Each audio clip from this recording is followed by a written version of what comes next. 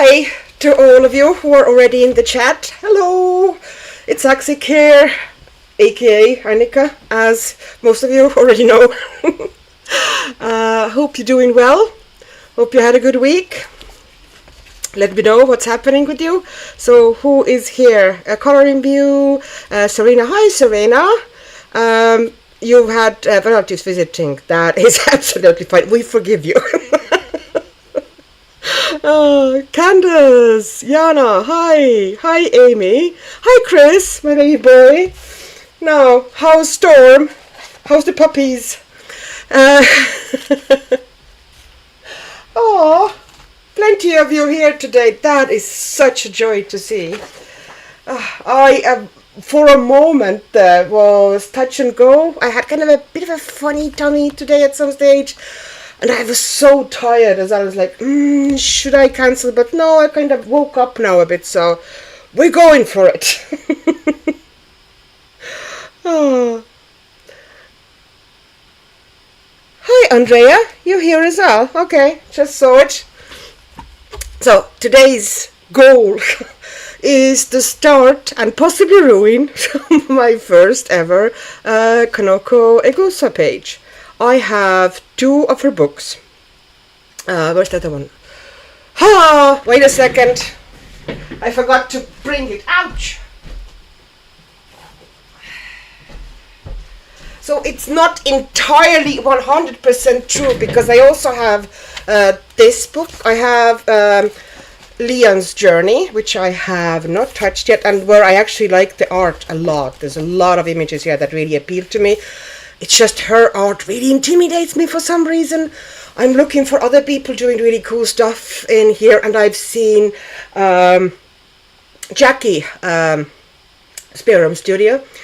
She does these really loose, wonderful kind of a watercolor interpretations of these pages, and they just look so cool, and like exactly what I would love to do. And for some reason, this specific book has been scaring the pants off me.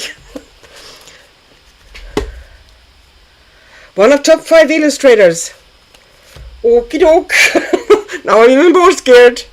Sorry, I need to move my camera a bit. Somehow I've hit against it or something. It was a bit wonky. And everything looked a bit weird. Oh, Chris, Mystique and Thor are great. Storm is good. And I'm feeling much better from that nasty cold. Oh. Are you a Marvel fan by any chance? How are you and the family? How is Princess Poppy at the moment is not with me. Surprise, surprise.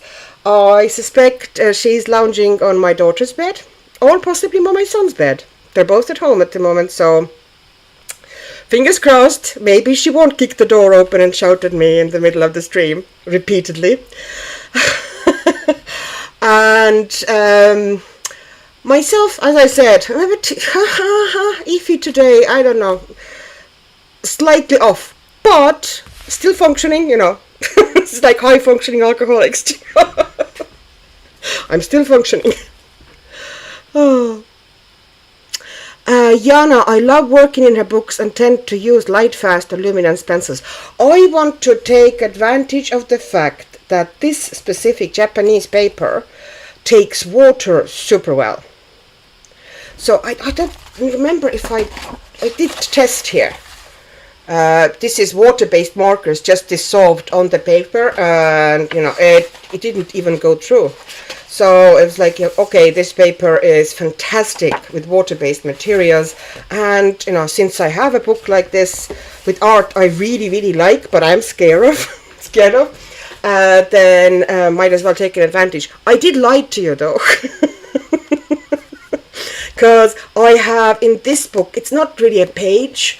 I kind of tested paper really, and I tested how I would handle her art, and from that image I realized that her line art is amazing. You can really, if you wanted to, you can do like hyperrealism with that one. Not that I particularly feel like it, but you totally could.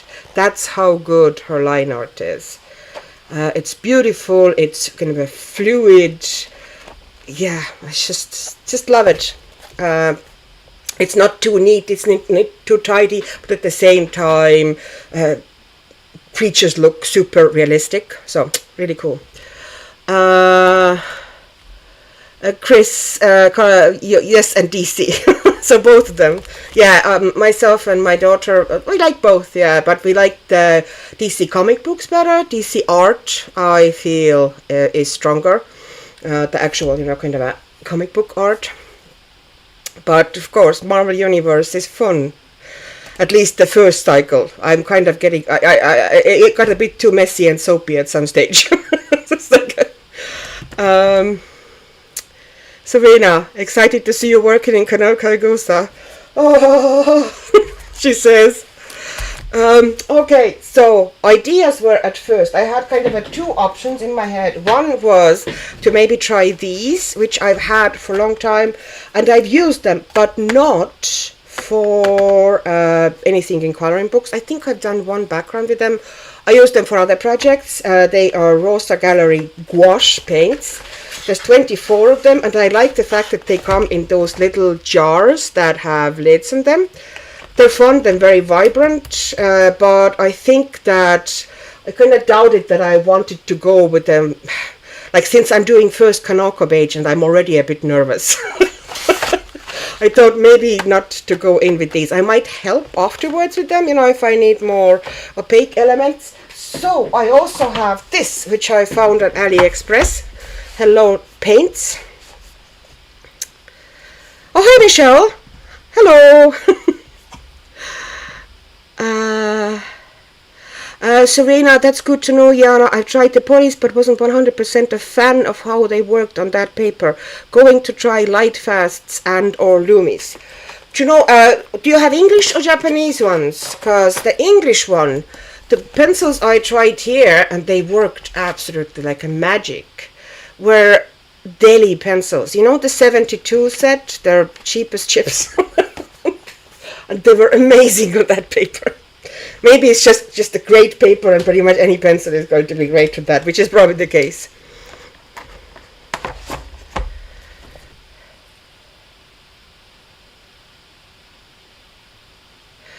Everyone in chat.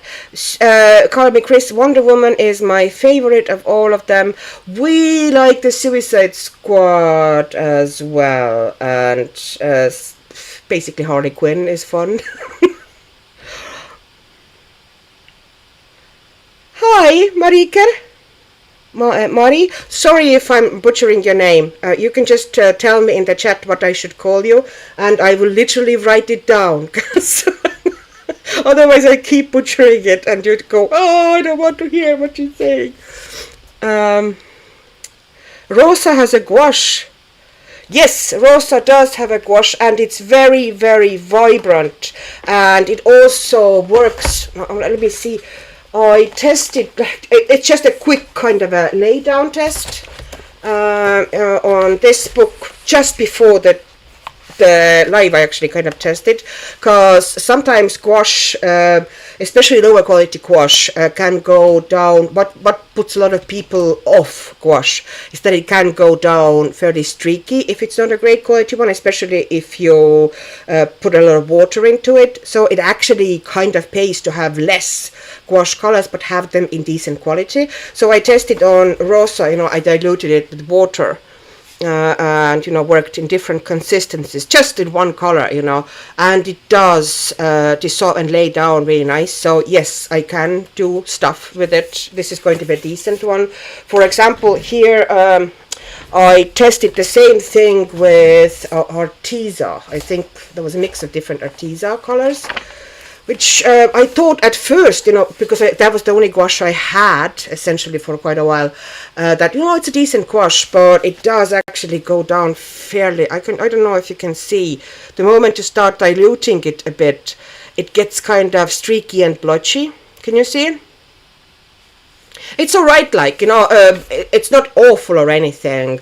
You can get around it, especially if you add a bit more white and stuff like this, and it's just, a second layer, or work a little bit more with a brush, but you have to work a little bit more than if the gouache was just out of the pot or out of the tube.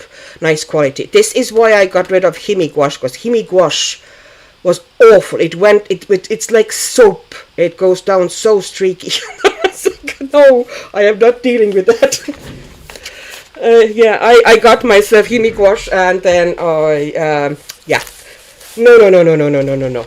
Yeah, these ones I got from Amazon. This 24 set often is not available. You can look around in different places.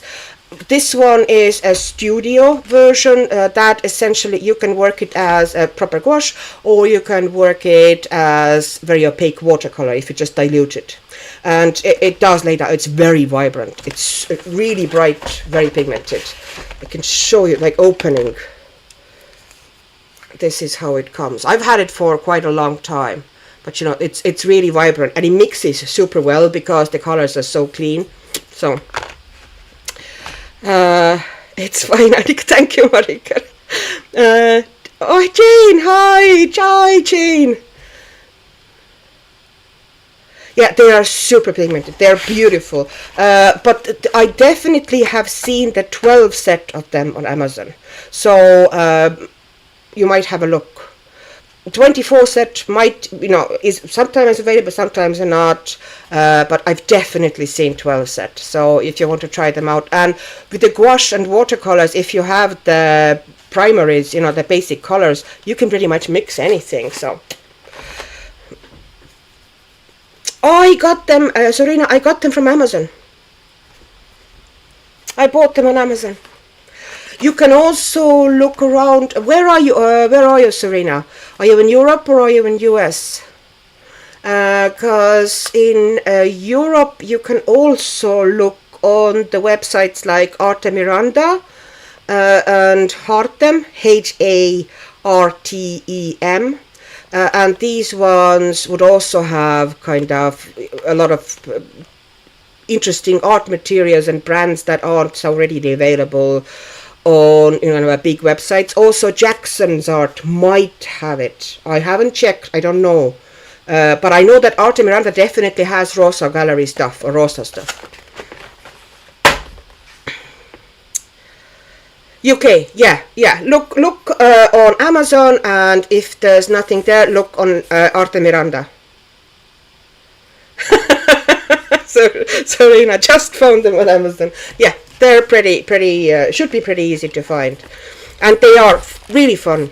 And I like the fact that they're already in the pots, but I can close the pots. Do you know what I mean? That's what really irritated me with Himi as well. That basically, well, I found a method how to keep them moist without, you know, having to re-wet them. Basically, I put cling film on top of all of the pots before I closed the box, and that kept everything moist. It kind of created a seal. So at least, you know, I just hate when gouache gets, well, sometimes it's good to have like a little palette with, here I have this little palette that has gouache in it, and this one is the one that is dry, you know. Just you know, occasionally, you know, it's easy to pick up, re-wet, but once it's dry, it will never, even if you re-wet it, it will never get back to the same opacity as it was when it's fresh from the tube or from the pot. Therefore, I don't want to have all of my gouache, you know, just squeeze all of it out into some container like this and let it dry, because I'm essentially depriving myself of one of the main benefits of the gouache that way. So, you know, a little bit is fine for me, but I don't want huge quantities of it dried up. No, sorry, got talking about gouache, which was not the plan, but hey, that's what we're here for, aren't we? No, this paint set came to me from AliExpress. They are Chinese, so they're not Kansai Tambi now, they are Chinese watercolors. And I don't know how many there are here. 2, 4, 6, 8 times 1, 2, 3, 4, 5, 6. So 8 times 6. There's plenty of them here. I don't, at the moment, the brain doesn't calculate, okay? Please don't. I do actually do maths, but not now. It's getting too late for any kind of math. And these are the colors. It is also fairly vibrant, although, actually I will turn it around like this, because in my head, in my logic, I need to have the yellows on top. And when it came to me, it was actually all mixed up, the colors, like totally random order. So I had to at least put them into somewhat, rainbowy order. I wasn't really working on it hard, but, at least, all the reds together or the yellows together, because it would drive me literally nuts if that was in that order.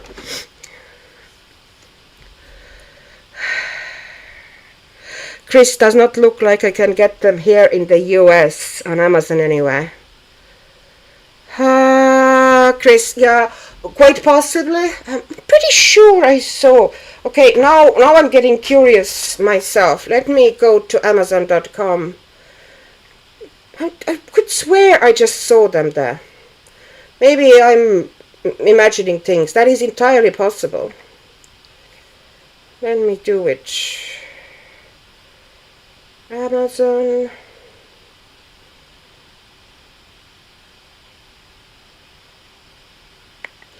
And gosh, no, my phone wants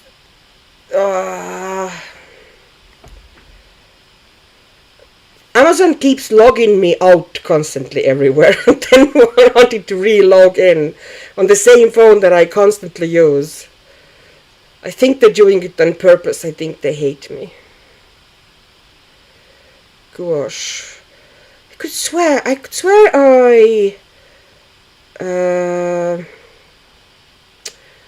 I linked it not long time ago from Amazon.com, but no, I can't see it either. Now, I have heard from Maya's channel, that she has tried the mead and gouache, and she thinks that one is pretty decent. I don't know, I don't want to recommend anything that I have not tried myself. So I don't know, what I would think of Meaden. Absolutely not a clue. Okay, I'm going to put that behind here as well, so it would absorb moisture from the top. Oh, hi, Melinda. Wait a second, I'm going to open the window here for me. It's kind of very hot here today. Or possibly I am getting a slight fever. That is also an option. Okie doke. So we will start from the top once again.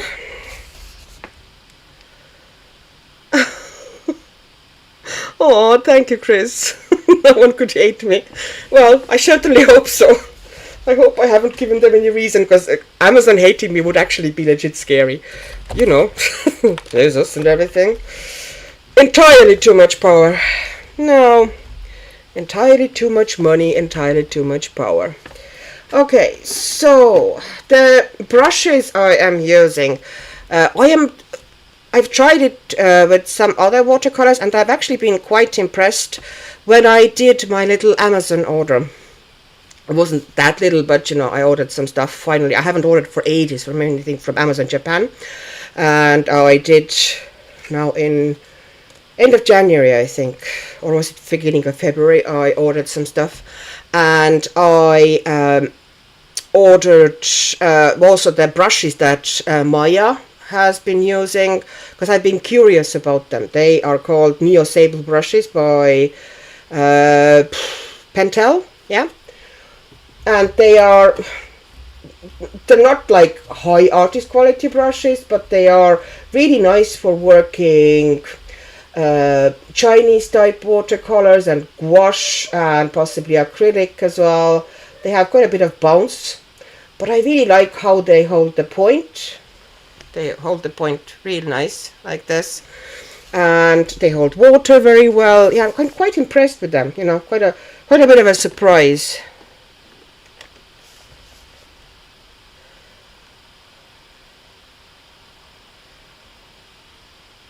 Candace laughing out loud. Of course, the girl who always buys the wrong thing strikes again. I got the Himi tubes. Himi has tubes? I didn't even know that Himi has tubes. But at least they're tubes, you know. They're not those little tubs, you know, the box. They tend to dry out so bleeding fast. Melinda, for our wallets, it would be sometimes better if we couldn't log into Amazon. True, actually. I'm absolutely agree with that one. Okay, so let's try to figure out what we're going to be doing. I want the sky to be a bit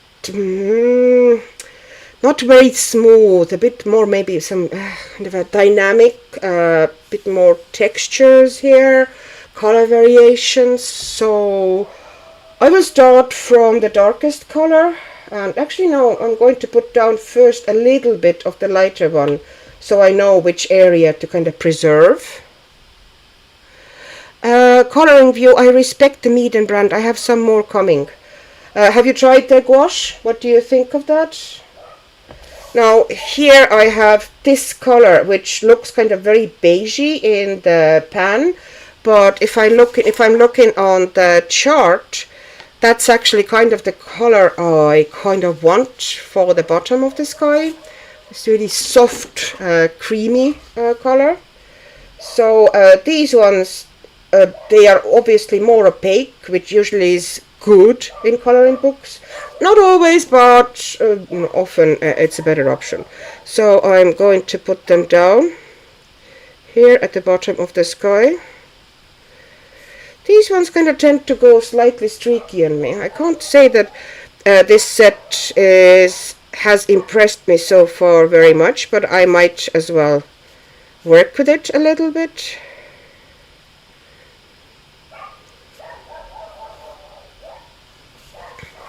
It almost feels like a gouache. It's quite, you can actually see, you know, how it actually slightly covers the line art if it goes onto the line art. So it does have that gouache vibe. And I'm going to put some, I'm going to now dilute it a little bit, maybe work with it in a slightly more, less opaque form. Where's my palette? I have everything else except my palette. Sorry, I have brush in my mouth. That's why I sound weird. Okay, just in case. So I'm going to put that down here. These paints, obviously, you know, there's, I presume they have some sort of a names. Do they have names? Do they have names on the pans? Ah! No, they don't have names, so not a clue. But they are basically a cream or something. For your regular, maybe more European watercolor palette, this color would be very similar to Naples yellow or a diluted yellow ochre. Now I feel that it's a bit too yellow, so I'm taking a bit of that white and I'm going to bring it in here. I don't know if that will help. Maybe that white isn't particularly strong, but we'll see. Maybe. Or I might have to eventually work with gouache after all, because at the moment it doesn't look great. Oh, hi Lucy, how are you?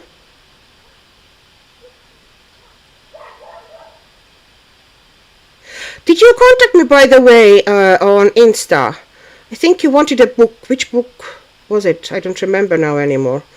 We talked something about some sort of a book.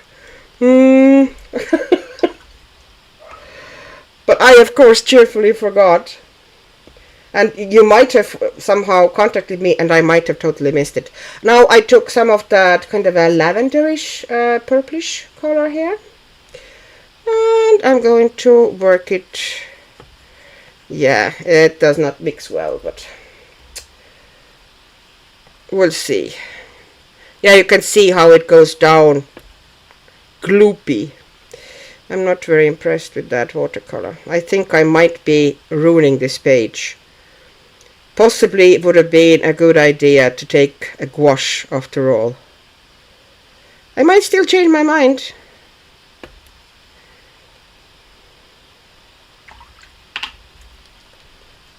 If I kind of... Yeah, you can see, you know, you can't... It has that slightly soapy feel that I was just complaining about with a Himi gouache. If you remember me saying that, well, that has something similar. Okay, so... Yeah, I might have to just let it dry, and if I really hate what came out here, I will just hop on over to gouache, because gouache goes on top of everything, so I'm fine there. But so far, I'm not very impressed. And if I'm going a little bit on top of the line art here, those are light colors at the moment. I don't mind at all, because everything is going to be here darker than stuff around it, you know, the sky.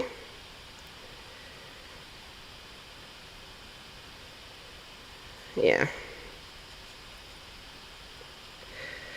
It's really funny because I have another set of much cheaper Chinese watercolors, which isn't here at the moment. It's at another house, which was super cheap from Temu, and I can do pretty much and blend anything with it. And this one kind of becomes soap when I put it onto the paper.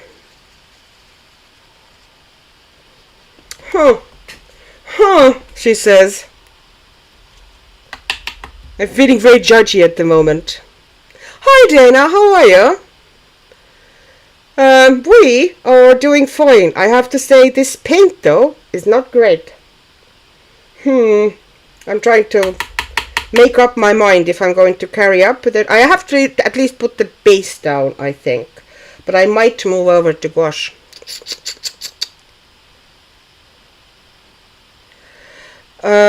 Candice, oh yeah, the Hebe jelly ones I bought when they first came out, and that's what I messed up the cover page with. Oh, yeah, Hebe, no, I don't understand. Like, I was totally a victim of marketing with the Hebe stuff, because they were raised to high, you know, praised to high heavens, and I was like, okay, well, that sounds good. Yeah, of course, you know, why not? Would be cool. And then, no, that stuff. Look at it. Can you see how it just feels like soap? It's blotchy and weird. And also not very pigmented. I don't even know how I got swatches. Well, it's watercolor paper, I guess, but you know, swatches look fairly vibrant. But I do kind of remember that I had to work the brush quite a bit to get them as bright as that.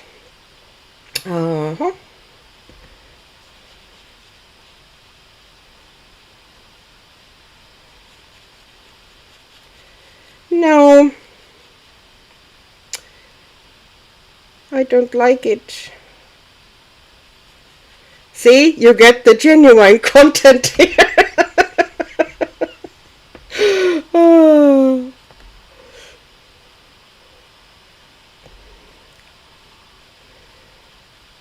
I'm sure I could do something, but it just seems to be more work than it's worth, because I can kind of see that, you know, maybe if I went like several layers and whatnot, things would become okay. But I want a fairly strong contrasty sky, and I don't think it's going to happen with these paints. So I wanted like to come almost like streaks like this, downwards, and in between the kind of a bluer streaks I wanted dark blue. But at the moment, yeah, well, we'll see. And I'm putting some bit here as well.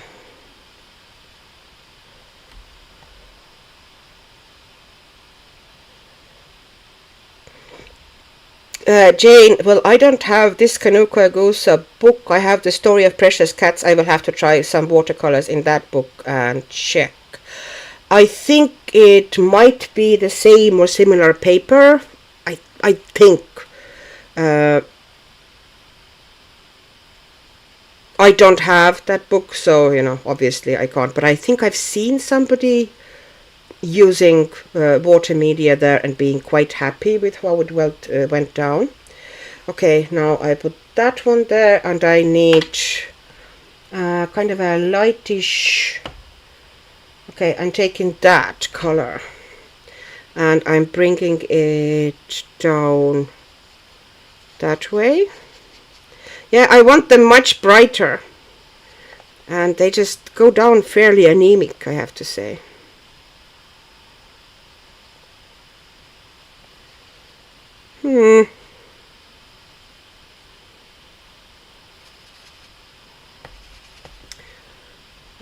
I need to. Okay. And you are going to be blending in there. And I want some texture in the sky, but I don't want the sky to be gloopy. There's a difference. Okay, so just kind of some movement. Let's see how it's going to work out for me. At the moment, it doesn't seem to be great. I did say hello, Dana. Yes, but it's absolutely fine. I can say hello again. Hi, Dana. And I also said that it's not going terribly well at the moment. I am super not happy with the watercolors here I'm using, and I might change my mind about using them all together. Okay, I might try to lift tiny bit from the bottom here of that really strong color.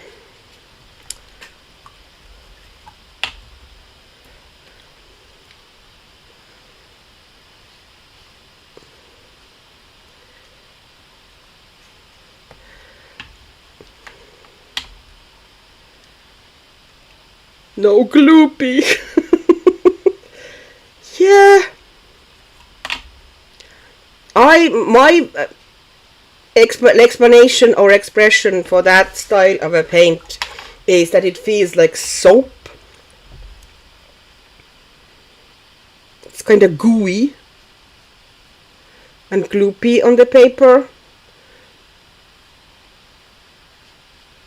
It doesn't move very well either. I kind of want to bring that lower, that purple here.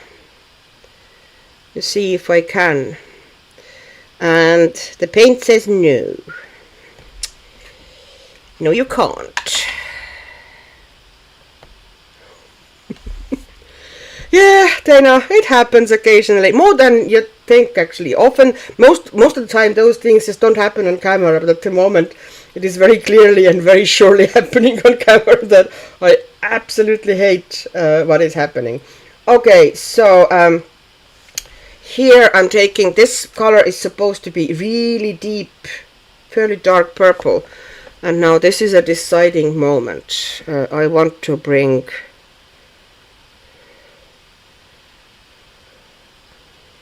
how gloopy is it going to look?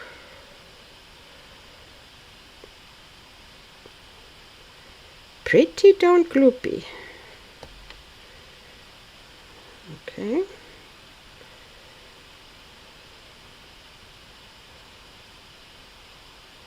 Here we go.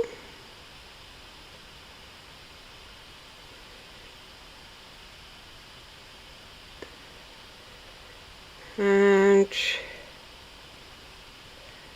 okay, now I'm washing my brush, and I'm very, very slightly going over the edges, just a little bit of softening.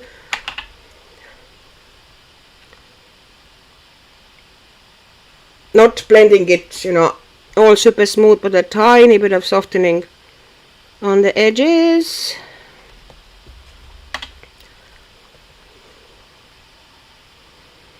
Okay.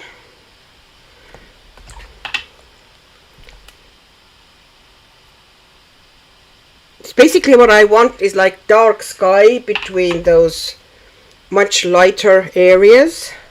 So I'm going to put more of that really dark one here.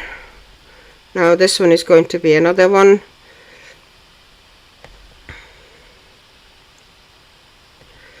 If the point doesn't hold particularly well, you know, if you pull the brush through the paint and you kind of suddenly get a flat brush because you pulled it that way, then the good way to get point back is to put it back on the paint and roll it like this between your fingers, and you get the point again, like this. Okay. I don't know if that was in any way helpful. I'm only imagining that this could be useful. Okay, here I need stronger. I went to the wrong paint. That would have also been a good idea to actually go into the correct pan. Okay, and I am going to now bring it here. Okay, I need it darker.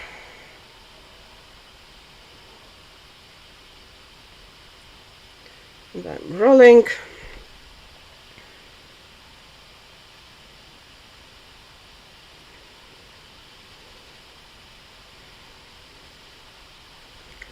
There you go. At the moment I'm quiet because I need to somewhat concentrate.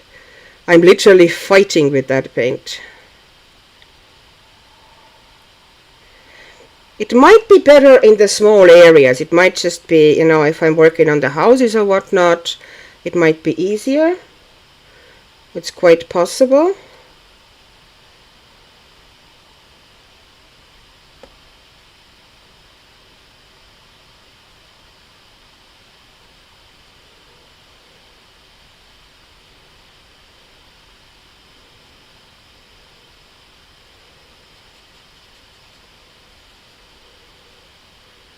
There we go. Okay.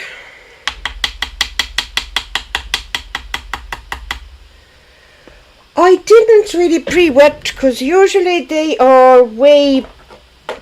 kind of, well, my experience has been that they activate pretty fast, and okay, these types of paints, but I can do that. There we go. Okay, so I'm cleaning the brush, and now I need to work the edges a little bit, kind of create a bit more organic edge.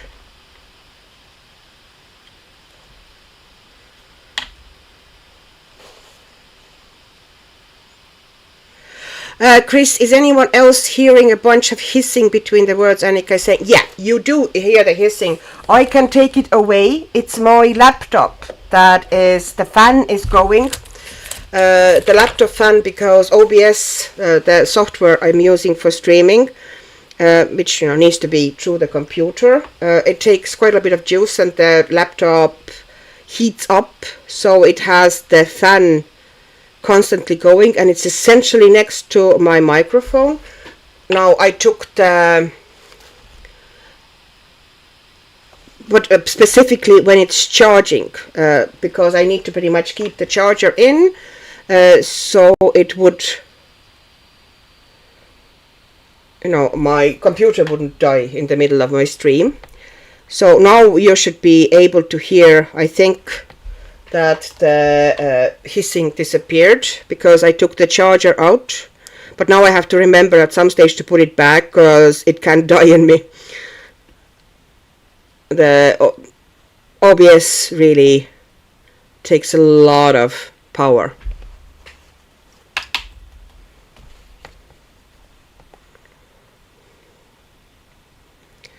So I know what it is. I have an explanation, and yeah, I can, as I said, I can get rid of it for a while, but not forever, sadly, I have to say. Okay, I don't like that sky, but okay, let's see if maybe I can help it eventually, possibly with pencils eventually. And now I'm taking that. It's a bit too bluish, is it? I want really it fairly undiluted because I need a strong color. That one is a bit too red leaning, which it didn't look that red leaning on the swatch here. This is the one I'm looking at. Okay, I'll risk it.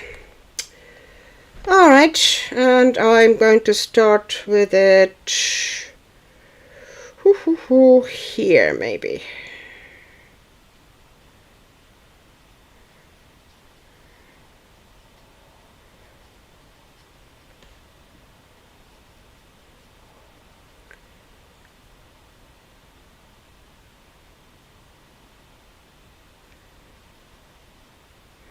It was not about the microphone, Chris. Yeah, I see you said something about microphone. Yeah. It's my laptop fan. It should be now fine. Will you tell me if it disappeared now?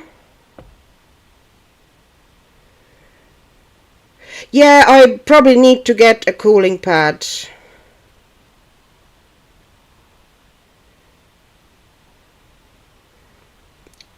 I should have possibly already gotten it, but for some reason, I don't know, I keep forgetting about that.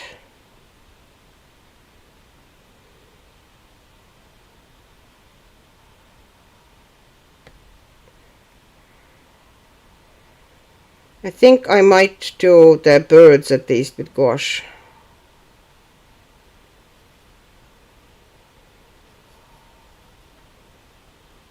Chris, yes, all gone, yeah. And sometimes when I'm recording, you know, when you have a bit of an interference there as well, that usually means that I have forgotten to switch off, to take the charger out of the wall, because I'm so used to that slight buzz, because, you know, it's pretty much always there when I'm working with OBS or, you know, doing something in the computer, that I don't often notice that it's there.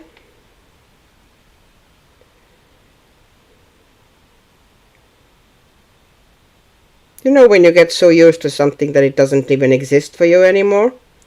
I can realize, you know, when I took the charger out of the laptop, and now I can suddenly hear the silence. If you know what I mean. It's like it's almost so silent, it's almost loud. Okay, and here, this one and this one needs to go in there as well.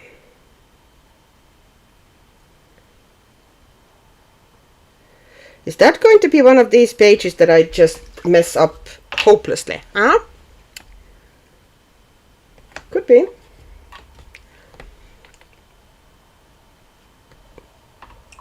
I got some of the paint onto the pigeon as well. Okay, and now I'm going dabbing onto the bottom of that line. Here as well.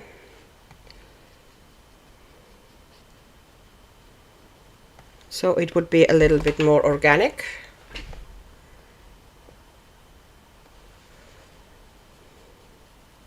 Candace, hello darkness, my old friend. Hi Ivy, how are you? Super glad to see you here. You can possibly see that I am in the process of messing up a page today. You know, it's one of these days. I'm not getting along very well with that watercolor, is basically what's happening. I might also possibly change to a smaller brush. Maybe that one would help a bit. As I keep forgetting that Kanoko's art is pretty detailed. This is my first ever Kanoko page. I would prefer to not totally ruin it. Okay, and I need the other blue to be a bit darker, so I used this kind of a petrolish blue here in the sky. So I'm bringing some of that here. Just now pure experimenting, you know, what is happening. If I'm doing this, if I'm doing that. Yeah, I'm bringing that down all the way. And once again, I'm not usually very bothered if I get some of the paint into my line art. That is not a problem for me.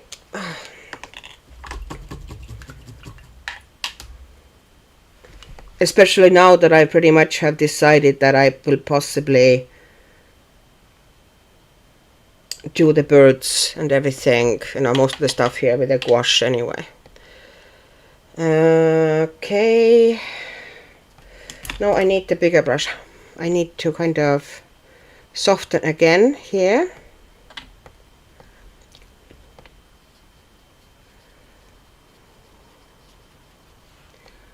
Let me see, if I put white in some areas, will that help? I need to maybe put a little bit, oh, I forgot to soften the sky there.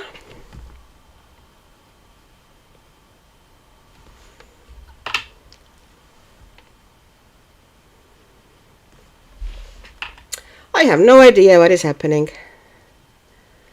And now I'm going to get cauliflowers because I put wet brush onto a fairly dry paint. So, but to be honest, in this instance they might actually improve matters.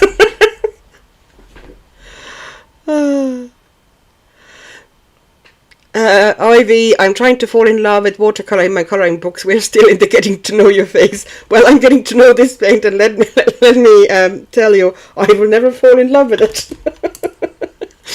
And Candace at Ivy, me too, with some, oh, what I have done moments. Oh, Dante, hi. Just joined, and funny, I have my Gansai Tambi colors out and using it now. This is not actually Gansai Tambi. Gansai Tambi, I know, you know, how it behaves, and I know how to work with it. This stuff is Chinese palette. Oh, I need to get the lid now, because the best place to put the lid so it wouldn't take any space was, of course, underneath the paint. This is what it looks like. That's a Chinese paint. And it's not exactly like Gansai Tambi. It has a different formula. It doesn't dry shiny, which is, you know, a positive thing, actually, because I don't like when it dries shiny, because then you can't get anything on top of it. But this one also feels kind of soapy and gloopy when it's going down. So I'm not really happy with it. I'm trying to figure out if using a different brush might help me, and so on. You know, it's tools. It's tools. It's not me. It's the tools. But so far, I'm not getting along great with it. Okay, so let's just keep adding colors after it's, you know, dried a little bit here. So I'm taking that very, very light lavenderish color again, which I want to intensify a little bit. Yeah, and it goes onto the paper as if, oh, it's almost nothing, do you know?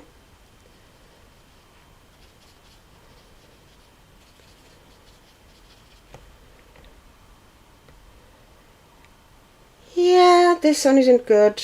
Okay, I need to bring the blue more down here. That was the plan. That was the plan. Because at the moment it kind of ends in a wrong place.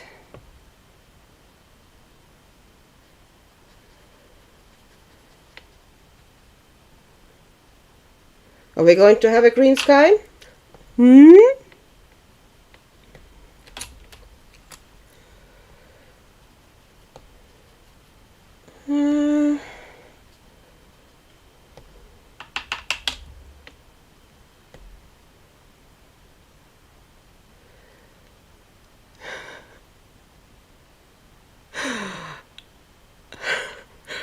today now, and it always makes me laugh. Well, for not knowing what's happening, friend, it looks pretty good to me.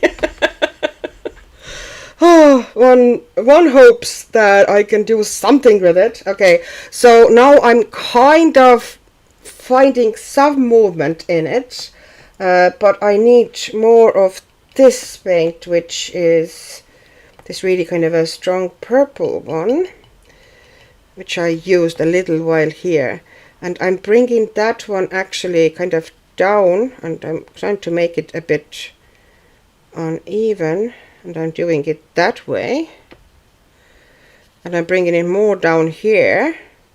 So I have the yellow mostly on that side. Maybe I can save it that way, but it does, you know, you can see how uneven it goes down, kind of like you can see every brush stroke. That's not something that should happen with watercolor.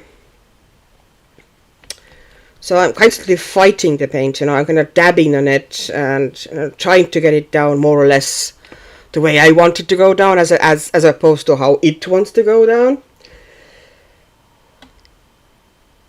And let me see if I can. It dries really fast because I did spray it a bit, and it seems that all the stuff that I sprayed on it is gone now. This is now white, and the white doesn't give me much of an effect, let's be honest. But, you know, maybe. Kind of softening it out a little bit, the top. Yeah, it's getting a bit better. Melinda, Gansai Tambi dries shiny. Yes, not if you are using it on in the thin layers, then it's fine and you can get pencils on top. But the moment you put it down in fairly kind of like strong, let's say you want the color in its full vibrancy, and you put it down in kind of like fully, you know, almost undiluted, it's kind of like, and it's always kind of like this really weird spot and step that one moment it's nice and flat and not shiny, and then you add a little bit too much of it and you get shiny area, and on that shiny area nothing will go down because obviously it's shiny. So pencils will not like it. Yeah, it can happen. Once you get to know it, and once you can see how gloopy it is. I'm just trying to kind of create something here. Some interest, you know, some texture that I would actually like. Once you get to know it, it won't happen anymore.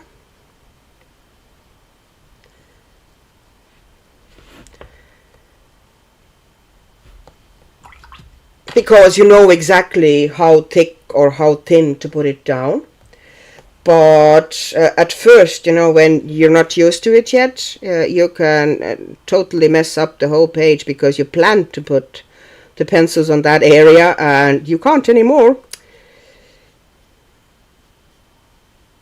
Nothing will go on top of it unless you put gouache or something like that on top of it. So I have struggled with that before on a couple of pages before I got hang of it. It is possible to get hang of it, and like any material, you learn how to work with it, and once you've learned it, you'll be flying it. Okay, so this is supposed to be the darkest color here. It's a bit indigo-like in its color. It's that one here. So, but at least, you know, when you work with Gansai Tambi, well, I have other Chinese watercolors as well, which go down really well. But with these, you know, they go down without that kind of a soapy gloopiness that I'm fighting here.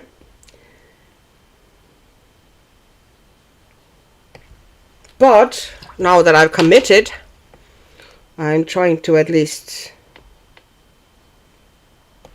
get it somewhat acceptable. Okay, and more of that really dark one at the top.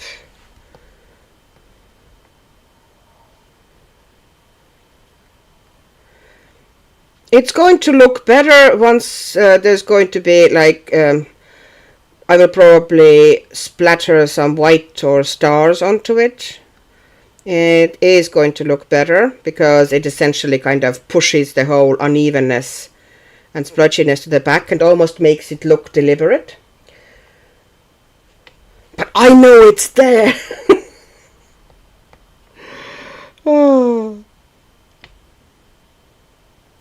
Most of Chinese paints and Japanese paints also are pretty much almost made to be worked, in a full strength. They are not really also made for mixing that much. That's why they always also came in kind of those huge color palettes often, because they're not really meant to be mixed. That's not one of their goals.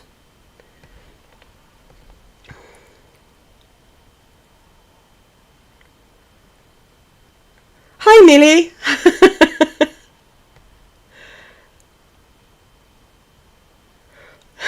Jane, down, paint, down, I say.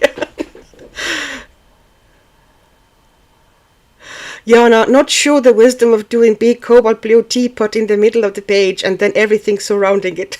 Have to keep it covered or I will look at Smurfville. Oh, Melinda, good to know. Thank you. I have it on my wish list. I didn't know that. Yeah, you can get around it. But you need to be aware that this can happen. So you wouldn't... Okay, and now I'm creating... Like, since I going with the kind of a splotchy vibe here, well, I didn't really go with it, but, beggars can't be choosers. Then I'm just going with it and making it more splotchy, if you know what I mean. Just...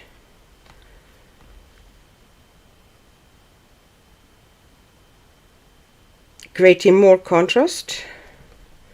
So I have really dark skies at the top.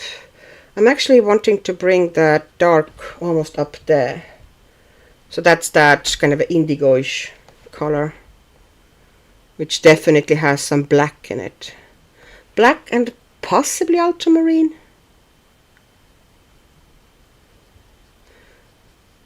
But they don't really have any indication what pigments have been used or anything. So anything that I'm saying here can be purely my imagination. Okay.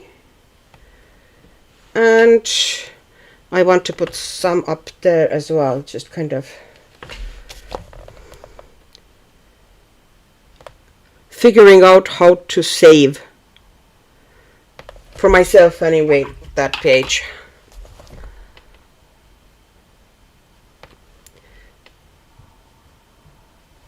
Because in my head, what I saw, how I wanted this page, it was, I'm running essentially now slightly damp brush underneath.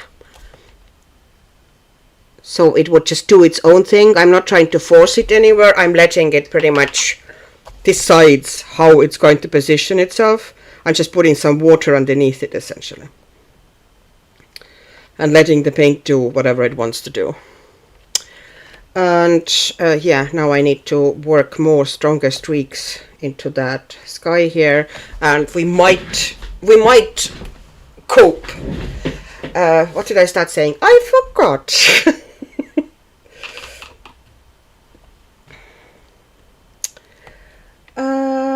Where am I? Oh, I meant to put that purplish color down now.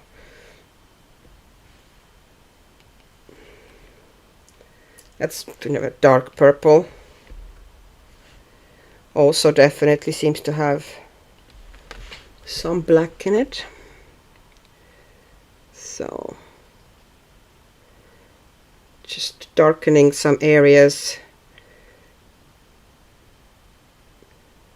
Because if it goes wrong like that, if it gets splotchy on you, it just doesn't look great, or you don't like the results, then look what it looks like and kind of essentially go with it. That's not one possibility. I could, of course, just pull out gouache and totally change everything. But I might also play with the vibes that are already here. Okay, so I might add a little bit more to a stronger color here, and I'm going here full strength now. I mixed some of the indigo in there as well, so but I still am trying to go for fairly kind of like the purple vibes. Okay.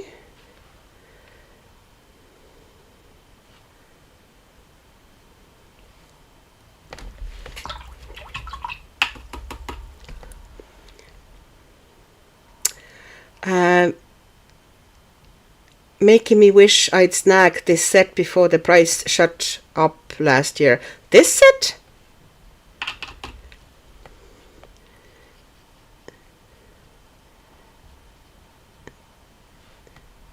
Do they have that set someplace?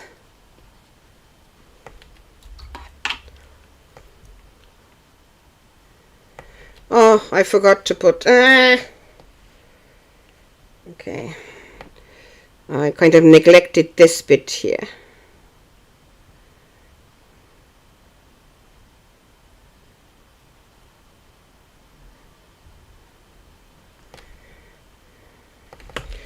Okay. And now I'm going to put fairly wet paint on top of it and essentially letting it to create its own shapes there.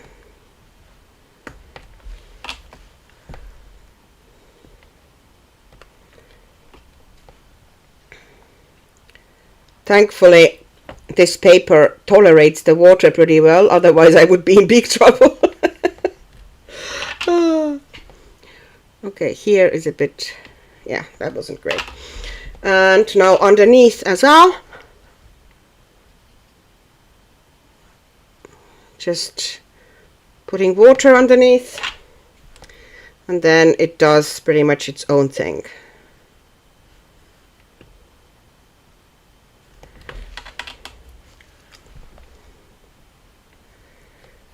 Okay, let's not totally run here. Okay.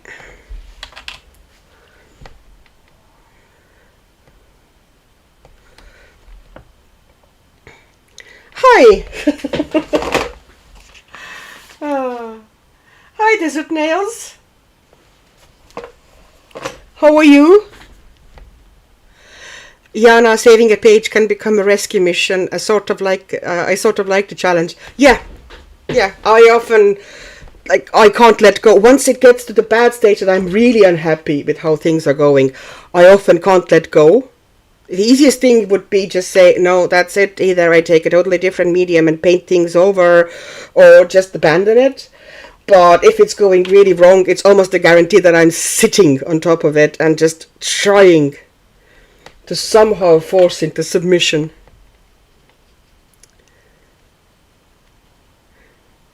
Because now it's it's directly challenging me. How dare it?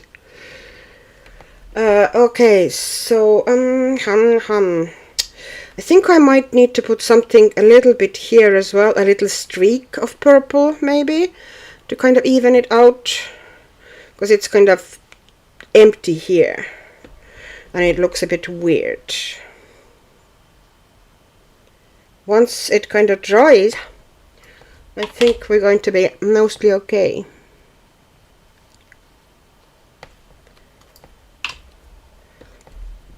Okay, so I need to get more purple. I'm going to take that nightly purple more so than the bright purple. And I might bring another streak like this maybe.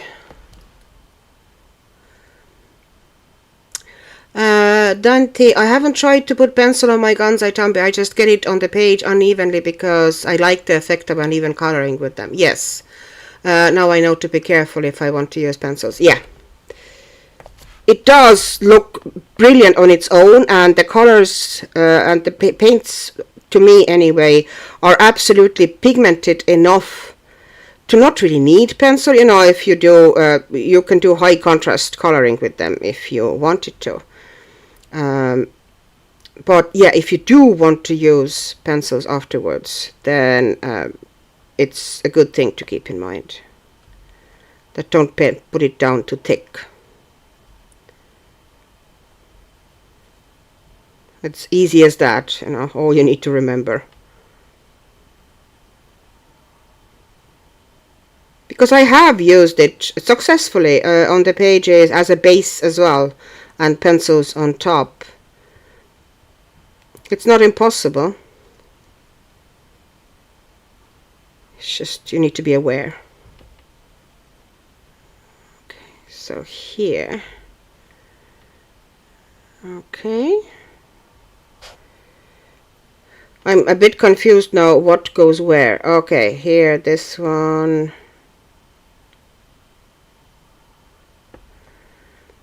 You've probably noticed before that I really don't mind if I go into my line art a little bit with paints and such, because it's going to be a combination afterwards of opaque and transparent media, so I don't really mind. Okay, so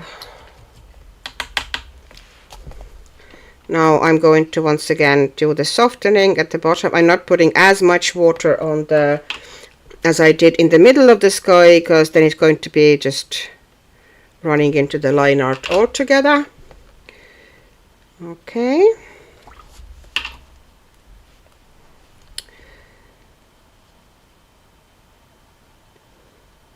Now it probably needs a bit of a heat gun.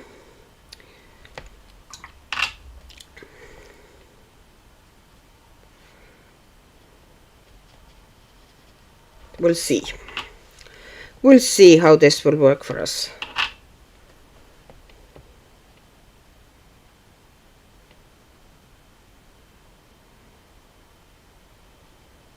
Okay. Well, I can always play a little bit with pencils on top as well later on. And I'm bringing some of that purple in here as well.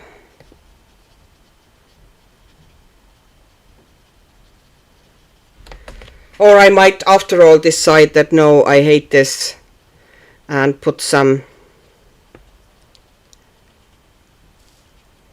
I'm toning down that yellow now by putting purple on it, because it was just too yellow for me.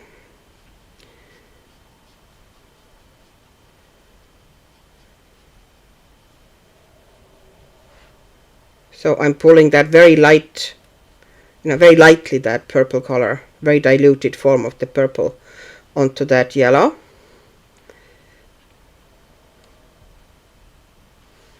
That kind of cleans the things up for me.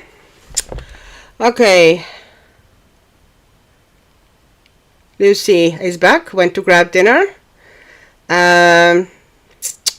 Millie, yeah, it's on US Amazon, went from roughly $40 to $60 recently-ish. Yeah, I wouldn't pay $60 for it, and I paid for it way less than that. It was from AliExpress, and I think it was under $20, maybe, like, no, it was way cheaper than this. Jane,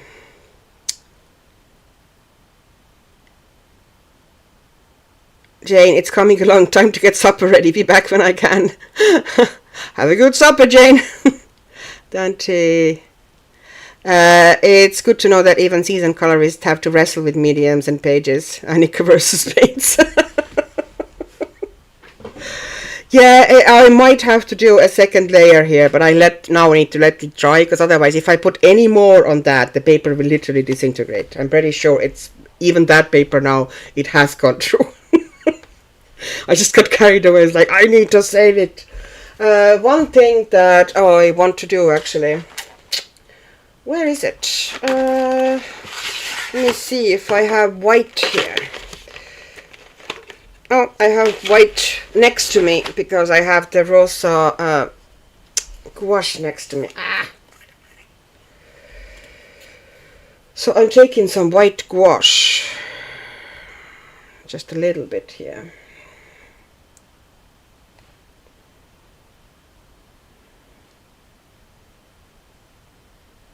Okay.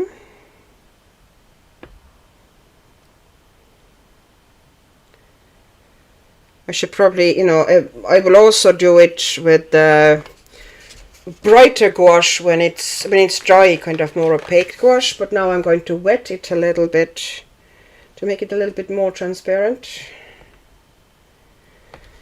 And we'll see if that's going to help me at all here. Okay. So here. Putting in a little bit.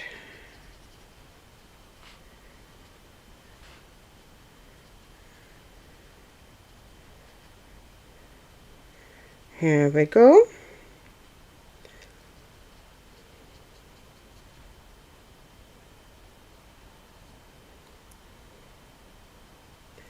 And dropping in some white in random areas here as well. And now I cleaned it and I tapped it onto the brush, and I'm going to just slightly soften, or kind of work over the edges. There's enough water here at the top that it's kind of spreading on its own, and I kind of like what it's doing at the top there, so I'm leaving it alone. And maybe put some white through there as well. Atlanta, that's Chinese watercolors, and they are awful. This specific set, I'm not keen at all. Okay, I don't have enough white here. I am trying to save it, but it's not really going that well for me.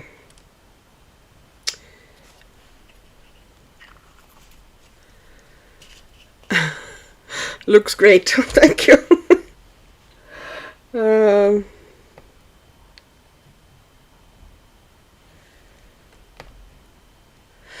Exactly, Candace. I don't mind bleeding to line art either. It almost feels like it gives a base of its surroundings. Yes, it's almost like toning the line art, so it would harmonize, And maybe here I'm creating a bit of a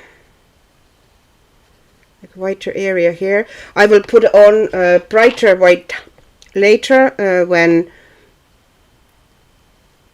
it's dry, because at the moment it just dissolves. I'm creating kind of like the hazy lighter area, and then I eventually put on a slightly brighter white as well.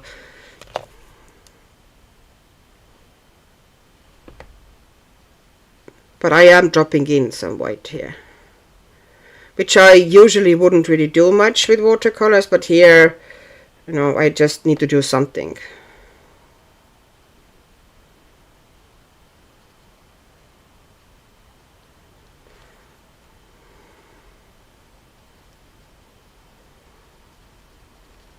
Here we go.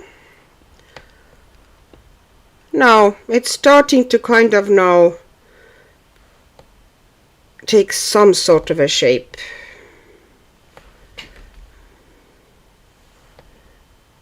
Here as well, lighter area. And once we put stars on it and stuff, it's going to be fine, I'd say.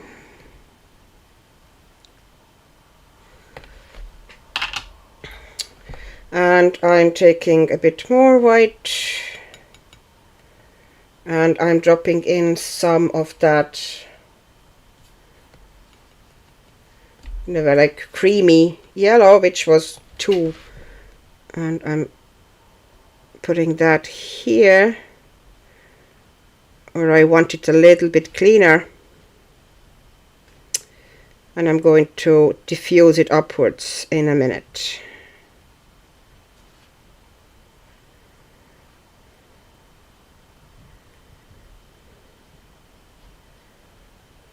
No.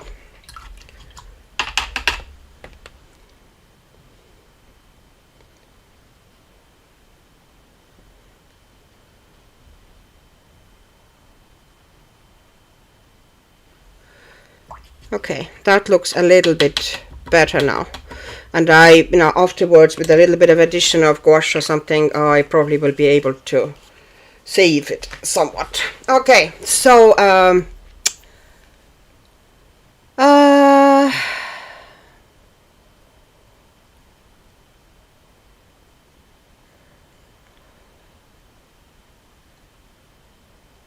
how does I heard the Kansai Tambi were good paints. I want to learn watercolor. Atlanta, the colors look great even if the paints are frustrating. Lucy Tuhara, so I would recommend getting a set like Mei Liang to learn watercolors because Kansai Tambi doesn't behave exactly like watercolors. Yes, you are correct. They are not technically, if you take it, in Western meaning, like what Western art society considers watercolors, then they're not. They have different binders. They're not technically watercolors. They are more opaque. They can dry shiny and stuff like this. And therefore, if you want to learn how to work with watercolors, you are better off with some other sets, possibly. Oh, I forgot to diffuse the edges here. Actually, no, I'm kind of fine here. No. Should I move on to gouache? What do you think, people? Because I kind of don't like how they behave. Or I could just as well go, I have decided to work with them and nobody will tell me what to do.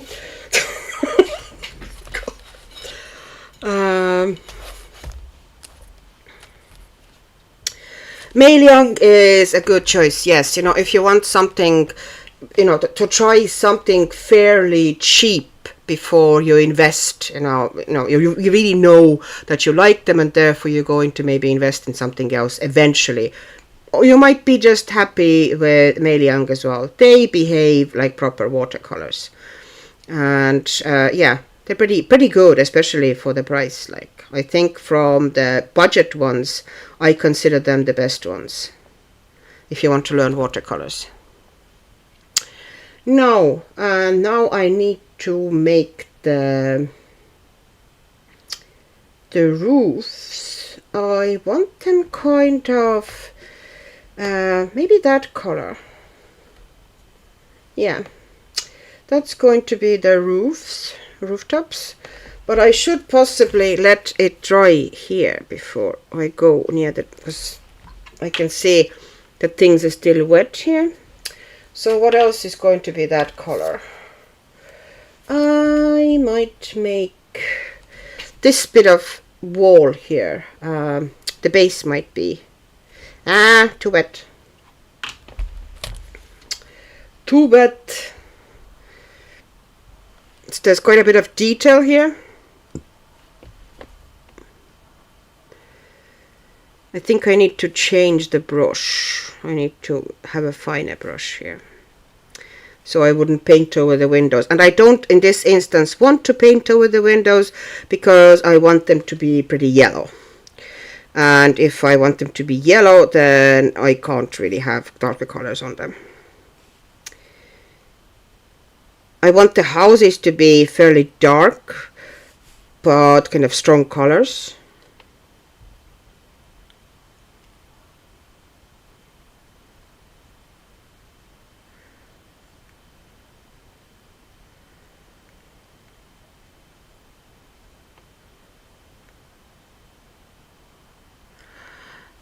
Painting with watercolors, Atlanta, that is 100% correct. Painting with watercolors and coloring with watercolors are two quite different things. Well, you can use your painting skills or painting techniques in coloring as well, but you're never going to be able to do everything that you can do on proper watercolor paper. That's just not viable. You need a decent paper to work the watercolors the way they were kind of meant to be used. But at the same time, you can still get real cool effects with watercolors if you just, you know, learn how to handle them. Now, I know that the sky looks mad, but I want the rest of the picture to be colors-wise kind of mad as well. So the brightness and the strong colors of everything will kind of knock back the sky eventually. At the moment, it looks like, oh God, that's you know, what sort of a sky are you doing? Have you seen a sky, Axik? Have you? Have you? Because that's not how it looks like.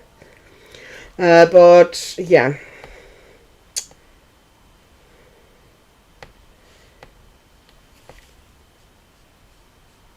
I might actually move on to almost water brush here.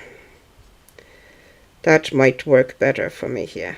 But or I might take that really fine brush, because in these tiny areas, even that, you know, I'm quite decent with brush if I pay attention. I can work small areas with quite a big brush, actually, you know.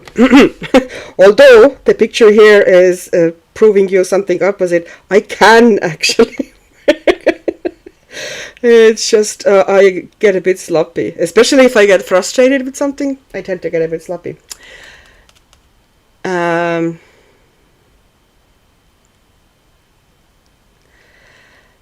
Andrea, I only have Winsor & Newton watercolors, but I'm not brave enough to use them yet.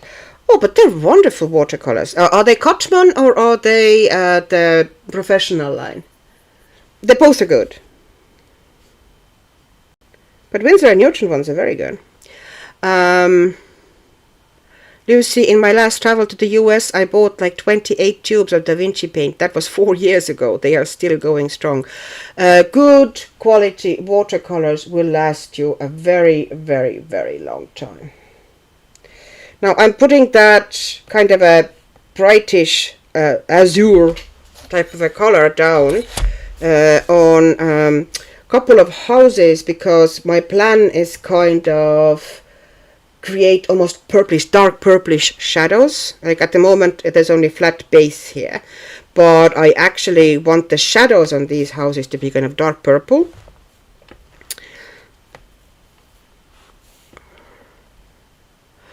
How different is gouache versus watercolor? Serena, I personally love the White Nights watercolors. Yes, White Nights watercolors are quite nice. They are also really good for the coloring books, because they are a bit more opaque than most of, you know, really other professional artist quality watercolors in the West would be. They are slightly more opaque, therefore they are easier to work. A bit more opaque watercolors are easier to work on crappy paper, okay? Because they don't sink through as fast and so on. If you are looking for something comparable to White Nights, I recommend Rosa watercolors, which are also Eastern watercolors, Eastern European watercolors.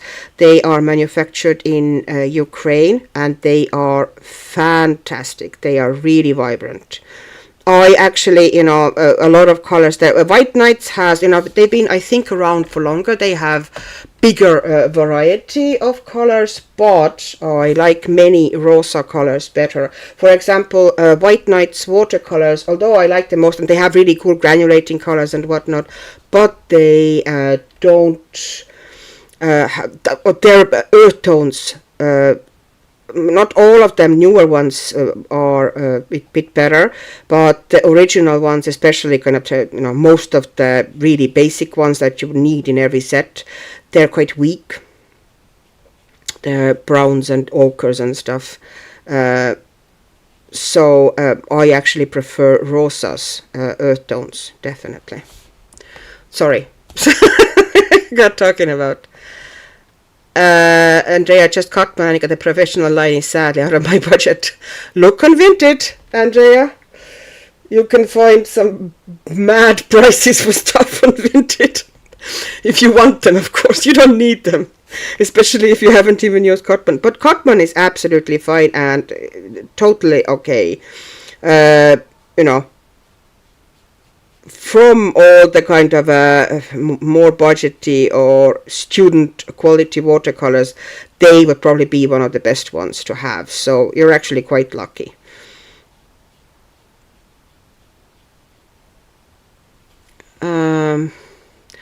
From the Cotman, I have the full color range. Oh, you have the big white palette, I presume. Is it the plastic one, the white plastic one? It's a great one. Good stuff in there. Sorry now, this isn't particularly riveting content here, me painting small bits of the houses. But that's how watercolor goes. You layer. It can be used slightly differently, like if this paint would have behaved the way I thought it would behave, I could have done the sky a bit more easily. I can show you, just a second. The way I worked with some other Chinese watercolors. That's the style I wanted to work in. Where is that book? I'm losing everything. And once again, I have brush in my mouth. Okay, like this style, where I just basically, drop colors down and keep varying them as I go on. Blending purple with green and blending, just wonky colors in the sky. And adding, kind of the glow and stuff afterwards with kind of a more opaque watercolors. And, I meant to kind of go that way slightly, but these paints are not the same as the ones I was using there, and yeah, they won't like me doing that. I might even have to eventually go and deal with pencils here. Okay, and the rooftops, I might need to use that one.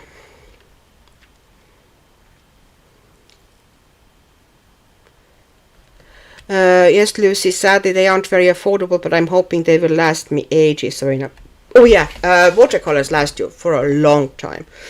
Especially, if they are good, high quality ones. They're so pigmented that very little, like little swipe with a brush will take you long distance. And yes, the big white palette. Yeah, they're great. Serena, are yours Sonnet student version of White Nights or the regular White Nights? Yeah, they are. I keep forgetting that there is two versions. Okay, now I want this house here to be kind of, I don't know if I can do it with these ones, but I will try. I want that kind of creamy color, which was here, and I want that kind of in the middle of the house here a little bit. And just bring it down very thinly. That hasn't really been cooperating with it much, but we'll see. And then I want which color am I going to use? I need to mix it probably, because that one is a bit too pinky for me. Yeah, I want to gray it down a bit, or tone it down a bit. Let me see. I can actually try to tone it down with that, because this one is too light and this one is too bright, so I'm trying to mix something in the middle here.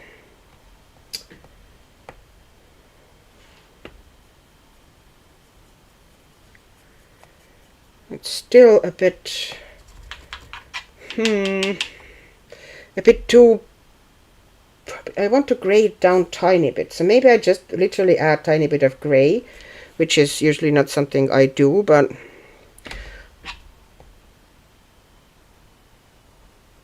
kind of tone it down slightly so it wouldn't be so bright.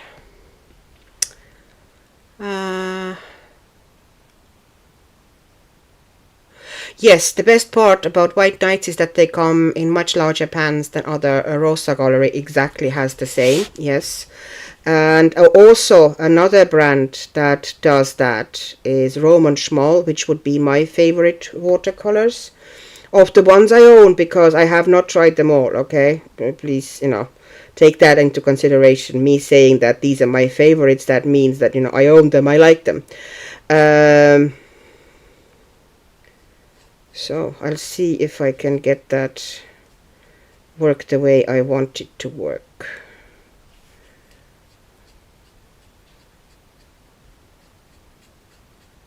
It's almost like with a dry brush now I'm working here. First I put that color on top fairly juicy, and then I kind of almost, when the brush is running dry, I kind of dry brush it with a bit of a texture into the middle, so the middle would have some kind of a yellow glowing through. I don't know if it's going to work out for me. So right now, Lucy, I have the artist version with 36 whole pans, white and sort of blue imaging on the box. Okay.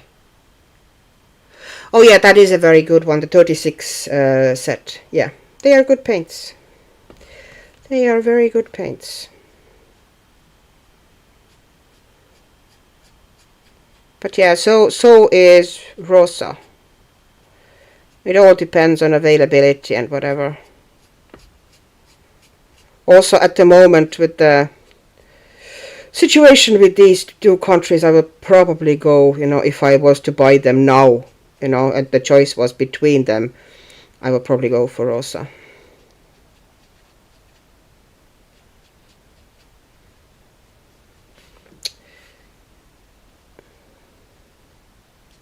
Because we don't live in vacuum, sadly. I can show you the...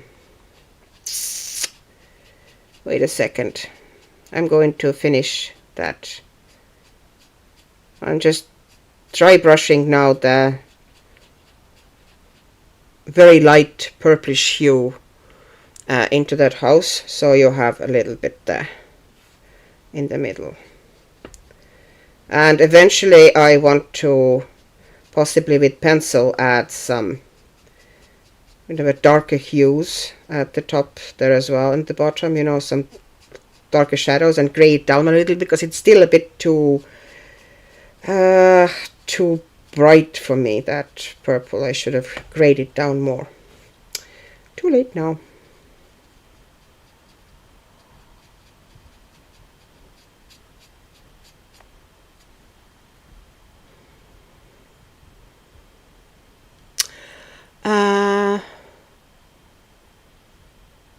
Those are the ones, Hadasa, those are the ones I have in my cart, Lucy. Serena, I fell in love from the first pants, but yeah, they're very good. They're nice. They're bright, and, this is, technically it doesn't matter that much, but the bigger pan really does make difference. It's just so much easier to work with. You can get brushes in so much more easily than, into the half pans. They're great. Let me finish that out. Let me finish that house here. Well, not finish that house, but that front here. And then I'm going to pull out the swatches. Okay, let's take my brush out of the water, because that's a bad idea to leave brush in the water.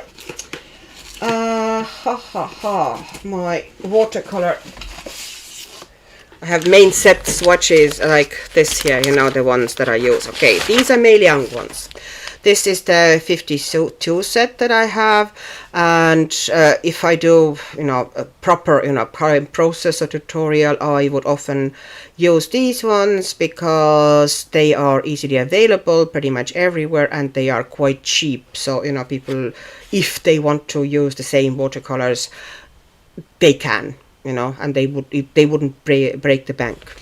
Then these ones are my rosas, and you can see how vibrant the colors are, and also they have also some really cool, interesting granulating colors. I really love the carbon yellow. I don't know if you can see. It's great for walls and roads and such. And golden brown the same. They kind of break down into different colors. Their Oralin green is just gorgeous.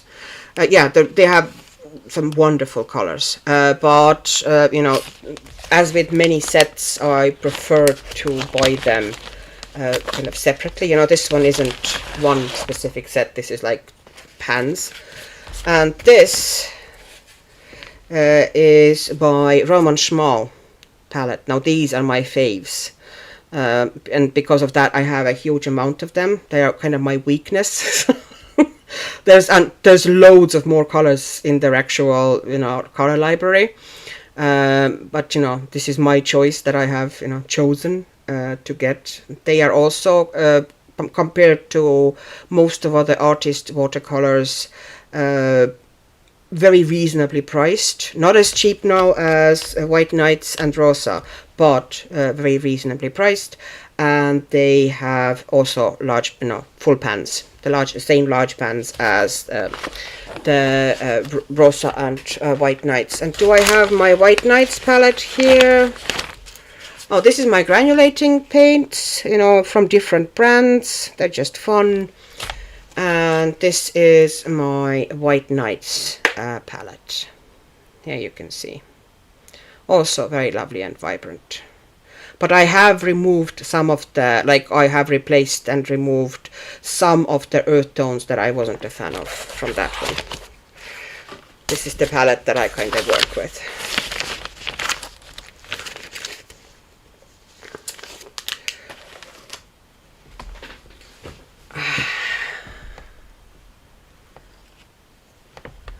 Yes, the White Nights 36 have been in my cart for about 6 months.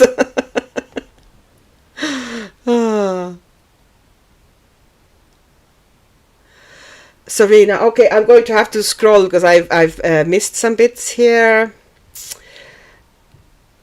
Candace, I'm sure I bought the wrong thing again. I have the artist set designed by Hannah MP. They are very pigmented.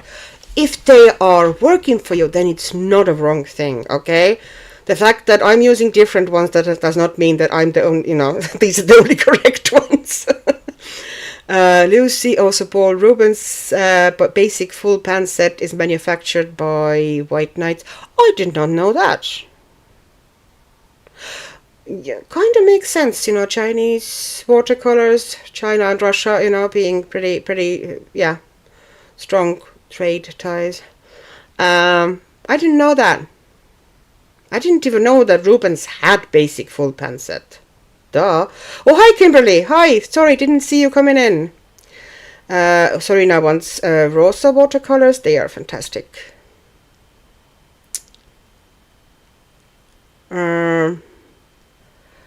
Candace, and they dry quite matte, so good pencil tooth. Yeah. If they're working for you, then they are perfectly good. You know, just like, you don't need everything. I'm just a bit of a watercolor nut. Okay, I'm not the worst one around. I'm not, you know, buying crazy amounts of really expensive ones, but I do like, you know, good choice of watercolors and, you know, loads of colors. And it is a bit of a weakness. And larger pans are amazing for to fit flat and cat's tongue brushes. Yes, or also like I like to work often with a fairly big brushes, like you could see in the beginning. And this brush is actually a bit of a pain, you know, if you have small the half pans.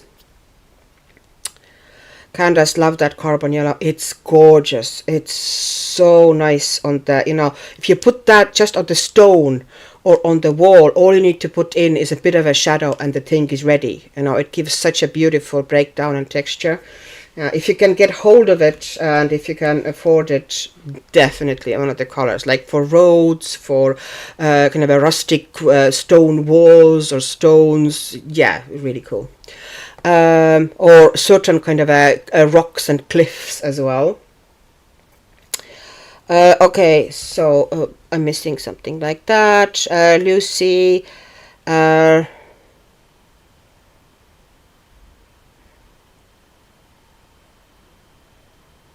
Oh, okay, you're answering to Hadasa already. That's great. Chris had to talk on the phone for a while, but I will be back. We will miss you, Chris. It's okay, it's okay. Do your thing. Lucy, wow, Roman Small, deep gold. Oh yeah, there's so many beautiful colors they have. Roman Small has... There's some absolutely gorgeous. Look at that Nicolaza. It's just stunning. The green gold, look at that, and deep green gold. Oh, they're just, so fantastic. Or look that olive green. Look how it, no, like what range you get from that one pan and one color. Yeah. In a way, good watercolors are worth it because you get a lot out of one color or one pan. I have a bit of a pool here which I'm kind of tempted to take up, but then like I just leave it. Now that it's drying, it's not looking as bad anymore. I think it's now kind of getting there slightly.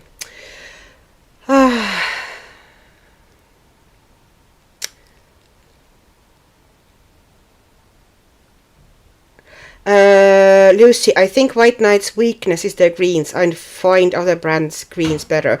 Greens, they have some pretty decent ones, but I agree.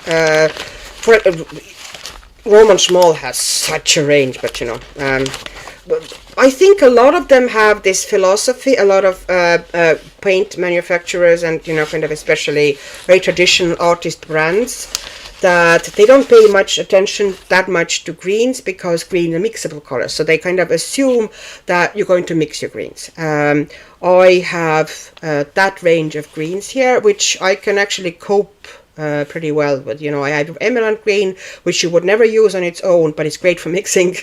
It's essentially Taylor, I think. I think it was Taylor. I'm not sure now, but I don't have the pigments written here. Then their own green, which is basically a pigment that I think is quite fugitive, and therefore many other kind of Western paint companies don't use it. But I really like that green. I like it's kind of very natural green. And then they have nice olive green, green earth, and they have chromium oxide. It's not a huge choice. I think I have sap green from them in some other box as well, because this is by the box, which the sap green is all right, but nothing to write home about. Rosa has much nicer greens, I find. You can see here. I think their green selection is pretty nice.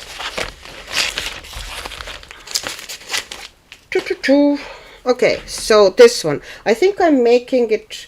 One thing that, okay, there is an ochre. I was like, where's the ochre? Okay, I'm just putting ochre down. Oh, that was a bit too. I didn't.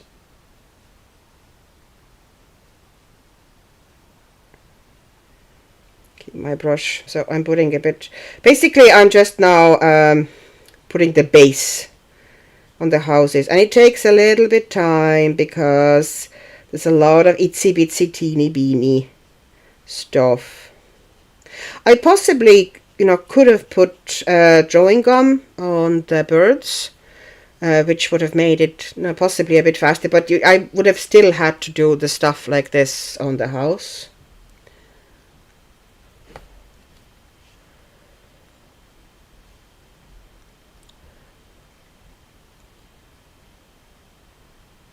That olive green is just stunning, isn't it, Serena? Oh, wonderful. Melinda, I just put the Rosa in my cart. 15 euro difference to the Mail Young here. Yeah.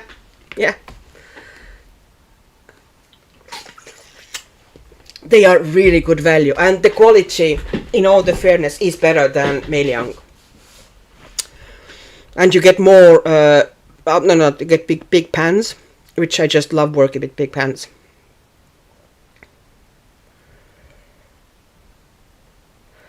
Melinda, I was looking for a set for months now, and I couldn't decide what to get. Yeah. Candace, I am unhinged with choosing greens. My foliage is electrified. Yeah, I can do that sometimes as well. It just depends on the mood. You know, don't break your heart over it. Honestly, I can do just as mad red. Sorry, mad foliage sometimes. Sometimes you just feel like going super bright. Don't you have those days that you don't care how it's how natural it is and whatnot? You just want to work bright. Okay, making that house ochreish. I have a feeling that I should have possibly just pulled out water-based markers here and put the base down with these. But whatever. Watercolor it is now. It might be the only time ever I'm using these watercolors, because I'm now annoyed with them. But since I have them out, I will use them.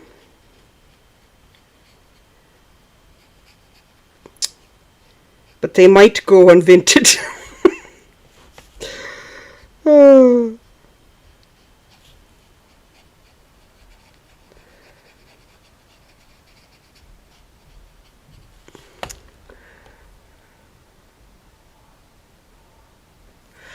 Okay, this one, that is a firmer brush. These ones are Neo Sable brushes by Pentel.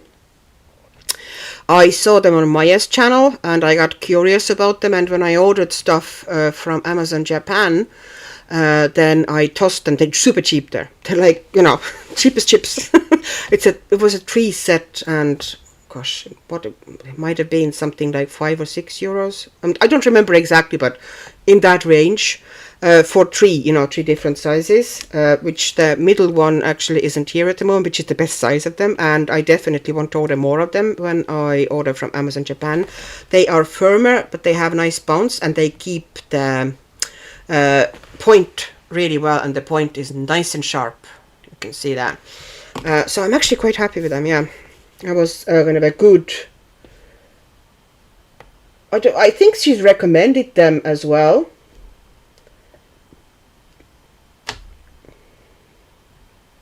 And yes, they are quite firm. So I'm taking now that creamy color.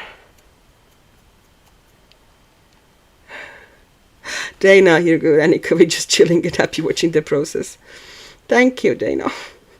Candace, I think they are the Neo Sable ones. Yes, that's exactly what they are. Sorry, I didn't notice your message before. They are the same ones, yeah.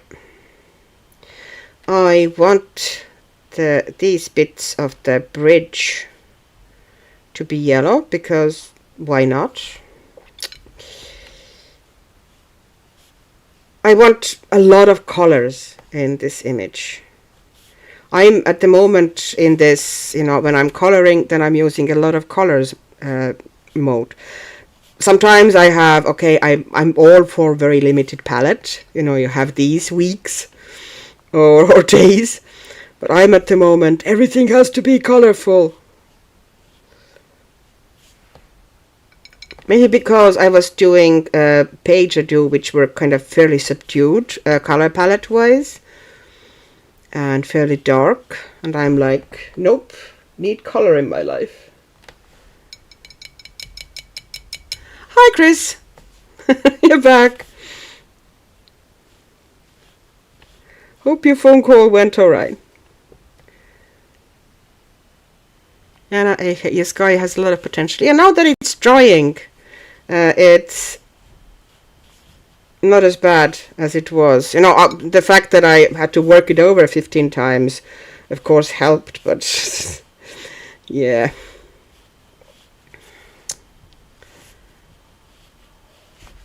I think I can do something with it at least.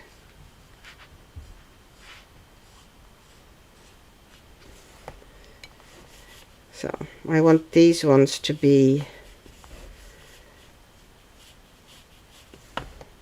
nice and cream.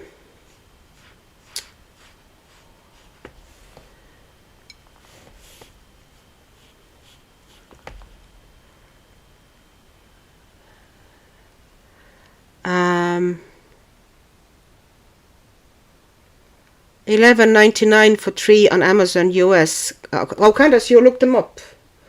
Yeah, I don't think you can. I would have possibly bought them in Amazon UK, but I don't think they are on Amazon UK. I think you can only get them from Amazon US, and the shipping would kill me, especially if it was just for 3 brushes. I was like, no.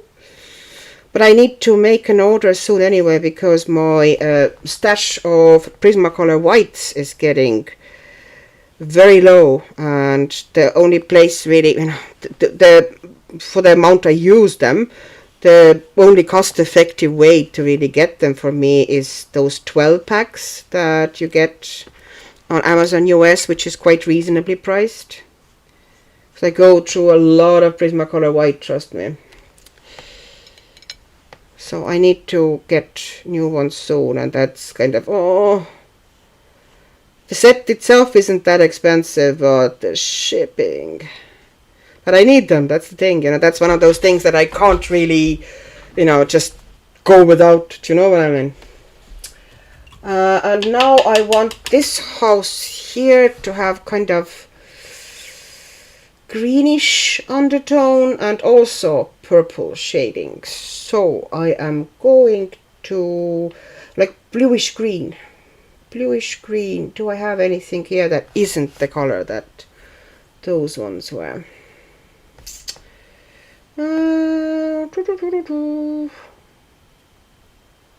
I might actually go, no, that's the color I used. Let me see. I'm just adding a bit more green to it, and that should do me fine. And this green should be perfect for it. It's kind of a bit emerald green vibes to it. Yeah, that's the color I wanted.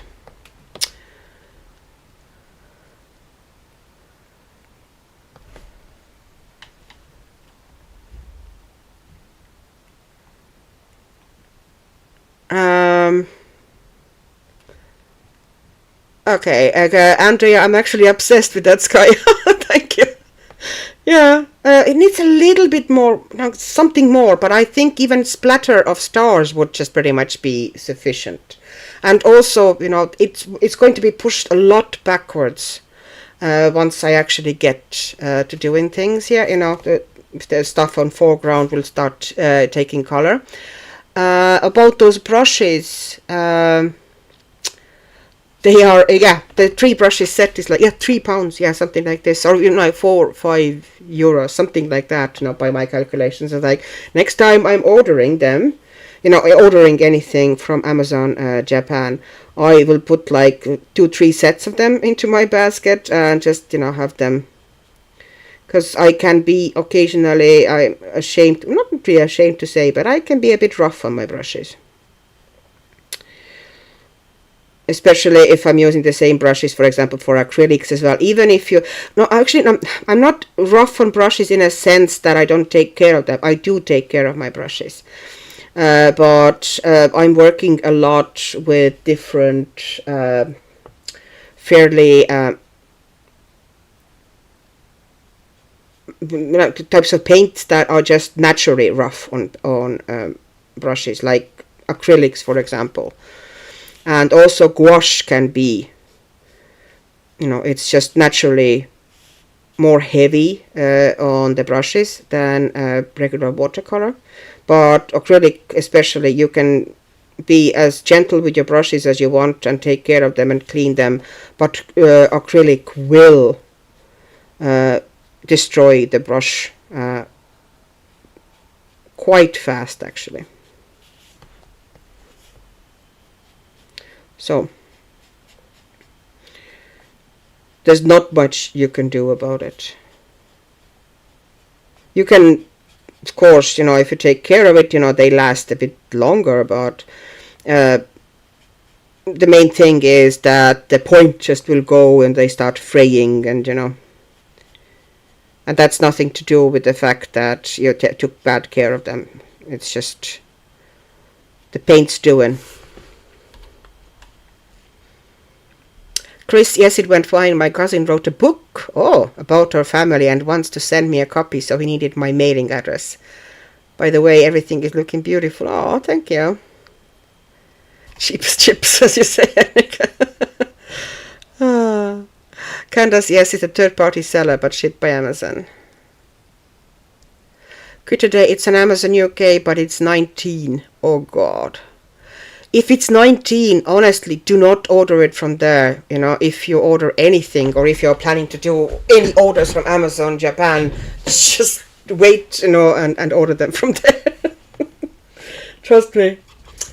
Okay, now let me do the roofs now with that. Also kind of a more, I want to give a little bit more of a greenish hue to the roof, so I'm going to use the same mix of this color. And all the roofs I'm going to do essentially the same. The metal piece, a bit anyway. Yeah, that sort of a color. But I'm going to dilute it slightly here, because I don't want it, or maybe a little bit more green even. Okay. Sorry if I'm out of the shot now with my palette. I need it to be off my houses here.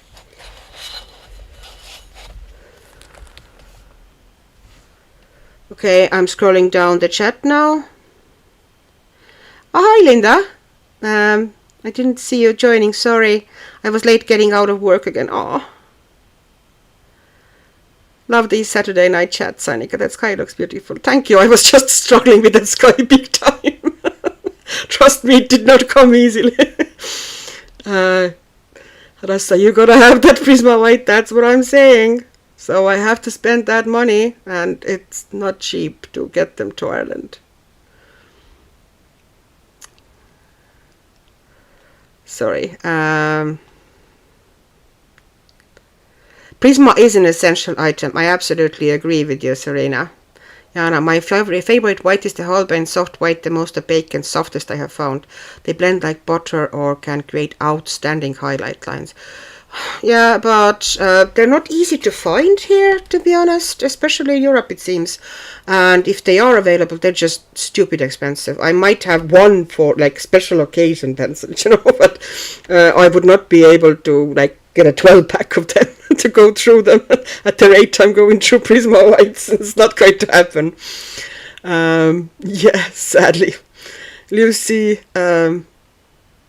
actually, Jess says Sugar Sweethearts also dislikes Prisma colors. Yeah, that there's quite I've heard quite a few people actually that don't like them. Durban Chinese white, yes, this one. This one is fantastic. The only thing that stops me using that most of the time, because that one I can get with the, it's not as cheap as Prisma white, but I can get it for a reasonable price, and it's easily available for me here. But the problem is the thickness of the lead, especially if I'm doing like finer details. Prisma lead thickness is a bit better. This one has like extra, never sturdy lead, and for bigger areas that's actually way better. But if I have to keep constantly sharpening it, it just eats away at the core. So I kind of prefer for more detailed work, I prefer Prismas. Okay, so I'm now going to put that down. It still needs more water. Okay, it was a bit too. So I'm making the rooftops green. Putting that one on here as well. Things are pretty clear in my head, but they might not make color-wise sense to you at the moment. I am planning to do a lot of shading with strong dark purple, kind of violet and purples in the houses. To kind of make them in a way match the sky and the vibes.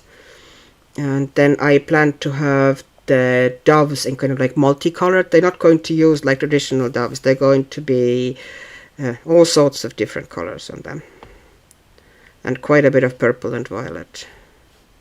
It used to be that purples and violets were the least used colors in my any art material set. I just did not like them at all. No, barely ever used them.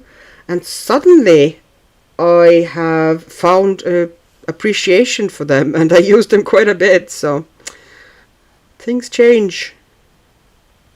Tastes change. So here I have to be kind of careful. This is why I'm using at the moment that really fine tip pentel.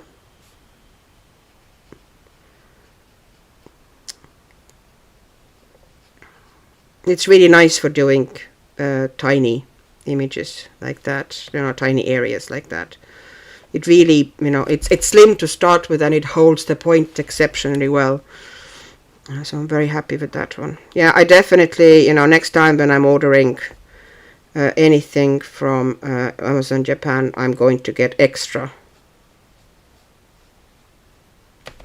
Especially because I can see myself wanting to use them with gouache, because they would be really nice with gouache. Gouache wants a little bit firmer brush, and those are a little bit firmer.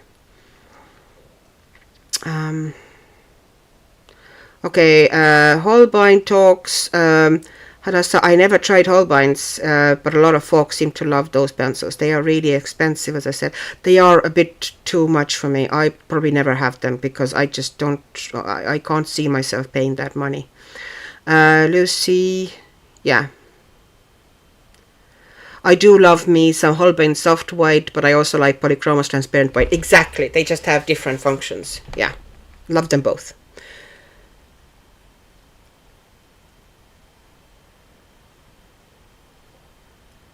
Yeah, Chris, you found another one who doesn't like Prismas.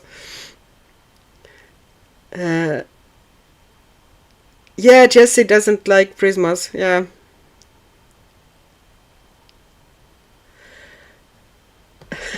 If you like pencils that crumble and smudge and horribly made. Oh, I get your frustration, Chris. But they have their functions. Like, you can't totally dismiss them, because they are very soft. They do blend exceptionally well, and they have a really good color palette. Okay, now I'm probably going to show you now. Here I have this purplish. Actually, that's the weirdest ever set. Like, in this set there is loads of pinks, 2 purples, and no violet. There is no violet here. Okay. Whoever curated this set, I am not happy with you.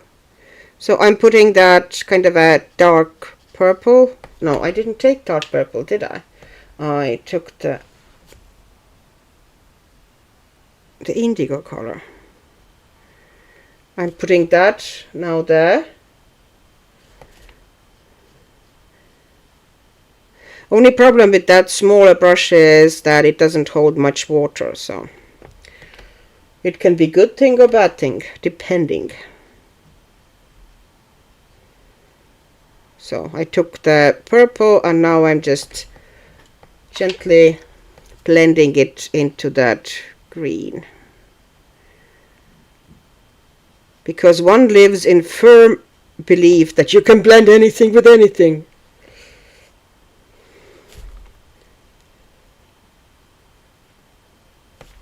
Okay.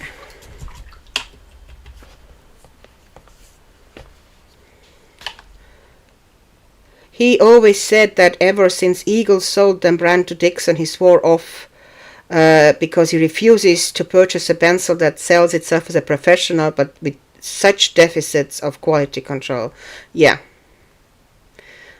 Although I've been very lucky. with Prismas. That's one of the weirdest thing about it, that I keep hearing people having those horrible experiences, and they're breaking, and there's issues all over the place. And mine are all, I think I've had one pencil about 10 years ago that the core just kept breaking. All the other ones, absolutely fine.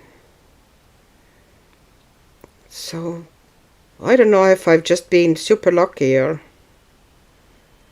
the Prisma gods are smiling at me. I don't know. But yeah, I've heard horror stories about pretty much the whole set being, mostly in bits and whatnot. Never experienced that. So, lucky. Okay, putting the rooftops all into the green. Actually, I should have probably put that one with a different color, but too late now, because now the whole house is green, the same color. Oh well.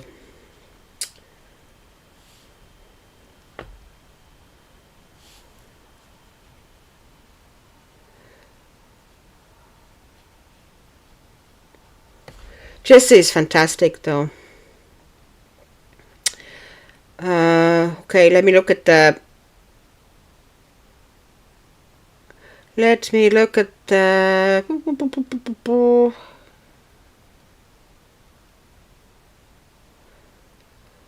chat.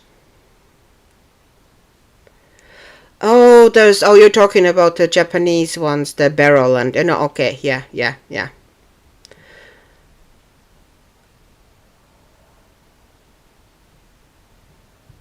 Oh, Melinda, I can't wait to buy the 20 new colors from Polly's. They wrote that they will be available in the fall. Yes, same. I want to definitely get them. As soon as they're going to be available, I'm like, take my money!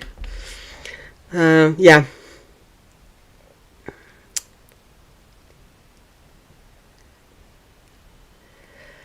Yeah, I've heard about barrels. I've never touched them in my life. Japanese Charisma color were discontinued officially in 2020. The British version was discontinued in 2017.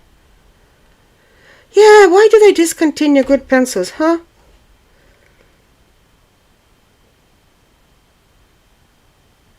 Chris, I actually find that I love oil-based pencils much better than any wax-based pencils. This is so individual.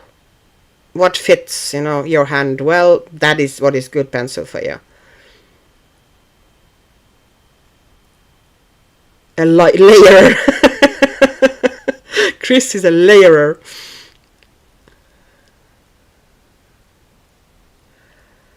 Lucy, Annika, I never had breakage issues with Prisma, but their barrel finish printing etc. really sucks. Yeah, that's true. That's true. Oh, hi! Oh. Oops, I'm losing things here. Hi, Jana. Oh, hi, Brittany. Yeah, you've been here a while, and I kind of missed how you came in. You sneaky. Actually, the British Charisma colored pencils were discontinued before the Japanese Charisma colored pencils, which were... Oh, okay, yeah.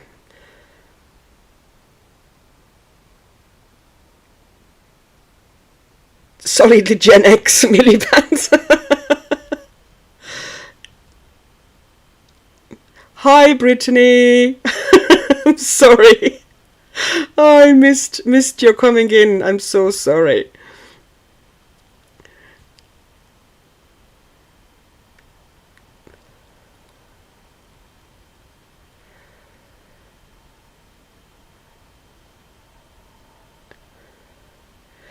Jana is using Polly's on her current page. My cousin gave me his entire set of Beryl Sanford Prismas from when he was in architecture. Oh yeah, I think you mentioned that. Yeah.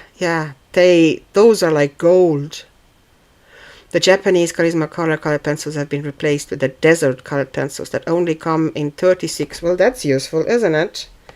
Okay, sorry, I got carried away reading that. I got so behind in reading the chat that I kept missing people coming in, and you know, all the fun things that you were talking about.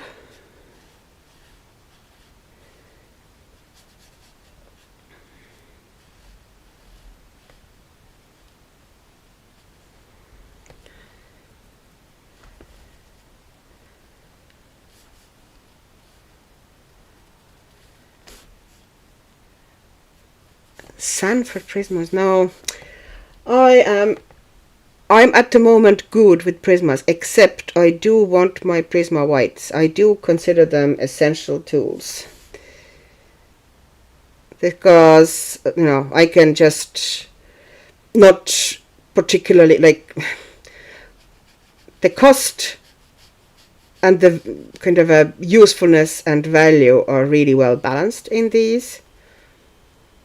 I can just use them cheerfully without worrying that I am literally sharpening away pure money. And they do work really well for what I'm using them for, so.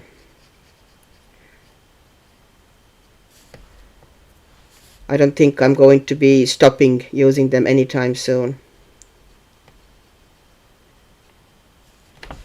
Prismas were my first kind of real pencils. That sounds ridiculous, but you know what I mean. They were my first artist quality pencils. Or, you know, proper pencils. So I essentially, you know, they were the ones that I started the coloring with. So I learned essentially with them. So because of that, probably, I feel quite comfortable with them.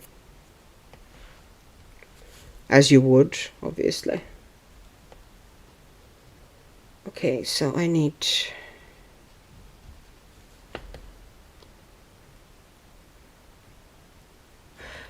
which Kanoko Egusa? This is the one. That's Leon's Journey.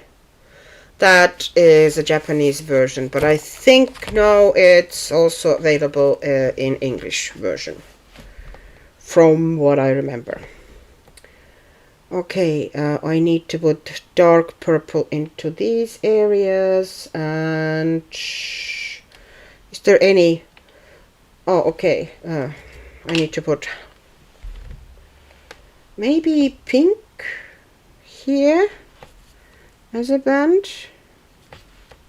Yeah, I'm just taking pink and putting it here as the rim color.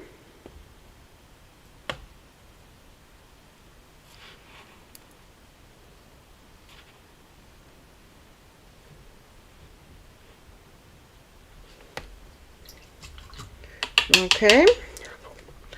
And now I need to start using that darker purple.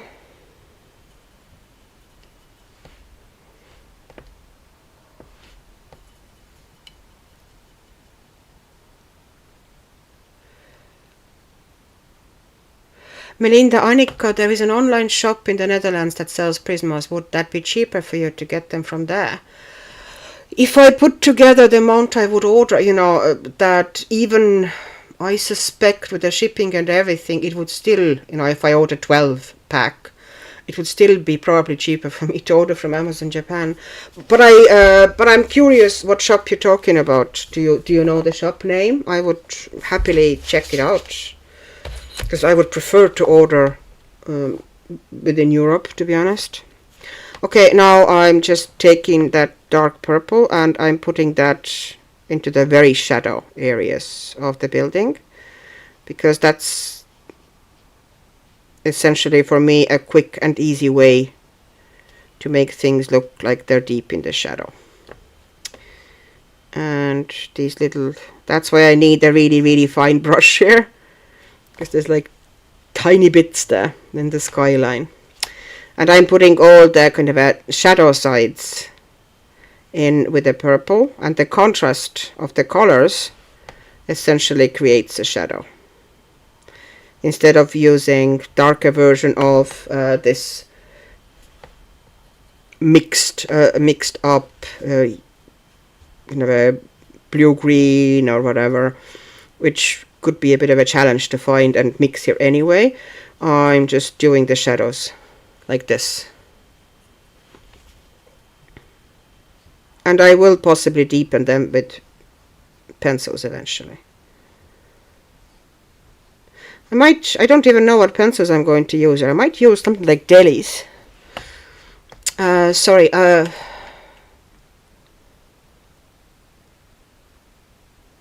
what largest set are you talking about now? Red box or Faber-Castell? Oh, you started with the red box of Faber-Castell, Lucy. Okay. Yeah, my first one was literally Prismacolors. When I had this idea that, I need pencils, then, everybody was talking about that these are good pencils, so I ordered Prismas. And back then it was a little bit easier and way cheaper to order stuff from the States. Like, shipping was not as expensive as it is now.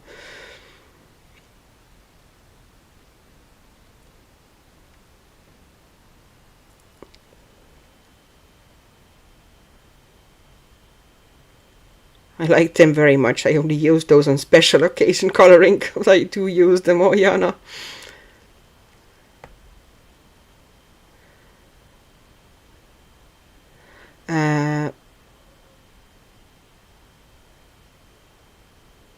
Okay. Andrea, we can get open stock Prismas here in UK for a good price. Are you not able to order from here? Yeah, the shipping will kill. Now, for some reason, the shipping from UK is getting very similar to shipping from the States. So the shipping will kill it for me. Also, a lot of shops that sell to UK don't ship to Ireland because of all the VAT and whatever issues.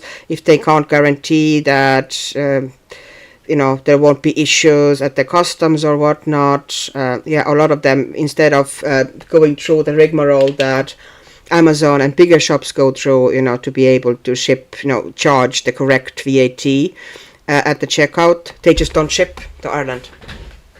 So a lot of shops that you think, okay, yeah, that has a good price, they often don't ship to Ireland, which is,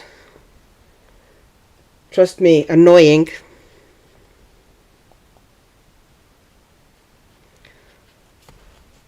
It used to be so easy. Back when UK was still in EU, it was way cheaper and way easier for me to get art materials, because obviously, often UK prices would have been lower, and shipping was often either free or much cheaper than it is now, obviously, and so on. But yeah, things changed, sadly enough, as we all know. Here I'm making these sides of those little dormer windows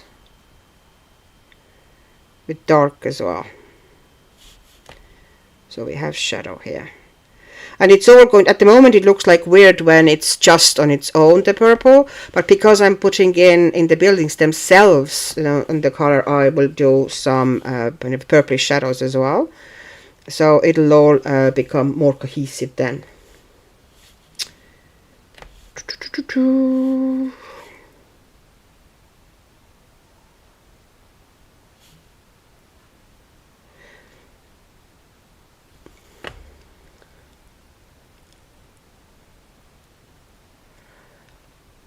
Jana, my local art store stocks polys and Prismas. Yeah, I have not seen a single art shop here in Ireland that actually stocks Prismas.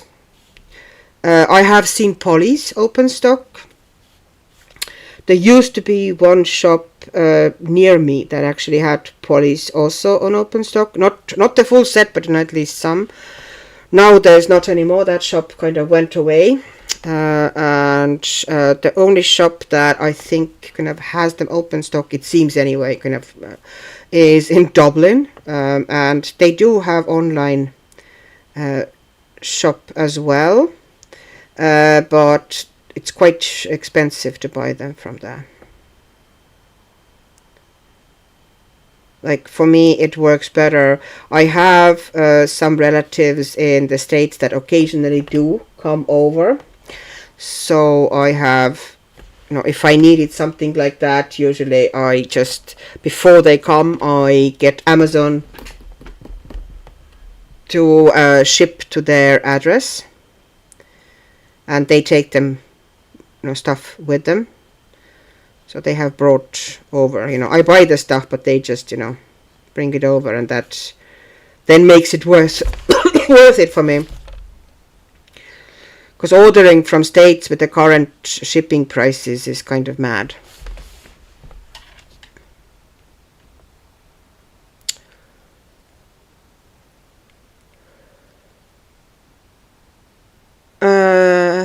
Andrea, I'm sorry to hear that Artist Pencil Online has a great customer service, a great price, so I'm sad to hear that it's not an option to you. I don't remember them, by the way. I will have to check them out. Artist Pencil Online. I kind of remember vaguely that I might have ordered from them, back in the time. If I don't order them anymore, I think they might have, maybe they now, sometimes it happens that at first they don't ship, and then once they figure out their VAT charging and whatnot, they will start shipping again. So maybe they are shipping again. I will just have to kind of check it and figure it out, if they are still doing it or not.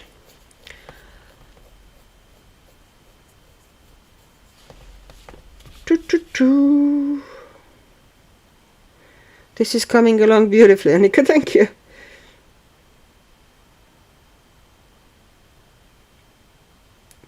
I have this kind of picture in my head, not now, 100% sure yet, but I just know I want a lot of colors, and I want the birds multicolored. The feathers will be quite light, and I think I want kind of like greenish, kind of like a bronzy base for that lantern, the metal bits. And I think these ones I want to be kind of a white cups, so grey and blue probably will be used here for a bit. So,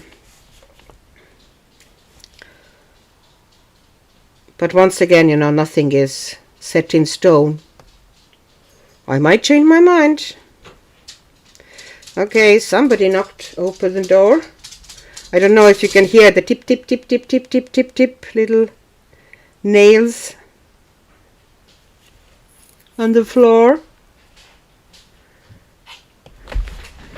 Come on. The letter output, please. That's what I'm doing. Oh, thank you, thank you. Sorry.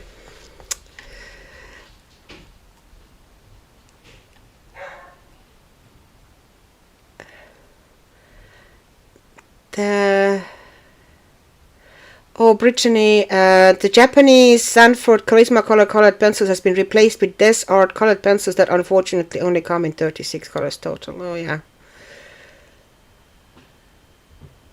Yeah, no, art should not be this difficult. Yeah, the puppy. Yep, it was the puppy. And then it was my daughter who came in to convince the puppy to go and use the toilet outside. Okay, I'm taking a little bit more here. So she came here, jumped onto the couch, got comfortable, and then my daughter came in and said, "Nope, I'm taking you out."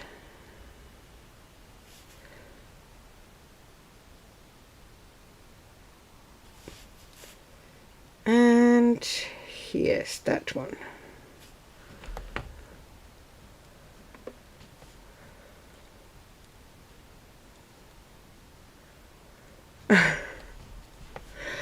Okay, and we also need some pinks here. Okay, so let's pick up some pink.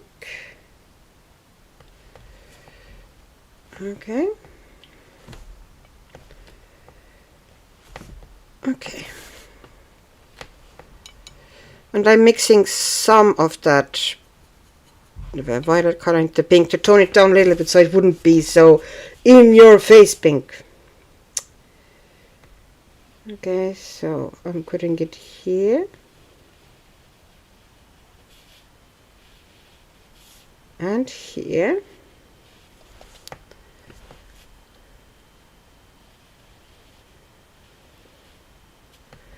Oh, here should be, see, I knew I forgot something. This bit here should be dark purple. Darn it! Okay. Always happens. 100% always. I miss some piece somewhere. Curse is foiled again. Oh.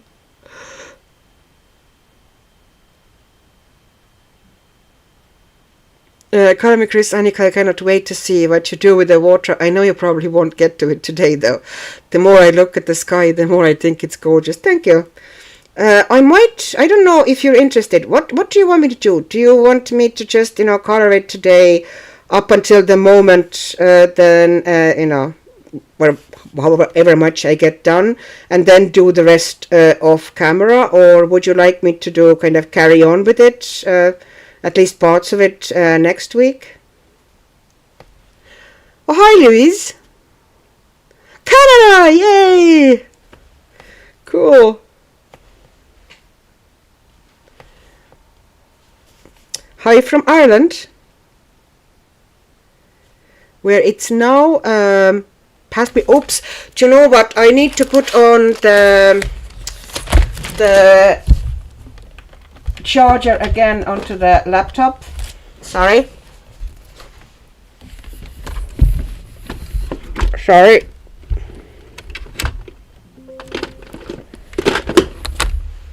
Because it just told me that the battery was getting low. So you're gonna have the buzz again. I am sorry to say. And very soon, the moment it picks up the charger, it usually starts buzzing. It's not something I can do much about.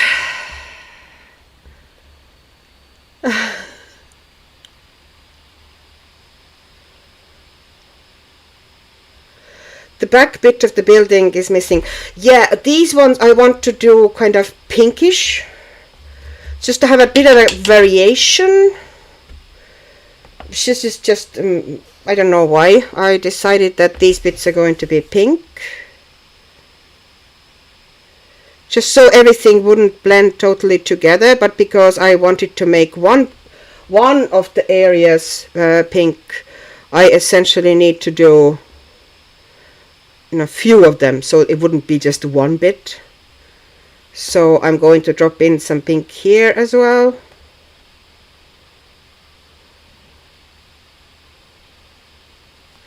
And I think these trims need to be done as well. I might make these with pink as well, just to kind of have more of that pink so it would run through the image. And maybe do the front of that chimney with kind of ochre here. Take that ochre a little bit, warm up the green around it.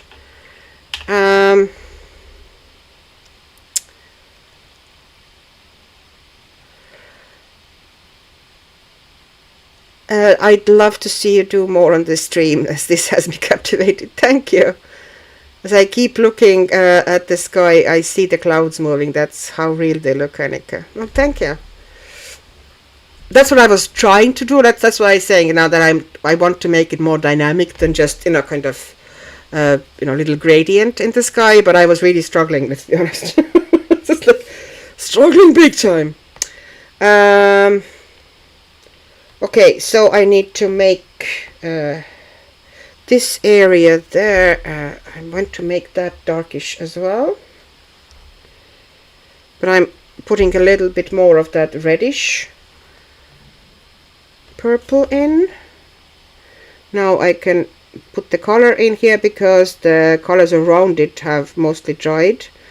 I had to wait a tiny bit because I didn't want things to totally bleed together. So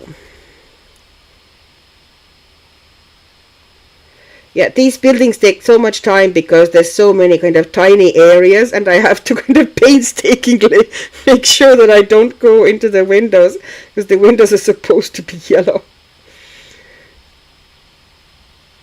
Okay, there you go. Now we have that one. I'm not doing the windows at the moment. Here I'm putting a bit of lighter purple, the fronts of those dormers.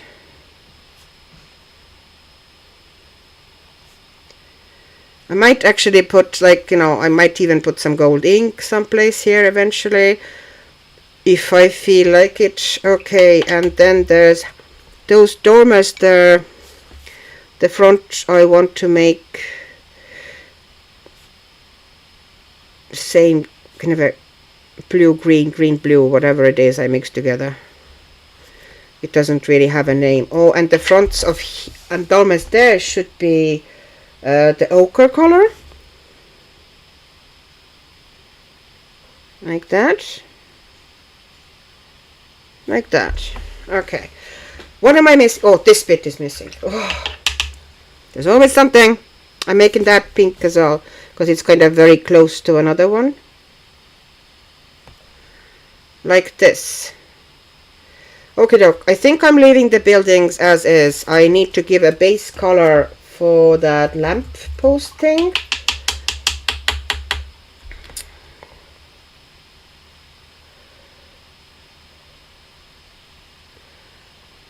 Louise, the sky looks amazing. Thank you. That's the thing, you know. I was really struggling with it.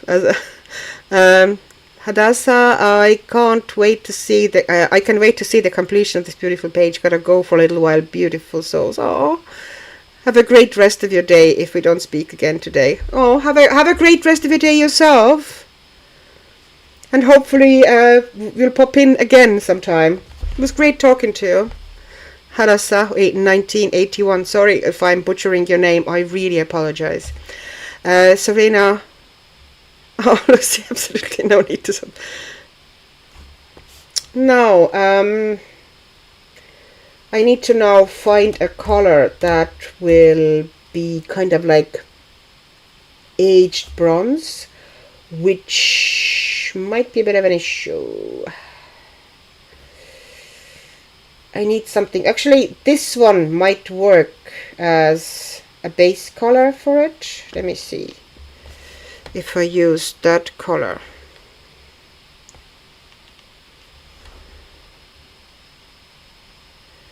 Yeah, it might work if I dilute it a bit and add some white to it.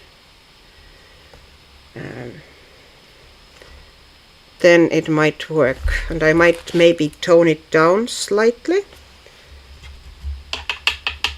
And then afterwards I will also add some browns and whatever, but at first I'm just going to put down a bit of a base. But first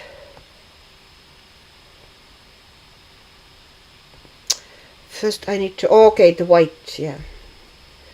Just to, this, okay, I need to spray again because everything is now gotten super dry.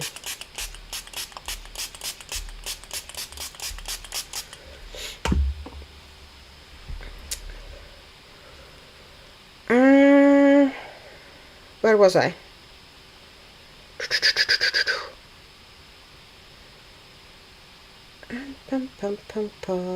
Oh, white. Yes, I need to get white gloopy so I can actually mix it into this. Yeah, it would. It's close, but not. I'm going to put a little bit of that very muted green into it as well. Yeah, that's a bit better. maybe a little bit more even of that. It's a bit like chrome oxide style green, just to mute it down a bit. Okay, Serena, I'm so invested in the process. Thank you. I have a picture, okay? Different thing is if that picture is actually going to come to life, that's a different story, okay? But I do have a picture in my head. Okay, I'm now going to drop some yellow in some areas of the lamp, just fairly randomly, where I feel that, you know, I want the light to kind of hit the lamp a bit. I'm not being super scientific about it, to be honest. I just want to make sure that I have some kind of a light reflections or highlights on it. I need to be careful here because that bit here is still wet, that really dark bit of purple, and if I put now and try to take it up, there's going to be lighter stain there. It's almost impossible to lift it from there. So and these I actually want to make different color. I'm going to put fully yellow base onto them. I want to make them almost a bit like a coppery color.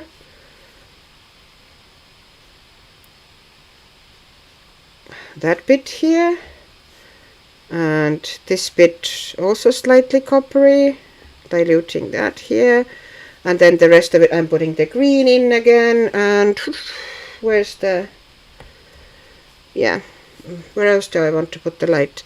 Okay, I'm putting it a bit here because the light would be coming from that side as well, and maybe that side.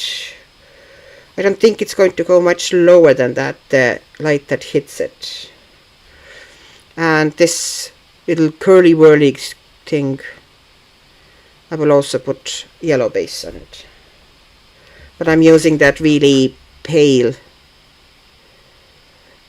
You know, the equivalent would be Naples yellow if you were to look for a similar color in your traditional Western palette.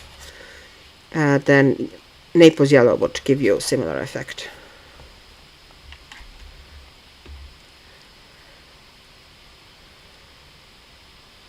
Lucy Fox. Oh, Lucy, people who hasn't clicked the like button on Annika stream, let's go smash the like button. Thank you. That would be great. And that makes YouTube offer the, not just this live stream, but, you know, other videos as well. It's all about engagement. I'm not 100, like I am in no way, shape or form an expert in how YouTube works, but I do know that the more engagement there is in the videos, the more YouTube likes you and offers your stuff to other people. So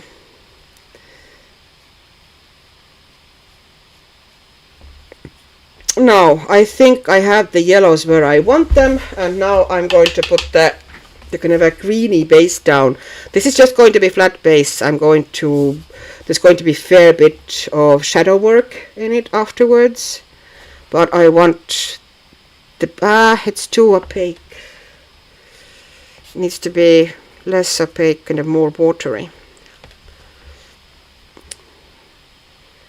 Okay, now that's better. Yeah, that color is better.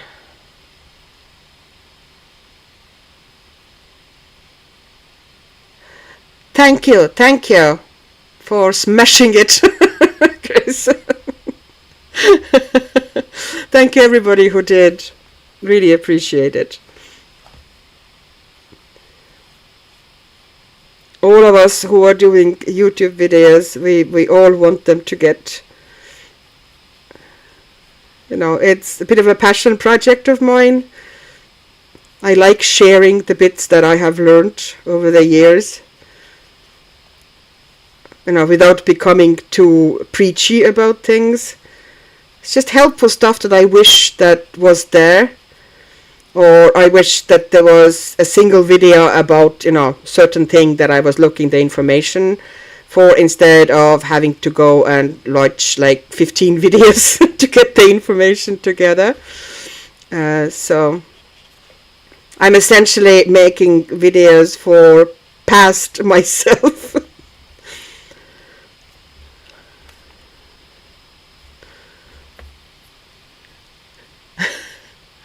Lucy, okay, that's an interesting thing. Okay, let me see. For some reason this page reminds me of UK pre World War II and Eastern Germany post World War II. Huh. Maybe it's the drama skies? Quite possibly. Something about the architecture portrayed on the page. Yeah, it might be. I'm actually, one thing that I'm kind of still struggling how to do exactly is that underneath the bridge, that arch, you know, the inside of the arch, I don't have a clear picture how I'm going to do that, but I'll figure it out, you know, as I go, or we'll figure it out together, because I might do at least parts of this page next week as well. I might do some work on it, and then, you know, kind of maybe show how I did it, and, you know, carry on working on it. Because if we try to do the whole thing on the stream, this is going to be a page that is probably going to take me quite a while to finish. So you probably don't want every single stream of this month to be that one.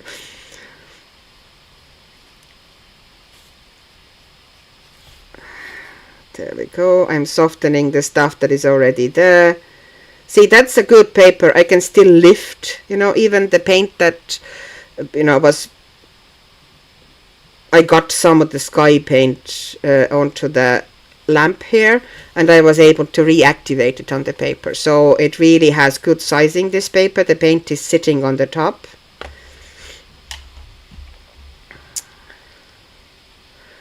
I watch the stream on the TV and type on my phone, and sometimes I mess up things.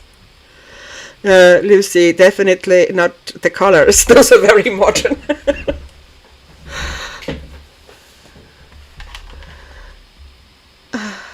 Oh, hi, Gail. These Saturday night coloring sessions are becoming a ritual. I've been getting so much coloring done on Saturday nights. Perfect. That's why we're here. And it's a nice way to just chill together, isn't it? And we always have the most interesting chat subjects. I think I have the best viewers ever. I get so much information from you. And it's just kind of an encouraging and kind little community we have here. And that's what we all need. More kindness and understanding in our lives. Should be a basic thing, but often it isn't, as we all know. Okay. Now I have decided now that because I'm making this lamppost kind of like bronzy, kind of a aged grungy bronze at the moment. There's you know, just the base for the bronze there. Then those leaves, of course, need to be super bright. So it could be considered autumn, but not, because in my world, this is that, you know, the world with colorful pigeons and bright leaves that are not going to be green. I'm not making the leaves green. So there.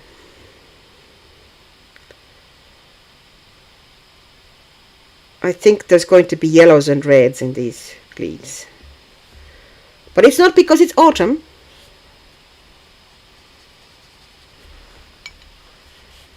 They just are.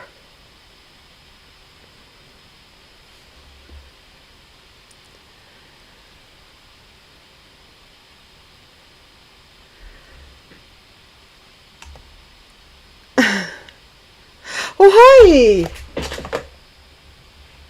Hi, Em. How are you? I hope you're well.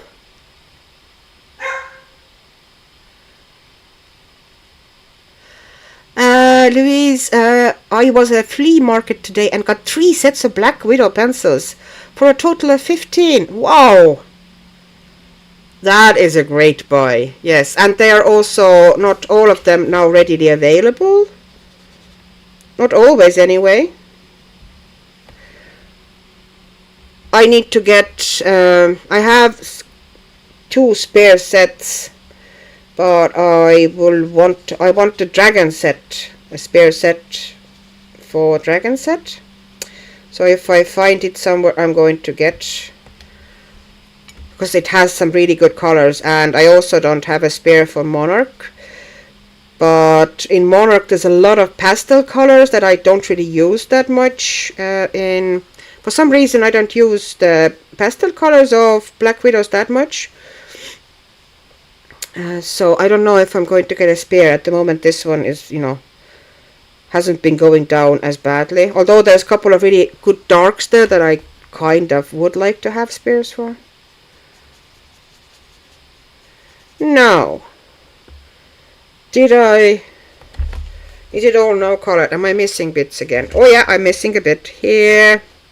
Before Cindy tells me, because Cindy always notices. You have eagle eyes, Cindy. I just keep missing stuff.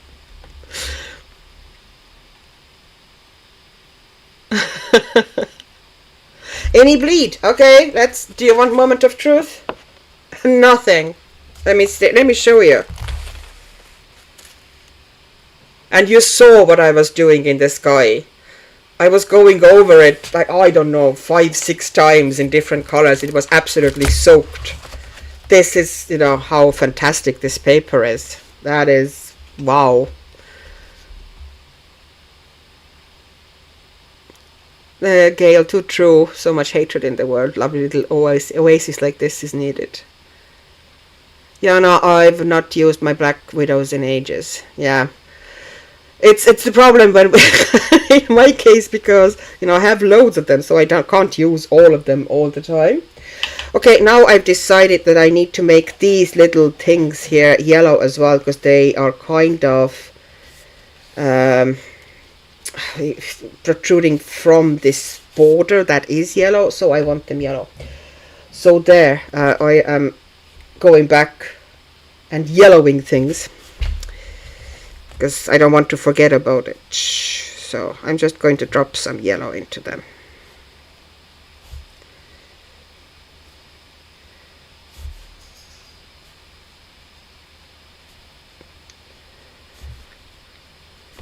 Okay, I did not wash my brush very well, as you do.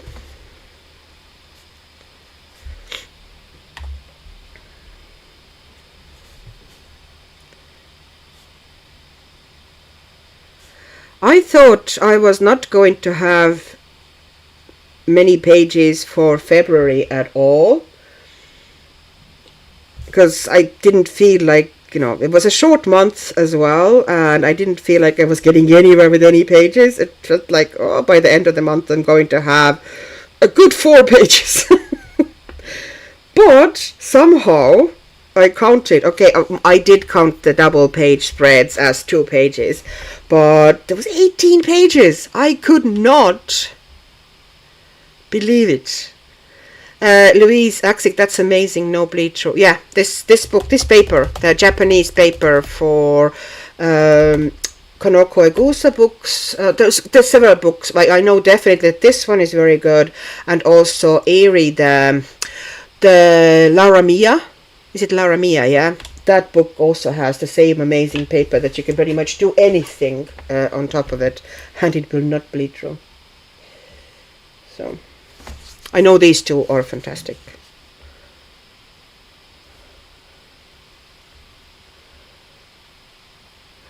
Hello, I'm doing okay. Thanks for asking. I'm working on the last page of my current sketchbook.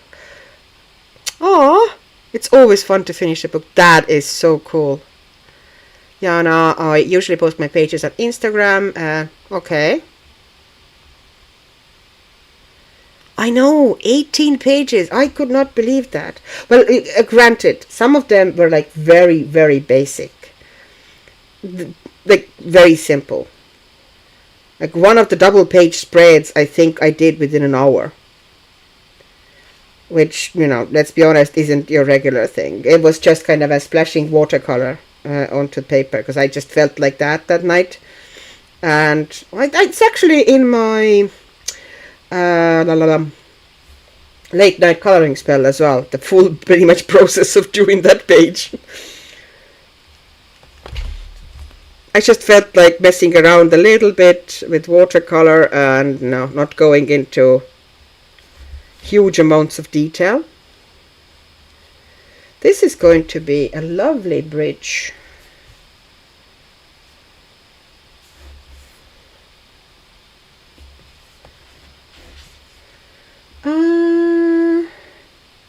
Why does this bit have like 2 of those borders here?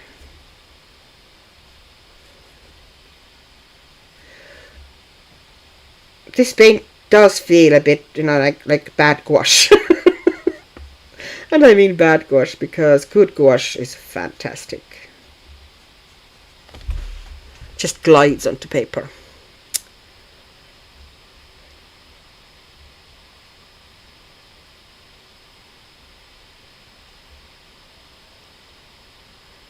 A page is a page. It counts. Exactly. Is it here? Let me see if I can find it quickly and show. I know it was this one. Like under an hour, I'm telling you the whole thing, the whole double page thing. Just splashing color onto paper. Because in this book I've decided I'm not going to do any shading. I'm just going to do color variations and play around and have fun without, worrying about consequences or, how good it looks or whatever. Because you need a book like that. And the paper is decent there, so why not? Okay, I need a drink. One needs a drink. I possibly could have protected those feathers, but okie doke. So next thing, we're moving downwards now, and we're moving onto the bridge. Or okay, bridge. I want a mix of kind of green and brown on this one.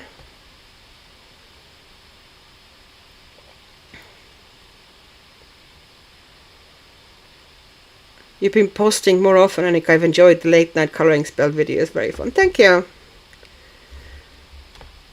I'm not sure if I've posted that much more often. It's pretty much the same schedule.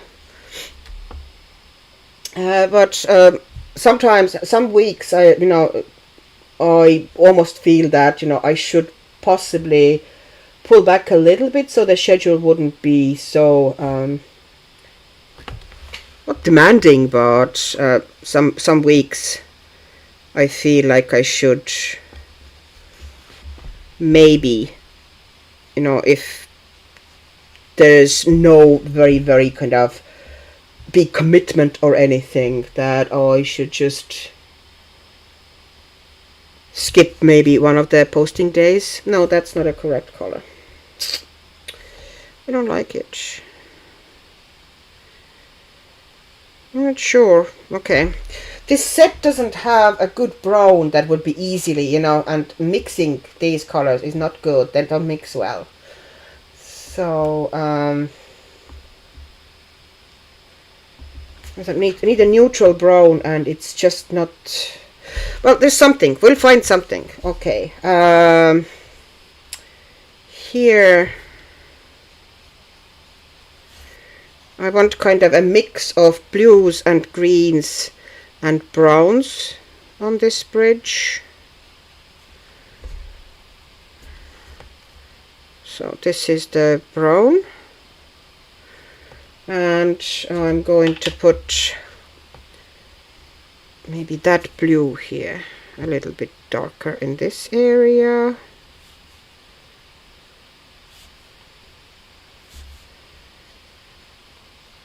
I probably will need to go over with pencil as well, because it doesn't really seem to like to cooperate. That, yeah, that set doesn't mix very well. If you are kind of eyeing that set, I wouldn't go for it, honestly.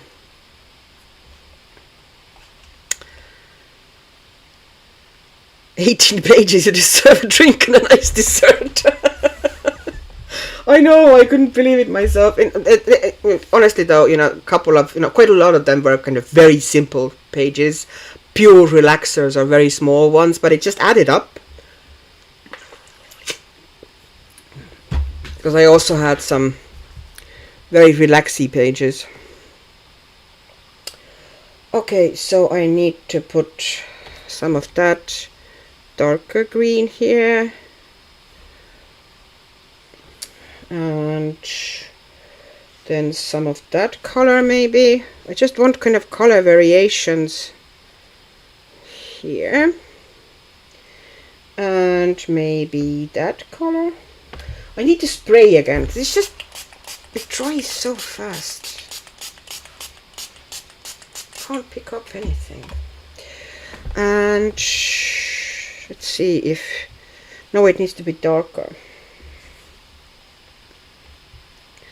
Here you can see I'm just smushing colors together pretty much randomly.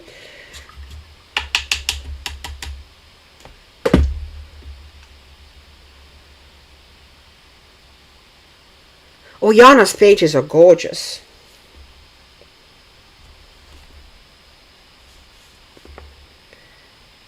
She's an artist among us. Also fantastic feel for color. Now that a bit more earthy green, and then something that would create a bit of a glow here, and something more vibrant. You can see that I'm not working in any way organized. Yeah, I'm just smushing random colors together here.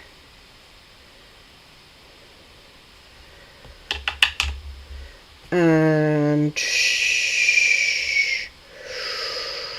I don't want any yellows there, but I do want, okay, earthy green. And now I need to go for this really dark one.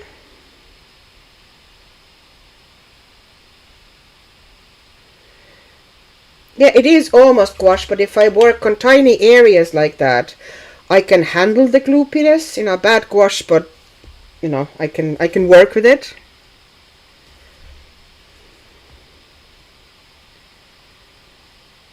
It does give a little bit of a Himi gouache vibe, to be honest.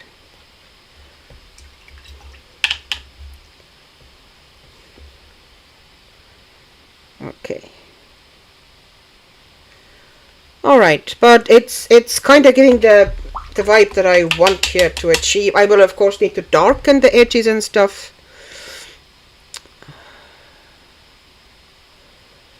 Okay, let me see what you're talking about.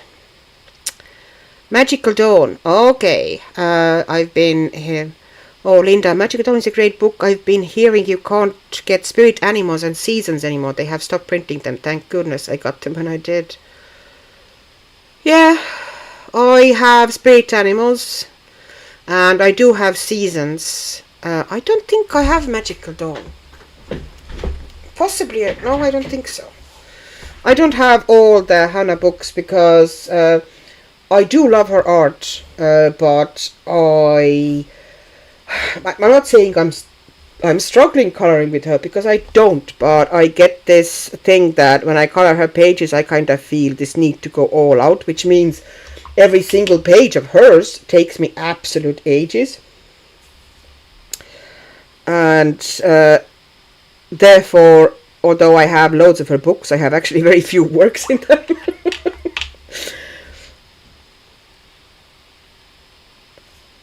I do like her though.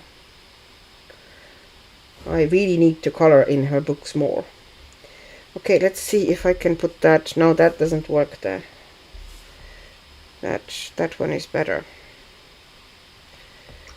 Now let's put some of that sienna-ish color in, because that one mutes and creates this olivey tone that I'm kind of missing here. And I'm going dark here again, so I'm taking a bit of that really dark green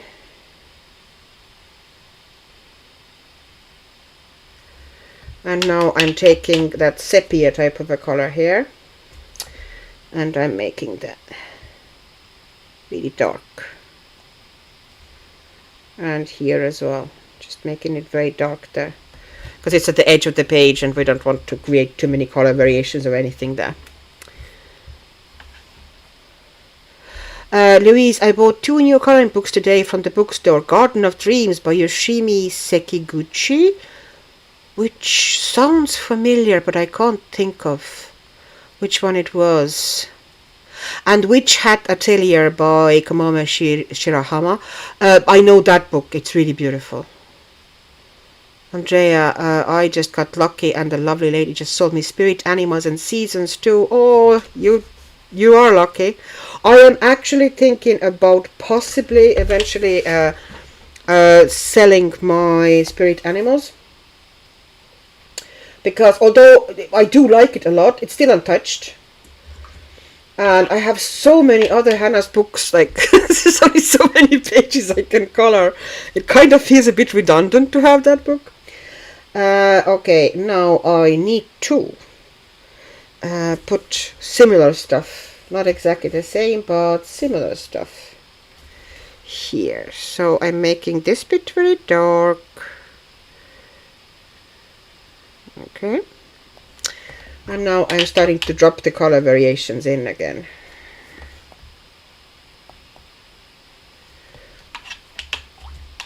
There's a lot of, if I work like that with the color variations, the small areas like this take ages because you need to clean the brush constantly between the applications.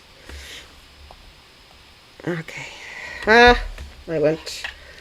went where I did not want to go, but hey, it's fixable. No, but they did run together nicely.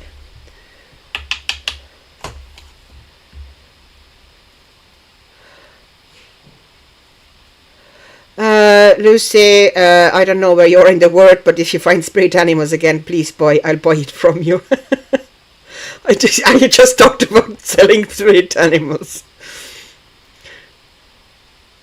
Lucy, it's my favorite book in the world and the only one I don't have by Hannah Carlson. Okay.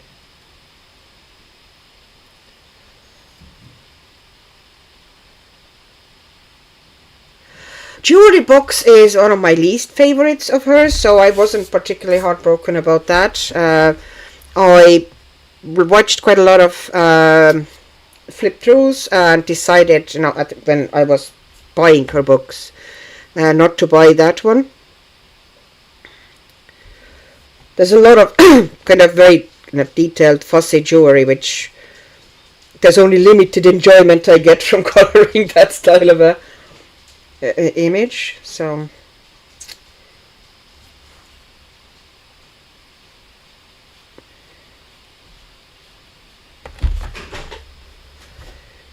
okay, and now I can get into the sepia again.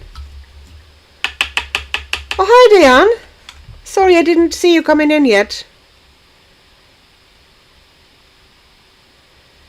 Oh, thank you, Diane. Hope you're having fun with our Nick. It's always a pleasure. Oh, thank you. I'm sorry, my voice is going now. That's great.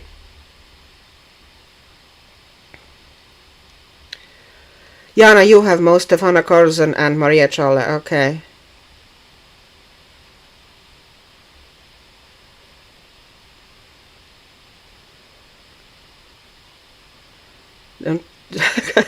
Don't give up, Lucy. Keep trying. It took me nearly 2 years. But I'll absolutely... Was it hard to find already then, before it went out of print? Because it just happened to me. I bought it because it is actually, you know, one of my favorites of hers, but typically for me, I often, you know, have this block that if something, I really like something, I tend to color in these ones last because I, you know, I don't feel worthy, literally. So yeah, that's what happened with that one for me. Okay, and I'm putting some in here as well. And maybe here. I should have done that earlier, just to kind of create random areas of colors instead of trying to kind of...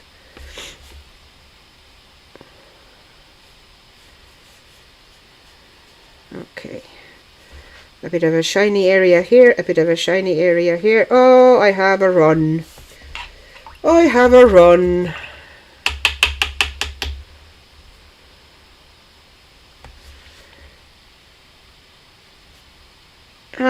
I can possibly fix it with an acrylic marker eventually. I can't really take it out totally here. I just leave it be. And darkish green.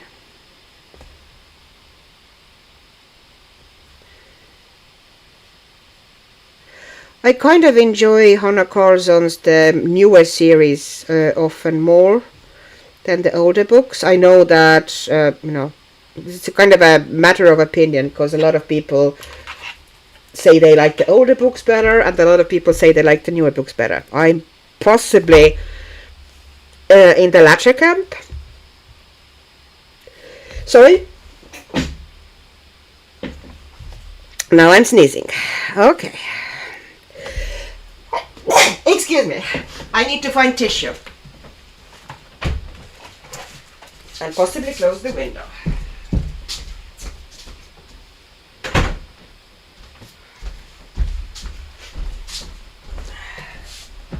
I closed the door so I wouldn't keep my probably up. So sorry. That sounded like a bit like an elephant, but I can assure you it was not an elephant. That was just me blowing my nose. Okay, that was a bit better. Okay.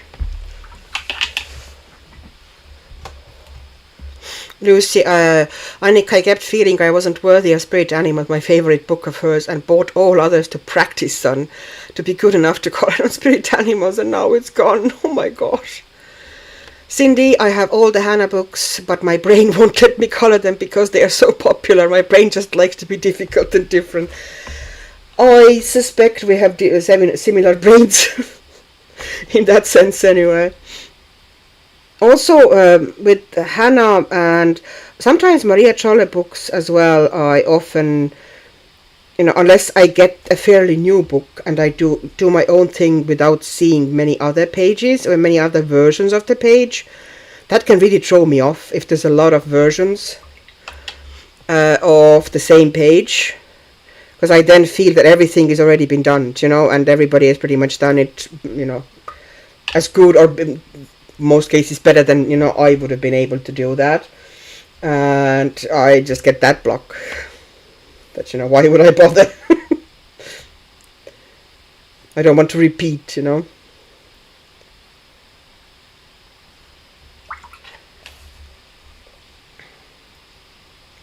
But sometimes it just happens that your page comes out very similar to somebody else's, and like I haven't had a direct issue with that, but I have seen some arguments that, you know, somebody copied somebody's page and, you know, didn't reference them and whatnot. And I was like, I never do that. But you know, you're kind of worried that somebody might think you do. I'm very bad at, to be honest, copying or, you know, repeating anything.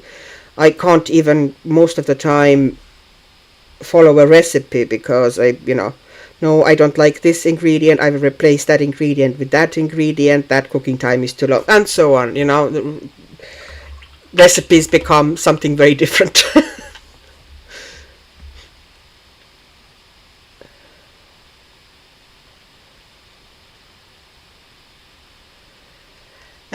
Andrea, Seasons and Spirit Animals, yes, it seemed impossible to find. I have a screenshot. Someone was selling it for 1,517. What?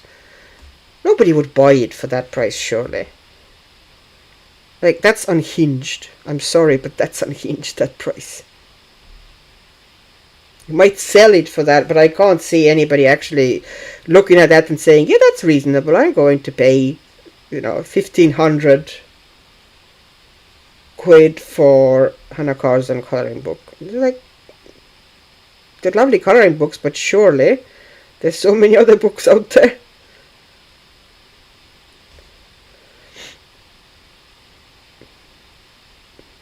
And it's not her only one either. And if you buy that, pay that amount for a book, you are hardly, like very unlikely to actually color in it.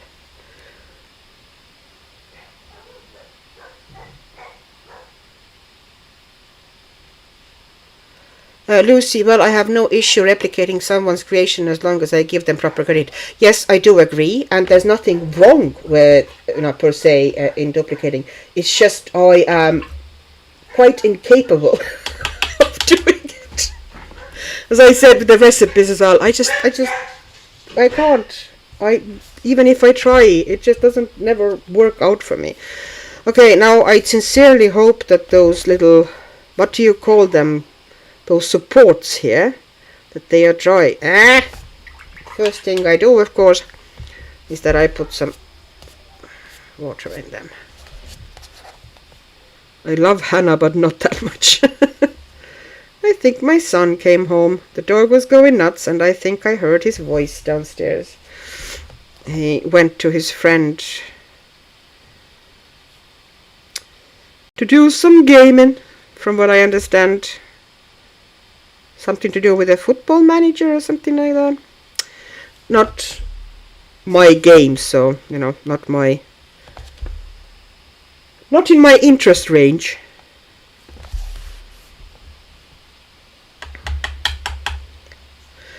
That book is not the original. Jana, you're hilarious.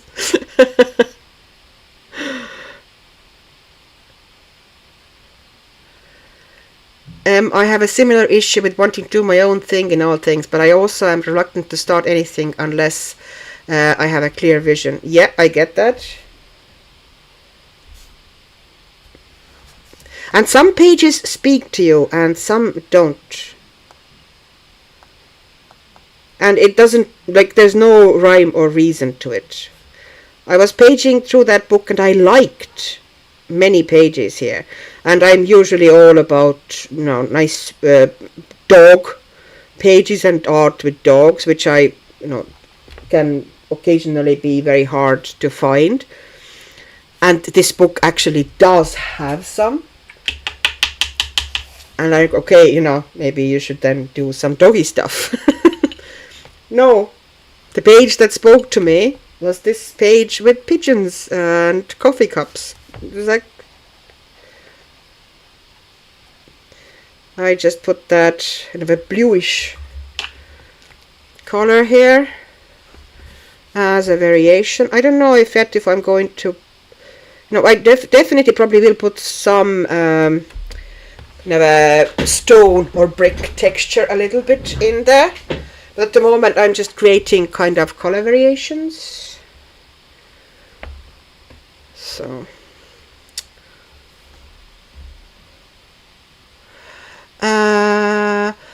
Diane, Annika, do you have or tried Boku Undo paints? Shadow Black set is also...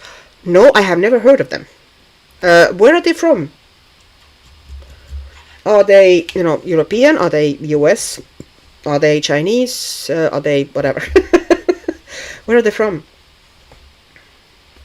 Because I literally have never heard of them. Okay, a little bit of that sepia here. I want really deep shadows here. And a little bit here. And a bit here on the side of that support. And underneath here. Okay.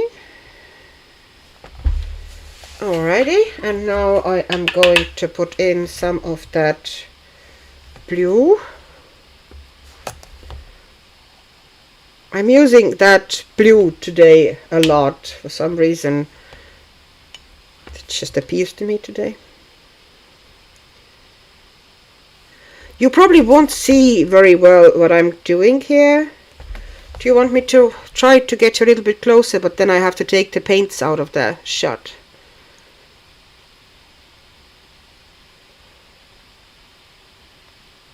Lucy, I hear you. Even when I follow a tutorial, it never comes out like the tutorial. I have never tried the tutorial. Like, I just know that it's kind of pointless in my case.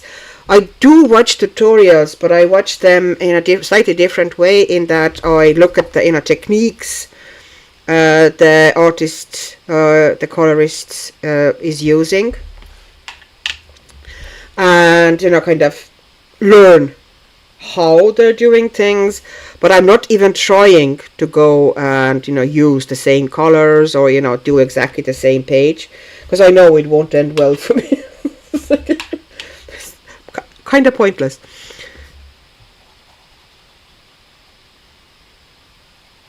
Okay, and now at the bottom of the bridge here, I want a bit more brownish vibes, but this brown is really, really wrong. And there's only 2 browns in this set, which is on its own. Like, what the heck? This is really bright, kind of more of an English red. Or kind of no, it's a kind of terracotta, not English red. So I'm just going to mix it with that. Now I need it a little bit lighter, so I'm going to mix some of that yellow ochre into it as well. Yeah, that's kind of close to the color I wanted. Maybe lighten it even a little bit more with yellow ochre. Yeah. That's what I wanted to be near the water line. So there will be a bit of a contrast with water, because otherwise it's going to be all, blending into the water, because I have very blue base here, or undertones here. So near the water line I'm bringing those and changing those blue to kind of a sienna. Yes, please. Just a second, my son just walked in with the beer testing moment. Thank you. Oh, that's the one, yeah. Yeah, you like this one. It's still very nice. Do you want some more? I'm not gonna... No, I'm gonna have second sip and then... Yeah, okay. Am I taking it now? Mm-hmm. You sure you want any more? Yeah, absolutely. So I'm going... Okay, sure. Where are you going somewhere, Sola? I'm just gonna make myself noodles. You're gonna make yourself noodles? Yeah, I was just saying you could like hold this while I make my noodles. That's fine. Okay, no, it's fine. It's fine, thank you. Okay, you're good? No, I'm good. Right. Close the door, Pet, please, okay? Shut. Get out. Sorry. He brought me beer. That was my son.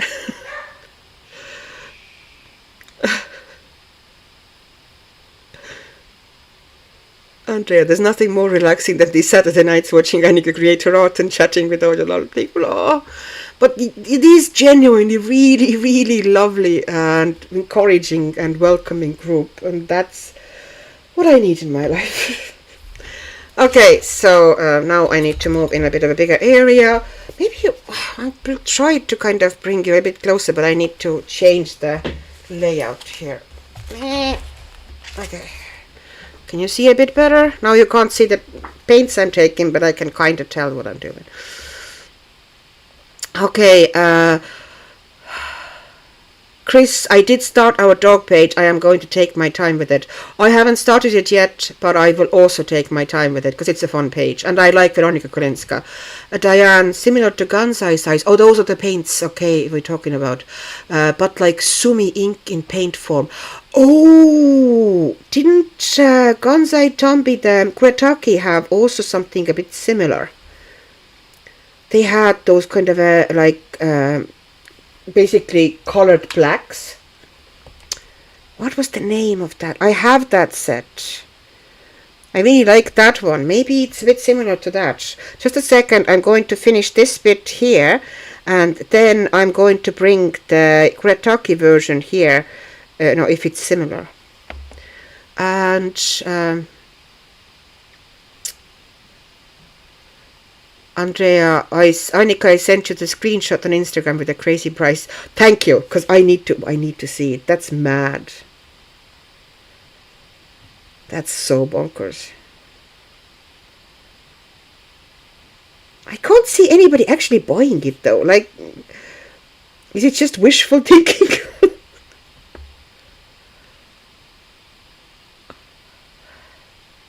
Linda, oh, your son sounds lovely. He is. He's very nice. Gail knew that beer was coming. You've learned something here.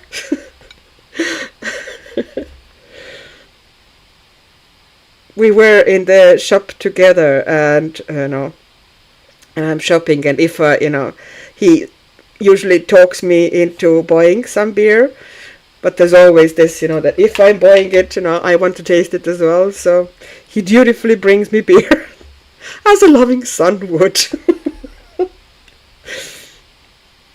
No, he's lovely.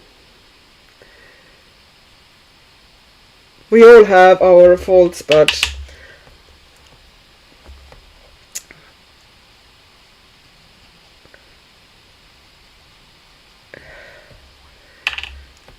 my kids are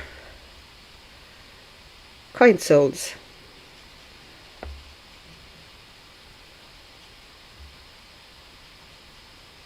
I hope they're going to keep it up.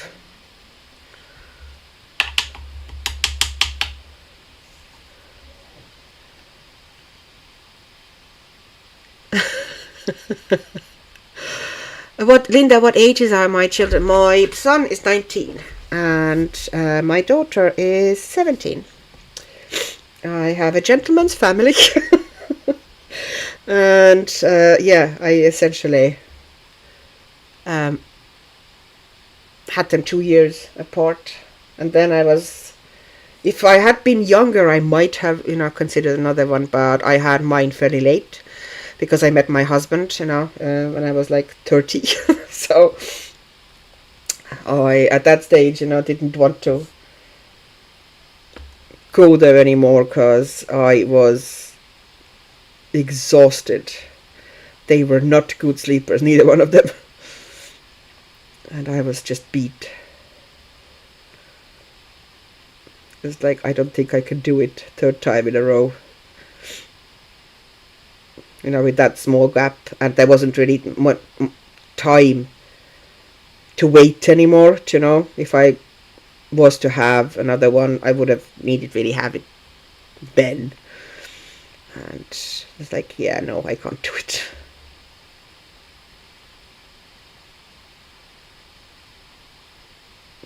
Now, putting down the darks. Cindy, yes, Kuretake has a similar set, but the green's a different color. Okay. The seller's delusion of grandeur. Diane, if I had dollars to spare, I'd buy it. I've seen Romantic Country 3 English edition, 130 euros. I want Romantic Country. I don't have any of the Romantic Countries, and I really want to have a Romantic Country, but specifically 3rd edition. I like that one. It's just, some of them speak to you better, and from the flip-throughs and art I've seen, I think I would like the 3rd one the best. So I would like to have it, and of course it's nowhere available.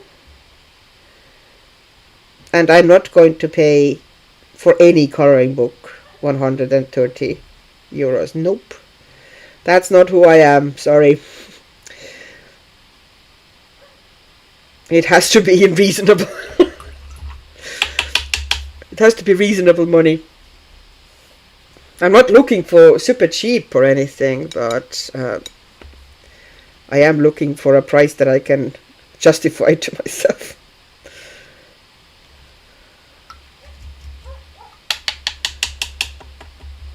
Does it say if the shipping is free? Again, you taught him well. Oh, thank you. No. He has his moments, like we all do. Good and bad. No, mostly good.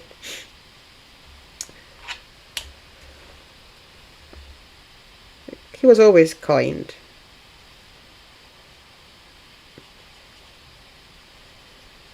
And that to me is one of the most important things. Okay. You can see what I'm trying to do here with the kind of like a stonework of the bridge. I want it to look a bit bonkers. So I'm going a bit here, a bit here.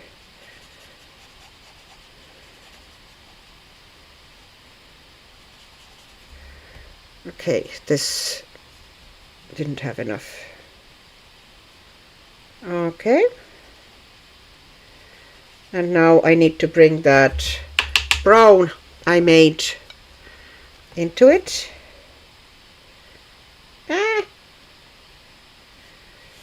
The funniest part is that he's making noodles now. It's now 1:26 in the morning and he's making himself noodles. He was away at his friend's place and apparently he did not eat. Although he had dinner waiting for him when he got home, so he must have eaten that and then gone back.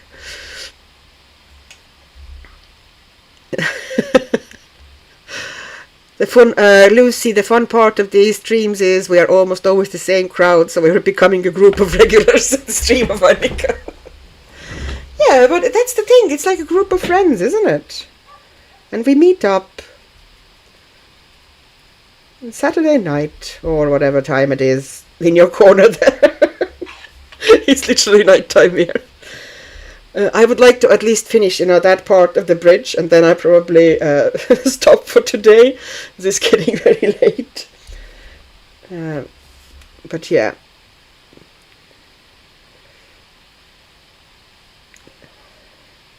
I can hear the dog now outside. It's letting it bark there in the middle of the night. I should send him a message to tell him to get her in. So it wouldn't keep the neighbors awake or anything. Don't want to create any bad blood.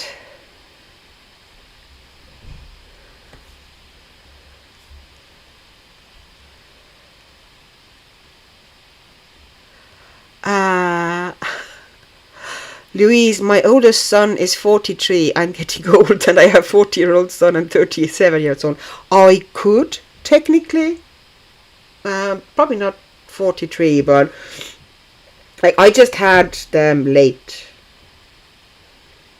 Well, not like super late, but fairly late. As I said, we only met when I hit 30 pretty much a couple of months after I met my husband, future husband. Okay, it wasn't my husband back then.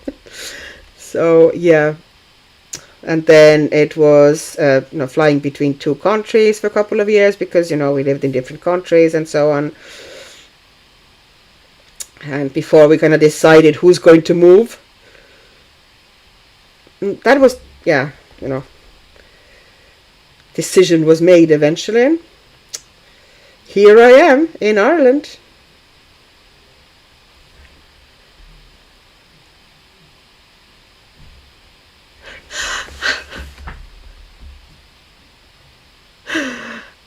Serena, wishing I could have seen your facial expression when you saw its price. Bitter day, what a beautiful page it is already. Oh, thank you, but it's not nowhere near like there's no shading or anything, but yeah, I'm kind of, it's starting to take shape.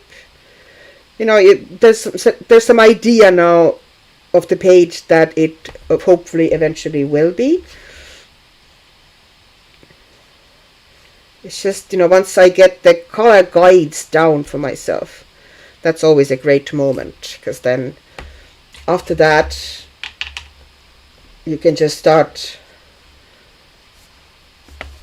tossing the color down when, you know, once the color is down, then you can start refining things, which is often the fun part. But I have to say that I really enjoy kind of basing and kind of creating the color base like this.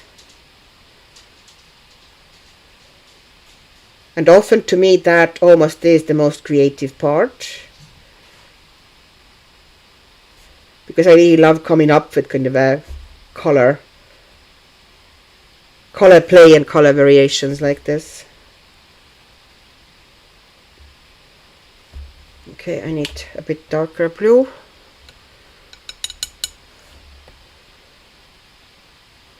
Annika, the more you work with those brushes, the more I like them. With every stream, my Amazon basket goes bigger and bigger and bigger. Oh, I'm sorry. I don't mean to be an enabler. Honestly, actually, I don't. Like, I'm not selling anything. I'm not trying to push, you know, any products on you. Never have. I did at some stage start linking things automatically, because I didn't at first, and then every time I had a video about certain things and I talked about something or said I used this, there was at least, you know, 3 or 4 people who came and said, give me a link. So it's like I just started anticipating that and just posting the links before they could ask me for the links. But it's actually quite a bit of work to put the links there, so, you know, if I have time, I put them. And my hubby said, oh, you know, do the Amazon affiliate, so I did do that, but honest to God, I'm not rolling anything on that one. Because I am not anywhere near aggressive enough trying to sell anybody anything. Okay, just getting those colors to a little bit bleed and mix as well. Oops.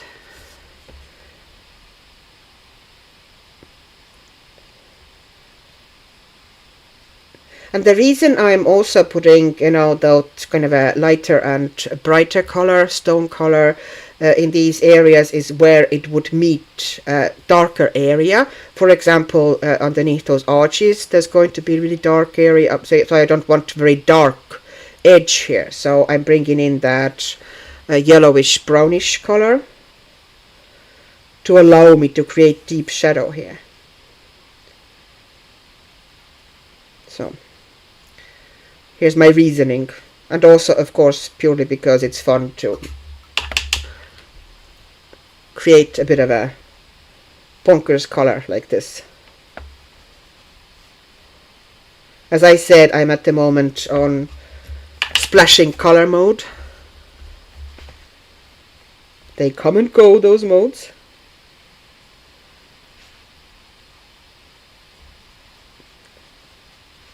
And I also feel lately a lot pulled towards gouache. Something is really pulling me towards it.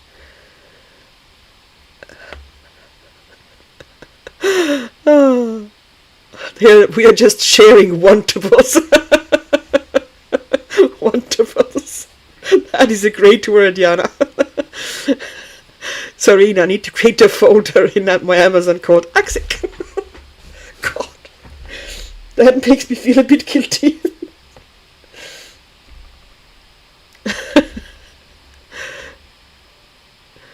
Linda, I've never tried painting, but even I want those brushes. Yeah, they are good though. Especially for a kind of a thicker paint or gouache or, you know, more opaque paints. They're pretty firm.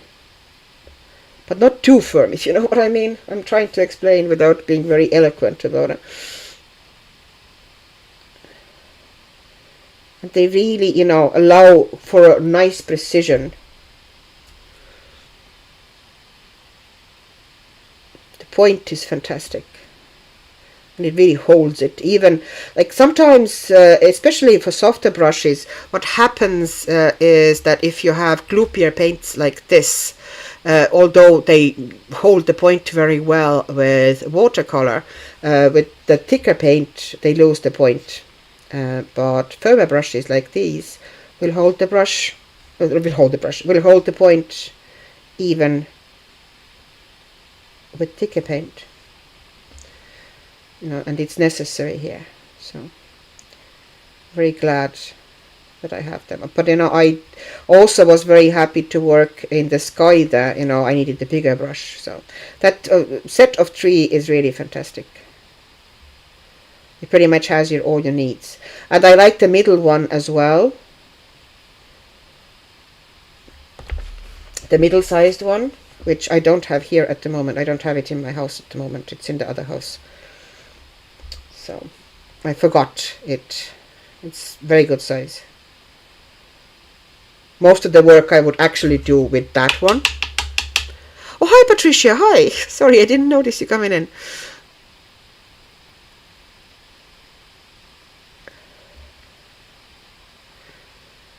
Oh, I live in, Melinda, I live in Germany. One is around €6. I couldn't find them on Amazon. How do these Pentel compare to the Kuretake brush? Do you mean the water brushes? Lucy. Brittany, this image reminds me of the UK or one of the Nordic Scandinavian countries. Yes, it does. The houses, isn't it? A bit like UK or maybe like Denmark, yeah, like Copenhagen. I don't know. I don't know what inspired the artist, but I really like that image. And I don't really know why specifically that one. As I said, there's a lot of images in this book which, theoretically should have been even more my cup of tea. But yeah, it was the pigeons that called to me.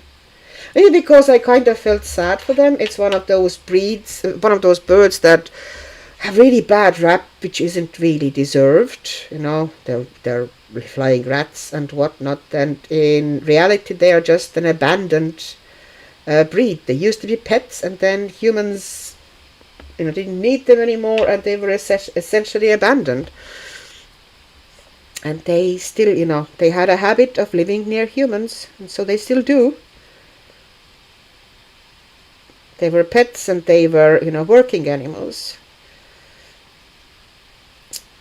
But times changed, and they kind of got caught in the wheels, and now people kind of curse them. It's like, they don't deserve that. Kuretake water brushes, I think, lose the point a little bit faster. Although Kuretake water brushes keep the point all right, compared to some. Although I think from the ones that I've tried so far, I think Derwent ones held for me the point the longest, although they eventually lose it as well. The water brushes, I mean. But I really liked how they held the point. And Pentel water brushes also keep the point for quite a long time. I think they have slightly sturdier bristles. Kuretake water brushes are also slightly softer, slightly. Melinda, I moved from Austria to Germany. I met my hubby and is German, a bit like accent. Yeah. Oh gosh, the long distance relationship. Oh, it takes a toll, doesn't it? There were some rough times, It's like, oh, you're missing him, and back then, phone, like now you can essentially speak free, to anybody anywhere in the world. But back then it was still, high phone bills, like a lot of text messaging and online chats. Yeah, it was nice though.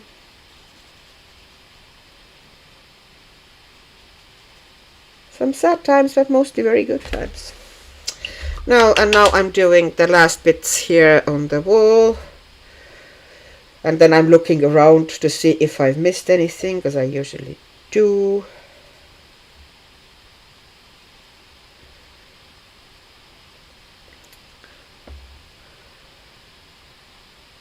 Thanks for sharing, Melinda. About the same price in UK too.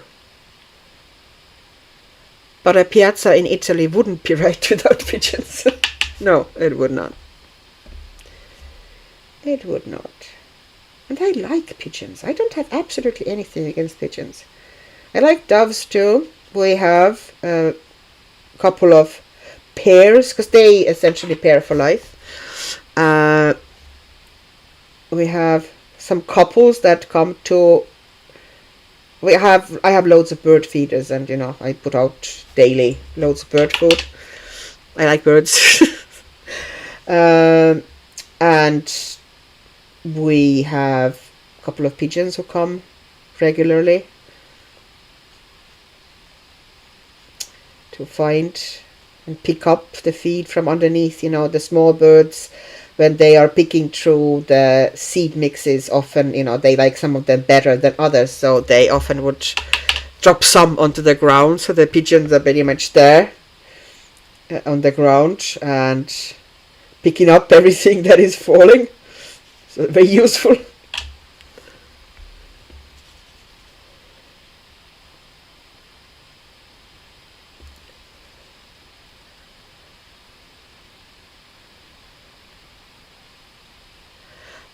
I ordered a lot from UK before, but now it's too expensive. Yes, Lucy, my Arteza water brushes lost their point within 2 months, and Pentel water brushes in 8 months lost the point. Yeah, I'm looking for a sturdier one.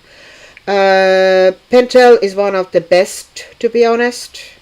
They all lose their points, the water brushes. They, you know, they just have kind of an expiry date, essentially. Especially with the heaviest. Depends on how you use them as well, and how, you know, hard you are on them. But yeah, they do all lose their points. I found that my Derwent held the point also very long, you know, comparatively. But back then I also used water brush a little bit less. I often do tend to go for regular brushes as opposed to water brushes. But now I have some really nice ones, because I ordered a handful of the water brushes I do like from the Amazon Japan. And also I do like the water brushes. They're like, I'm happy with the water brushes that do have point. This is and I am happy with the ones that don't, because there are certain techniques with water brushes that I actually like without a point, you know, kind of like some kind of a scribbly type of a techniques that are better if the point is a bit worn off. So that.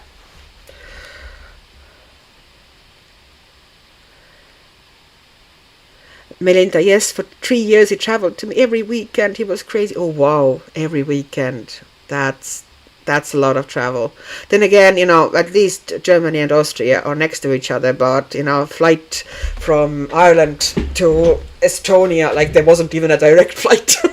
So it was a bit more complicated and longer travel than, you know, popping in. So we pretty much met every couple of months, you know, 2-3 months. And meanwhile there was a lot of phone calls and a lot of texts and chats and that, so on. Chris, Storm lived in Florida and I am in California when we met. I visited Florida to see if I should move there or him or he here. I hated Florida, so he moved here. Oh, that's so sweet. Is he happy? I hope he's happy in California. It can be hard, you know, to move in a totally different area, you know, because you leave all, you know, everything that, you know, all your kind of friendships and, you know, a lot of ties behind.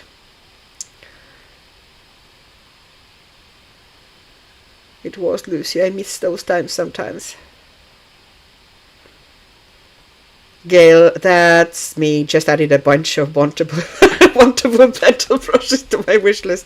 Yeah, they are good. You know, I have now evaluated them, and yes, I like them, and I would like to get, like, I'm actually thinking about going to Amazon Japan and make an order that doesn't really involve much books at all, but kind of like wantables or kind of essentials. Just to order some stuff, because I also want to order some Holbein gouache from there. It's much cheaper there, even with the shipping it works out cheaper. So Serena, Annika, I shall be waiting for an Amazon haul, Japan haul video in that case. Yes, it is a Melinda. Oh, it's a lot of money and effort, yeah. But, now we, built a house, created home, have 2 kids. So, at the end it worked out. There's a lot of stories that don't work out. Patricia, sorry I missed it. What kind of brush are you using? This is a brush that Maya used. That's how I became aware of that book, Maya, colored by Maya. Neo Sable brushes, they're called. They're by Pentel, and they are a bit firmer, okay, very, very easily controllable, especially if you are more of a beginner or aren't very used to watercolor or controlling a brush. This brush would be good because firmer brushes are easier to control, and it also keeps its point really well. You look at that point, like I'm working in tiny areas here with a fairly gloopy paint, and I can get into them no problem. It's fantastic. And it comes in a set of 3. The biggest one is like this one, and the middle one isn't here at the moment, but that's the big one. And that also, like, look at that point, I can do basically most of those tiny areas even with the big one. But I'm not trying to make you buy anything, okay? I'm not selling anything here. You better not ask me questions because I give you answers. Melinda, no kids, but house and 2 cats. That's almost as good. The cats probably give you less headache than kids. Well, possibly not. They're certainly cheaper than kids. Patricia, love it. Thank you for explanation. You're welcome. But honestly, I'm not. Oh, see, now I saw it. I knew it. There's a bit that I didn't do. Where is Cindy, who would tell me you missed a bit? Because usually Cindy is the one who points things out to me. No, I've done it.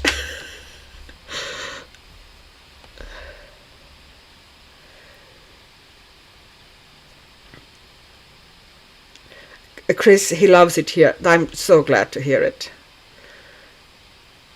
And, you sound like absolutely lovely couple. And he sounds fun. And very encouraging. I think he seems a wonderful partner. Thanks for the explanation. Okay, you're welcome, Patricia. Cindy, I like those Neo Sable brushes because I am used to slopping paint, yes, around with a brush, whereas I hold like a pencil. Yeah, you can, with these ones, you can, if you want to really control it, make really precise stuff. It has a really handy, that kind of a bit of a thicker area here at the end. It's really easy to hold it from there if you want to do really tight stuff, but you can also, hold it from further away and do kind of more loose areas with the big one. Also, usually the big one is always my favorite, but in this instance I went for the small one because I was cursing the paint anyway, so I wanted to be more or less in control. But yeah, once I got working with the small one, I think things got a bit better.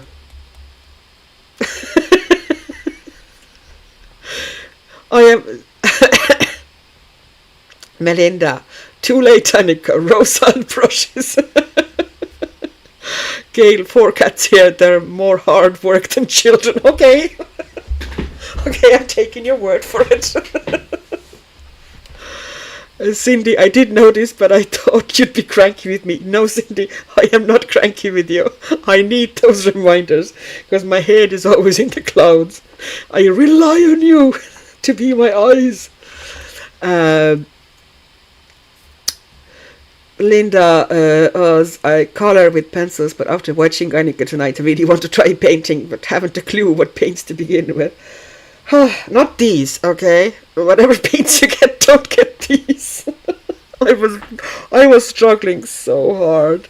I don't know if I'm going to carry on with them, but now I'm kind of almost committed. It's like, I am going to get over it. I'm going to win this fight.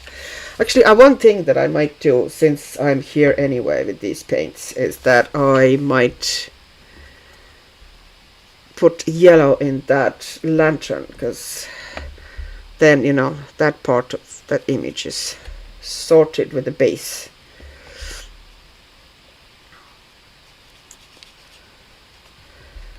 I will do next week at least, you know, some parts, or maybe, you know, I will do during the week some bits of the image, but I will definitely carry on with parts of it.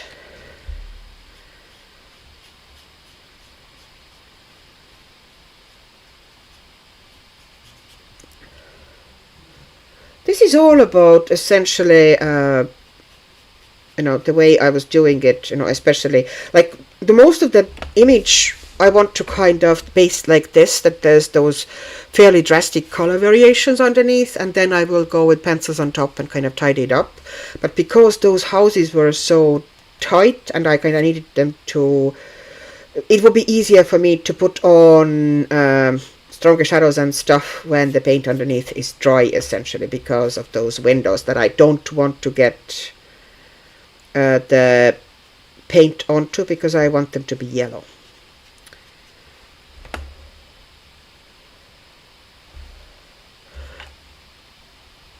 Lucy, okay, let me see. 4 cats, that's a lot of litter. Lucy, 6 cats and 1 doggo here. That's a lot of, I can imagine. 6 cats must be a lot of work. Everything from, you know, vet bills and food, and your house must also be set up so they would be comfortable there, and, you know, have, you know, mental stimulation and comfortable spots, and so they wouldn't destroy the place. Gail, we have super giant litter box with a sand type litter, no smells at all, just in case you wondered. I didn't wonder, but now you made me wonder. Oh my god, Lucy, that's a lot. Yeah, 6 cats is a lot, that's a lot of work. Louise, Oxy, do you fill the paintbrush with water?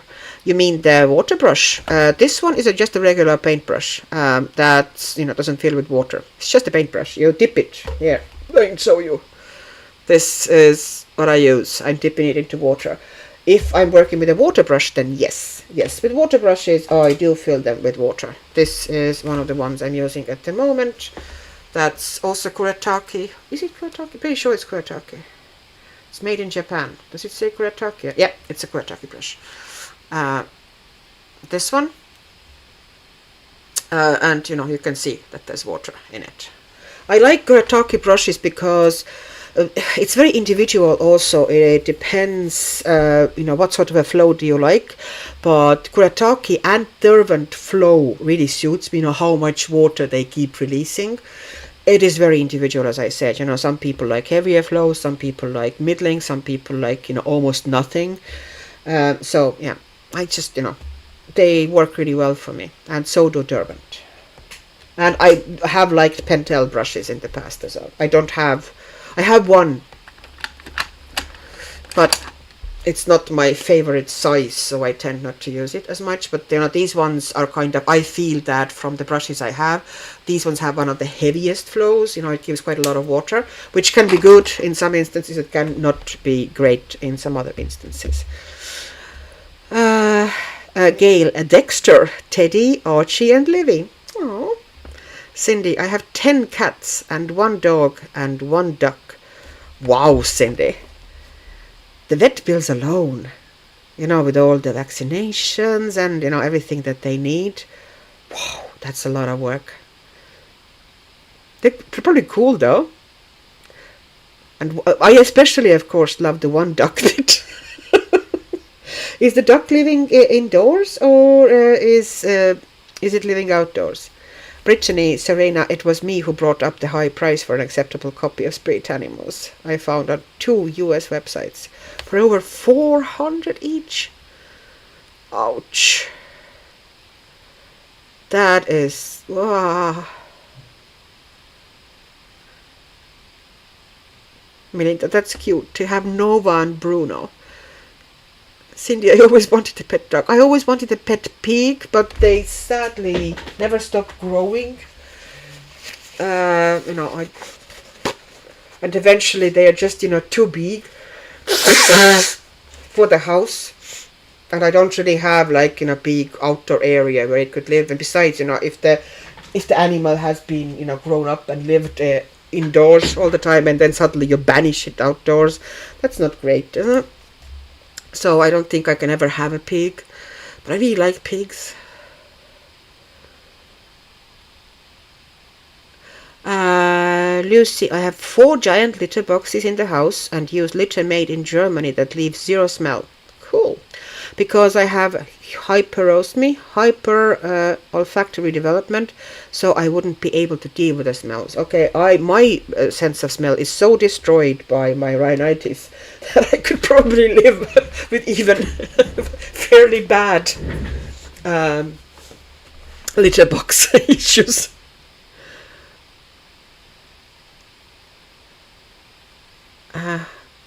Hi Bella, sorry I didn't notice you. Hi. Check out Diane Anton. She is an artist and uses Kuretake Gansai wonderfully. I picked up so many tips from her. No, that's not Kuretake Gansai Tambi. Okay, that's the weird Chinese paint. That actually, you know, it looks pretty respectable, and from what I understand, the price, at least on Amazon, is not cheap. But I got it from AliExpress for, you know, much cheaper price. Let me get you back into the. Yeah, you know, that's the lid, that's the box, and they are not, I'm not very happy with it at all. They kind of feel soapy and gloopy. I have Kuretake as well, and Kuretake is good, you know, Kuretake lays down smooth, and creates good washes, but these ones, if you dilute them, they get even streakier and have this kind of a gloopy, I don't know, like soapy feel to them. Cindy, I love ducks. Though it's a drake, they are very friendly. Ducks just sound such a cool pet. I'd love to have a duck.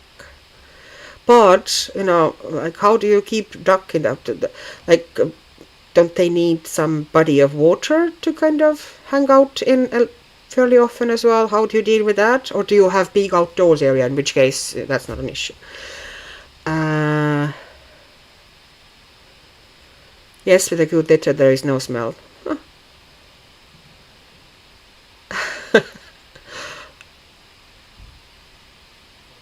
Lucy, yes, my entire house has special wall shelves, that's what I thought, and sketch posts so they can always entertained, yeah. Gail, animals are an expensive hobby, almost as expensive as coloring. God, no, Dictionary, they do it often. Oh. Gail, Lucy, I bought wall shelves for them to play on, but not put them up yet. Oh. You okay? Okay. Which one is that? That's the Spanish one. Is it cold? Yeah, you open it for me, mister. I There's no can proper service in this house. Sure, damn. Okay. Spanish one? Yeah. Oh, the one with the 4-pack. The Okay. 4-pack. I actually like it. Is it good? Yeah. Right. Do you edit me out of these? Or am I Live. in these? Oh, this is a live stream. Yes. Oh, the people can hear me? Yes. Right now? Yes, right now. Say Goodness. hello. Hello. What did you think I'm filming in the middle of the night? Would that be insane? Well, not really, no. Exactly. See? Like, what do you mean? Can you close the door, pet, please, for me? Of course. Because I don't want to keep Dad awake.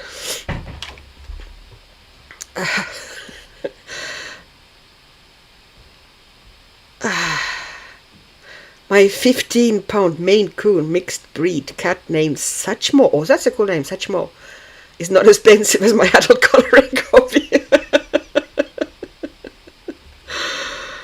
Bella, yeah, I kind of guessed that you thought I was using Kuretake, but no.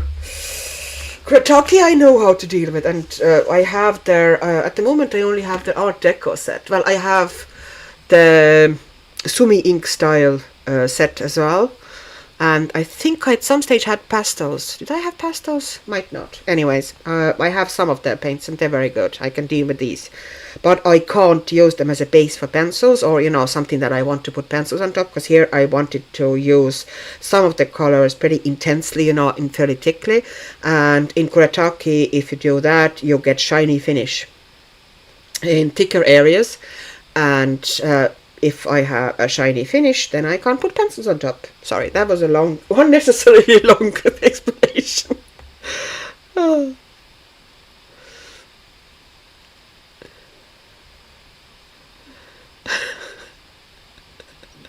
Millie, I spent all night thinking these were Kuretake. No, they're not. No, they're not. Sorry, I did show a couple of times, but you know, it depends when you happen to get in, because yeah, they're not Kuretake. There's something else. And I think these paints, I might kind of, you know, carry on with it and do the basing, you know, finish the basing with them, but then they will probably leave. I think I'm going to stick them on Vinted or something.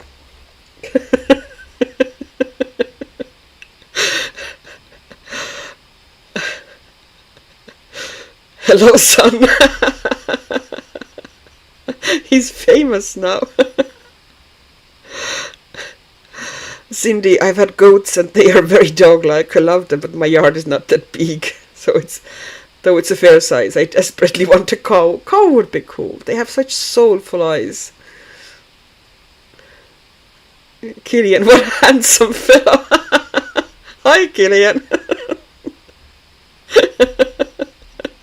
Yes, he is. He is lovely. He's also with us. He's lurking. I'm telling you, he's lurking. Linda, we all need to go to Ireland to meet the famous son now.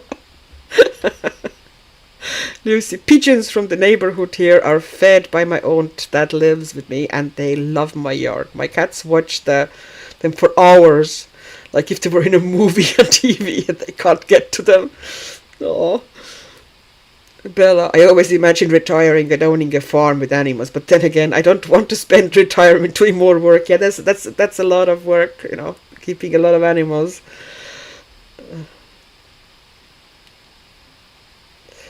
Gail, I'd keep the paints just for the pretty box. Do you want it? Do you want it? I can give them to you. I don't know how far you are. I'm perfectly willing to send them off. I'm traumatized by them slightly. Okay, they're not, you know, the worst paints I've ever tried, but I just don't like that kind of a gloopy, soapy texture, and that I can't get them down nice and smooth and even. I have to struggle with it, you know. They don't do it naturally, because let's say, okay, let me take just what can I quickly color here? I just take a different book, okay? And I'm going to finish up then as well, but you know, let's say this is the book, and I have random paints. Let's say I'm pulling something random from the drawer. That random thing happened to be rosa. Okay. Oh, that keeps sticking onto the lid. That specific one. It's so full that it keeps sticking to the lid. And let's say I just want to put down maybe just a face color, okay?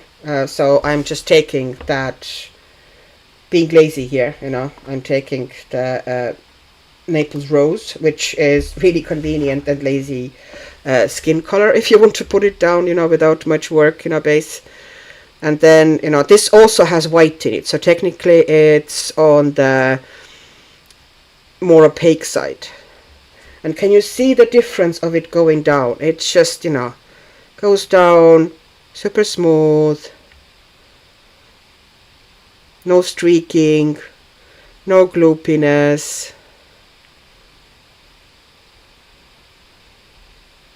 and even, but, you know, and I don't have to work it, and you know, kind of play with that tiny brush, and you know, it's just so easy, just so easy. Here as well, another one. And now I automatically switched over to a watercolor brush, which would be now, you know, on the softer side. No, it's a soft brush. because these are proper classical watercolors. You know, making this spot of the face maybe a little bit darker. Bit of an ear here also, let's not forget about that. Another ear here. Hand. And another hand. And you know how much faster, you know, I could have actually gotten that base down possibly if I had used proper watercolors. It's like, why didn't I go with Rosa? I had them right here. Silly me.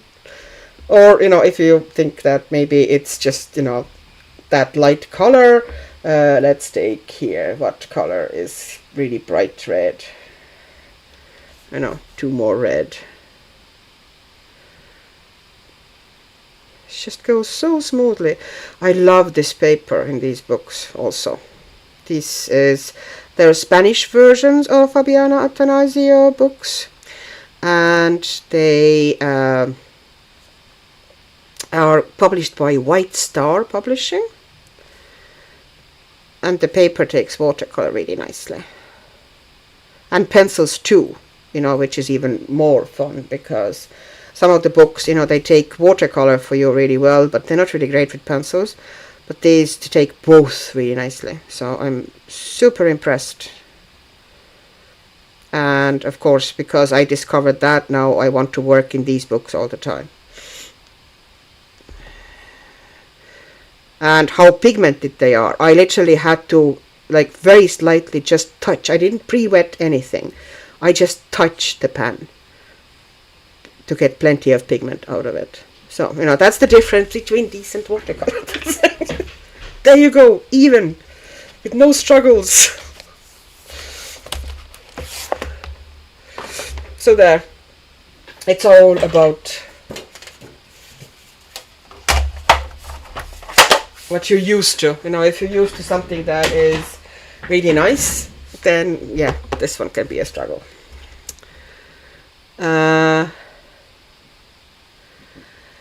Lucy, my internet glitched for a moment. What did I miss? Why is everyone saying hello, son? Because he brought beer, okay? He brought more beer. Well, he didn't bring beer. He came in because there was a beer neither one had tried yet. So we have this agreement that if he's trying a beer that I've never tried, that he will give it to me to test as well. You know, what I think of it. We both like beer. Absolutely, he will be lurking now. Don't worry, we won't bite.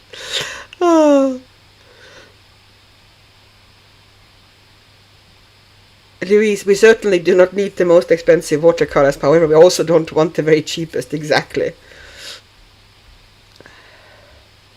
Melinda, I see the difference now. That's crazy. Yeah, you know, just imagine how much faster and easier it would have been, you know, with the watercolor that would behave from it, you know. But I was like, I am sticking with this. I started with them, I'm going to carry on.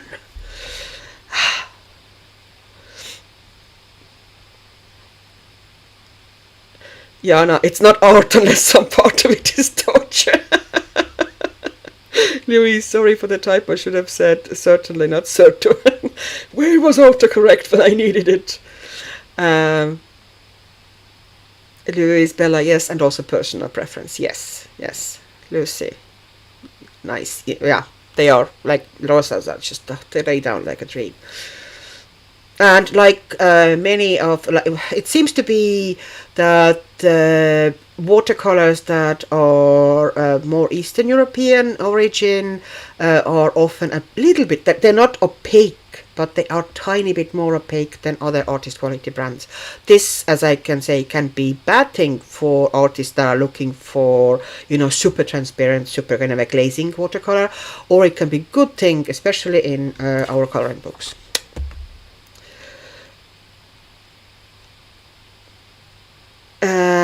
Cindy, the Cinderella book is the most expensive book in my collection. The shipping cost almost as much as the book, but shipping is always expensive here. Someone used to it. I want the Cinderella book. I want Jungle Book, the Mowgli book. And I want the... Now my brain just died. Cinderella, possibly Hansel and Gretel. I don't want Peter Pan because I dislike Peter Pan. I never liked that book, so I don't want Peter Pan. But pretty much all the other ones I do want. I do have Alice. I do have now the Wizard of Oz, and I do have the Pinocchio, and what's the third one I do have? Oh, the Snow White I have as well. But yeah, I want the other ones. Bella, you're right, personal preference is a major factor. What one would find enjoyable might be a pure nightmare for somewhere else. Exactly. Like, for example, I talked about that when we in the beginning, when I kind of discovered the consistency of this paint and that I did not like it. That it reminds me a lot of Himi gouache, which a lot of, like, I have loads and loads and loads of videos and Instagram artists and people who are absolutely mad about Himi gouache and who love it and, you know, like, love working with it. And, you know, praise it to heavens. And I have tried working on it several times and I absolutely, you know, dislike it. You know, I just don't like the texture, don't like the consistency, don't like how it lays down. It's very streaky. It feels kind of soapy, you know. It's not nice to control. It's not opaque, you know. Gouache in my books needs to be opaque, and it's not. Most of it, anyway. Not enough, anyway. So yeah, no. I put that in there so I wouldn't forget and lose it. The Snow Queen. Sorry, not Snow Queen. Snow White. I have the Snow White. Does she have Snow Queen as well? Because if she has Snow Queen, I want Snow Queen too. I'm just glad we live in a time when we're spoiled for choices and access to different tools from all over the world. Yeah, we are very lucky, and we are even more lucky that we are not, you know, able to afford and get everything, but at least we are able to afford, you know, get ourselves quite a lot of things, you know, that would be, you know, it's absolutely not necessities. Okay, they're they're wantables.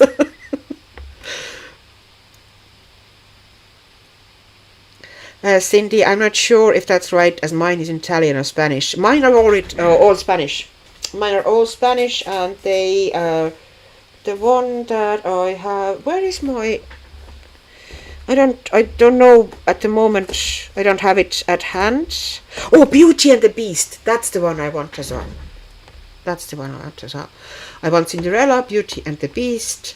Hansel and Gretel, maybe not. You know, if I can get it at reasonable price, I would pick it up, but I wouldn't hunt for it. And I do want Cinderella. And this is one of the things now, I do not need them, but this is definitely because it's just, I really fell in love with paper. I fell in love with her art, you know, especially the earlier books style. I really like it. Surprisingly, you know, just discovered it just now. And absolutely adore it. Cindy, yes, Snow White. Okay. Bella, yes, art is more accessible for almost everyone now, and that is a good thing. Chris, I only like Guinness beer or sake. Okay, you have a very eclectic taste. By the way, Guinness beer, my husband would say that you can only get proper Guinness in Ireland and only in a pub, because in most of the kind of seasoned Irishmen's books, Guinness needs to be drunk on the from the draft, basically, you know, only from the kegs, and, you know, it needs to be fresh in a shop, that it's been, you know, already sitting too long by the time it gets overseas, even if it's in the draft often. So, you know, I can't, once the keg is open, you know, it needs to be consumed within certain time. Apparently, I don't like Guinness, so I don't really know the difference. My son loves Guinness as well, but he will cheerfully drink it from cans, which is like, oh, a peasant.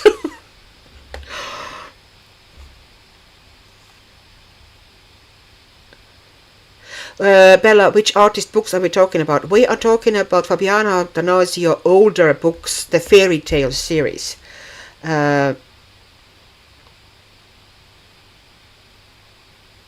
Cindy, get the fairy tales coloring from Creative Haven, as it has the other ones. Well, enough of them for me. Ah. Louise, I don't like beer at all, sorry. There's no reason to be sorry. There's nothing wrong with not liking beer. I don't like many things. It's absolutely fine. It's pretty much the only alcohol that I don't even drink it, you know. Only thing I do is that I taste it like this. I lost pretty much all the taste for alcohol after I was preggers, pretty much, or breastfeeding for 4 years in a row. And after that, I just, you know, alcohol isn't calling to me anymore.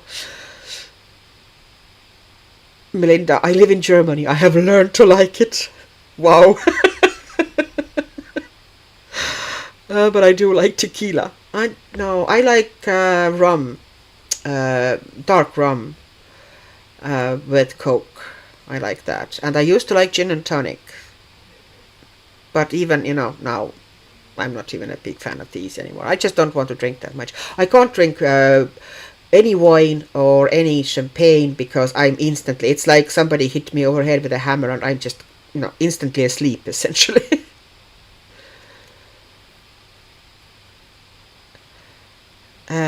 Lucy, I don't like beer. My mom is German. She said I'm broken.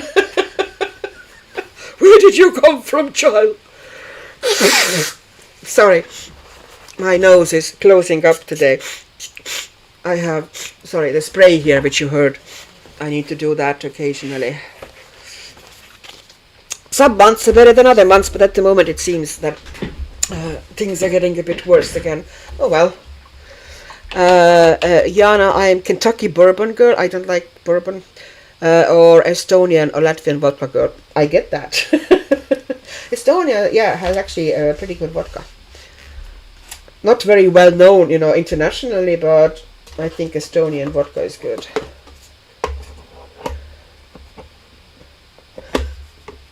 Cindy, I'll get the name of the magazine and write it in the post section. Please do. Please do, Cindy. That would be interesting. What is it? I like alcohol too much and now I'm not allowed to have any. Well, I don't know which way is worse. I don't miss alcohol. I do like still flavor of beer. But, you know, as I said, you know, I just have a sip, literally a sip. So, okay, I don't know if I'm going to carry on with that set. Possibly I am, because as I said, you know, once I get something into my head, I tend to go overboard. But yeah, this paper is fantastic. You have to admit that, you know, with the amount of paint we put onto it, and also, you know, a fair bit of manipulation, because there was at some stage, you know, some aggressive rubbing needed. Sorry, I had to do that because I probably hit the camera again.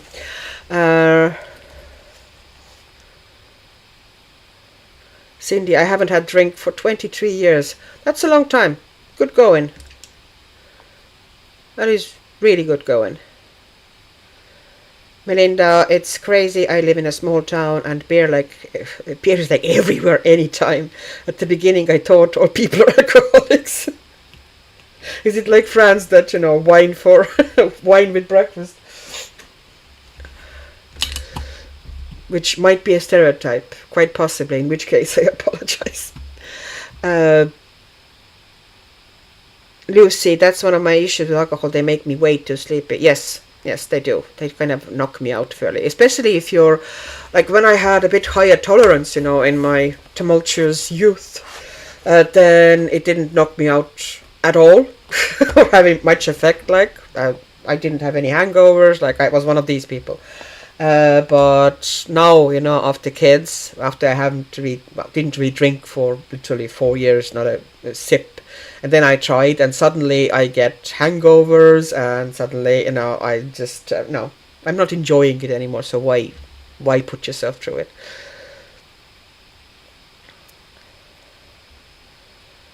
The tall blonde is the best vodka I have ever had. Hard to get here. You know, I would imagine, yes. I can get Latvian vodka. Yeah, no, I can get Latvian vodka here. It's called Elite and very close to the tall blonde. Huh, I never heard of that one. Cindy, good for you. Yes, it's really good. Like, amazing willpower. Andrea, I only have the English version of this book, so I'm sure that paper isn't that great. Pretty sure it wouldn't be, definitely not as great, but I'd say it would still take some watercolor. It's a pretty decent paper in the English versions as well. Chris, well, I guess I have to come to Ireland so I can taste good Guinness beer. Who am I kidding? I'm stuck with a bottle. Yeah. I don't think so. Maybe you could do some of the pubs, like if they're very popular Irish pubs, they do export and they do get beer, Guinness in kegs as well. Apparently, there's a big difference. I don't know, but Guinness is Guinness in my books. I don't really like Guinness that much. I did try when I came to Ireland, because it's an Irish beer and everybody knows Guinness, and I was all like, oh, it's going to be amazing, and then I tasted it, it's like, nope, not my beer. Lucy, my German mom is originally from a small town in western Germany, almost in the border with the Netherlands, and she said they used to drink beer since they were 13, yeah, and that beer was cheaper than water. My father gave me beer in sauna when I was like 7 or 8. Well, not like a big pint, but a little sip from the bottle. So yeah, a normal thing.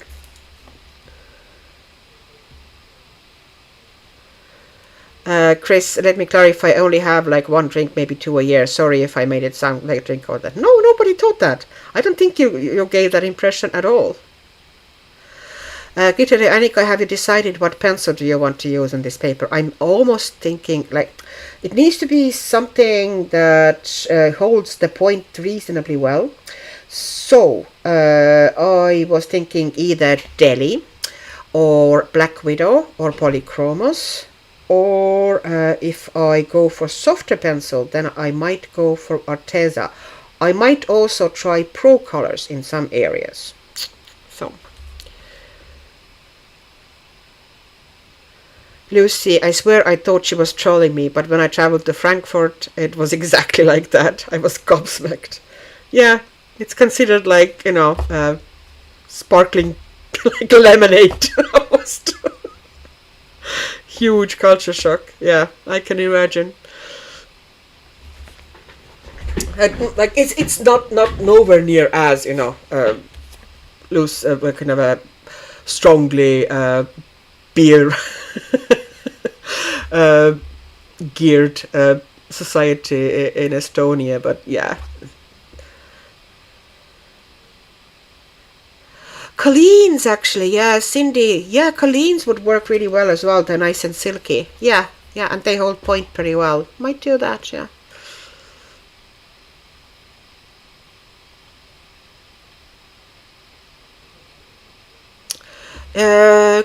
Andrea, if you don't have deadline for your channel to finish this page, it would be lovely if you'd save it to shading next live stream on this page. Yeah, I can do that. I might put some of the base down, during the week. Because at the moment I don't feel like doing much more, and I think I'm going to wrap it up now as well. But I will probably, kind of sit down and base all the pigeons and those cups and everything.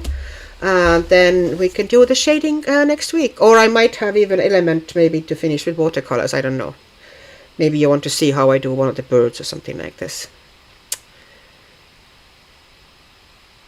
I'd love to see the shading and see how it comes together. Yeah. Melinda, I am Hungarian but grew up in Austria. Hungary. Yeah, okay, yeah. And I lived there till I was 33 and met my husband. Is Austria like Germany on the beer thing? No, a lot is different. Yeah, beer culture is... Although both countries have pretty strong beer culture, but possibly not as strong and as prevalent as it would be in Germany. Oops. Okay, now, thank you very much, people. It's been a joy, and it's been fun and very funny, and we've had really good time. but it's late. I need to get to bed eventually. So thank you once again for joining me. Hopefully you had some good time as well. You got to witness my frustration with this page. Ooh, nice glitter. Sorry. Yeah, thank you all for joining me, and big hugs to everybody.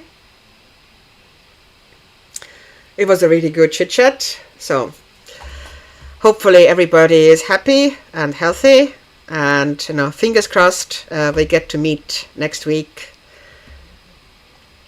and have another wonderful coloring session. So thank you for all, and thank you for kind of keeping me going and encouraging me. Okay, big hugs to everybody, virtual ones. Okay, I'm not weird. And I'll need to find now the button to finish the broadcast. So big mwah and bye bye.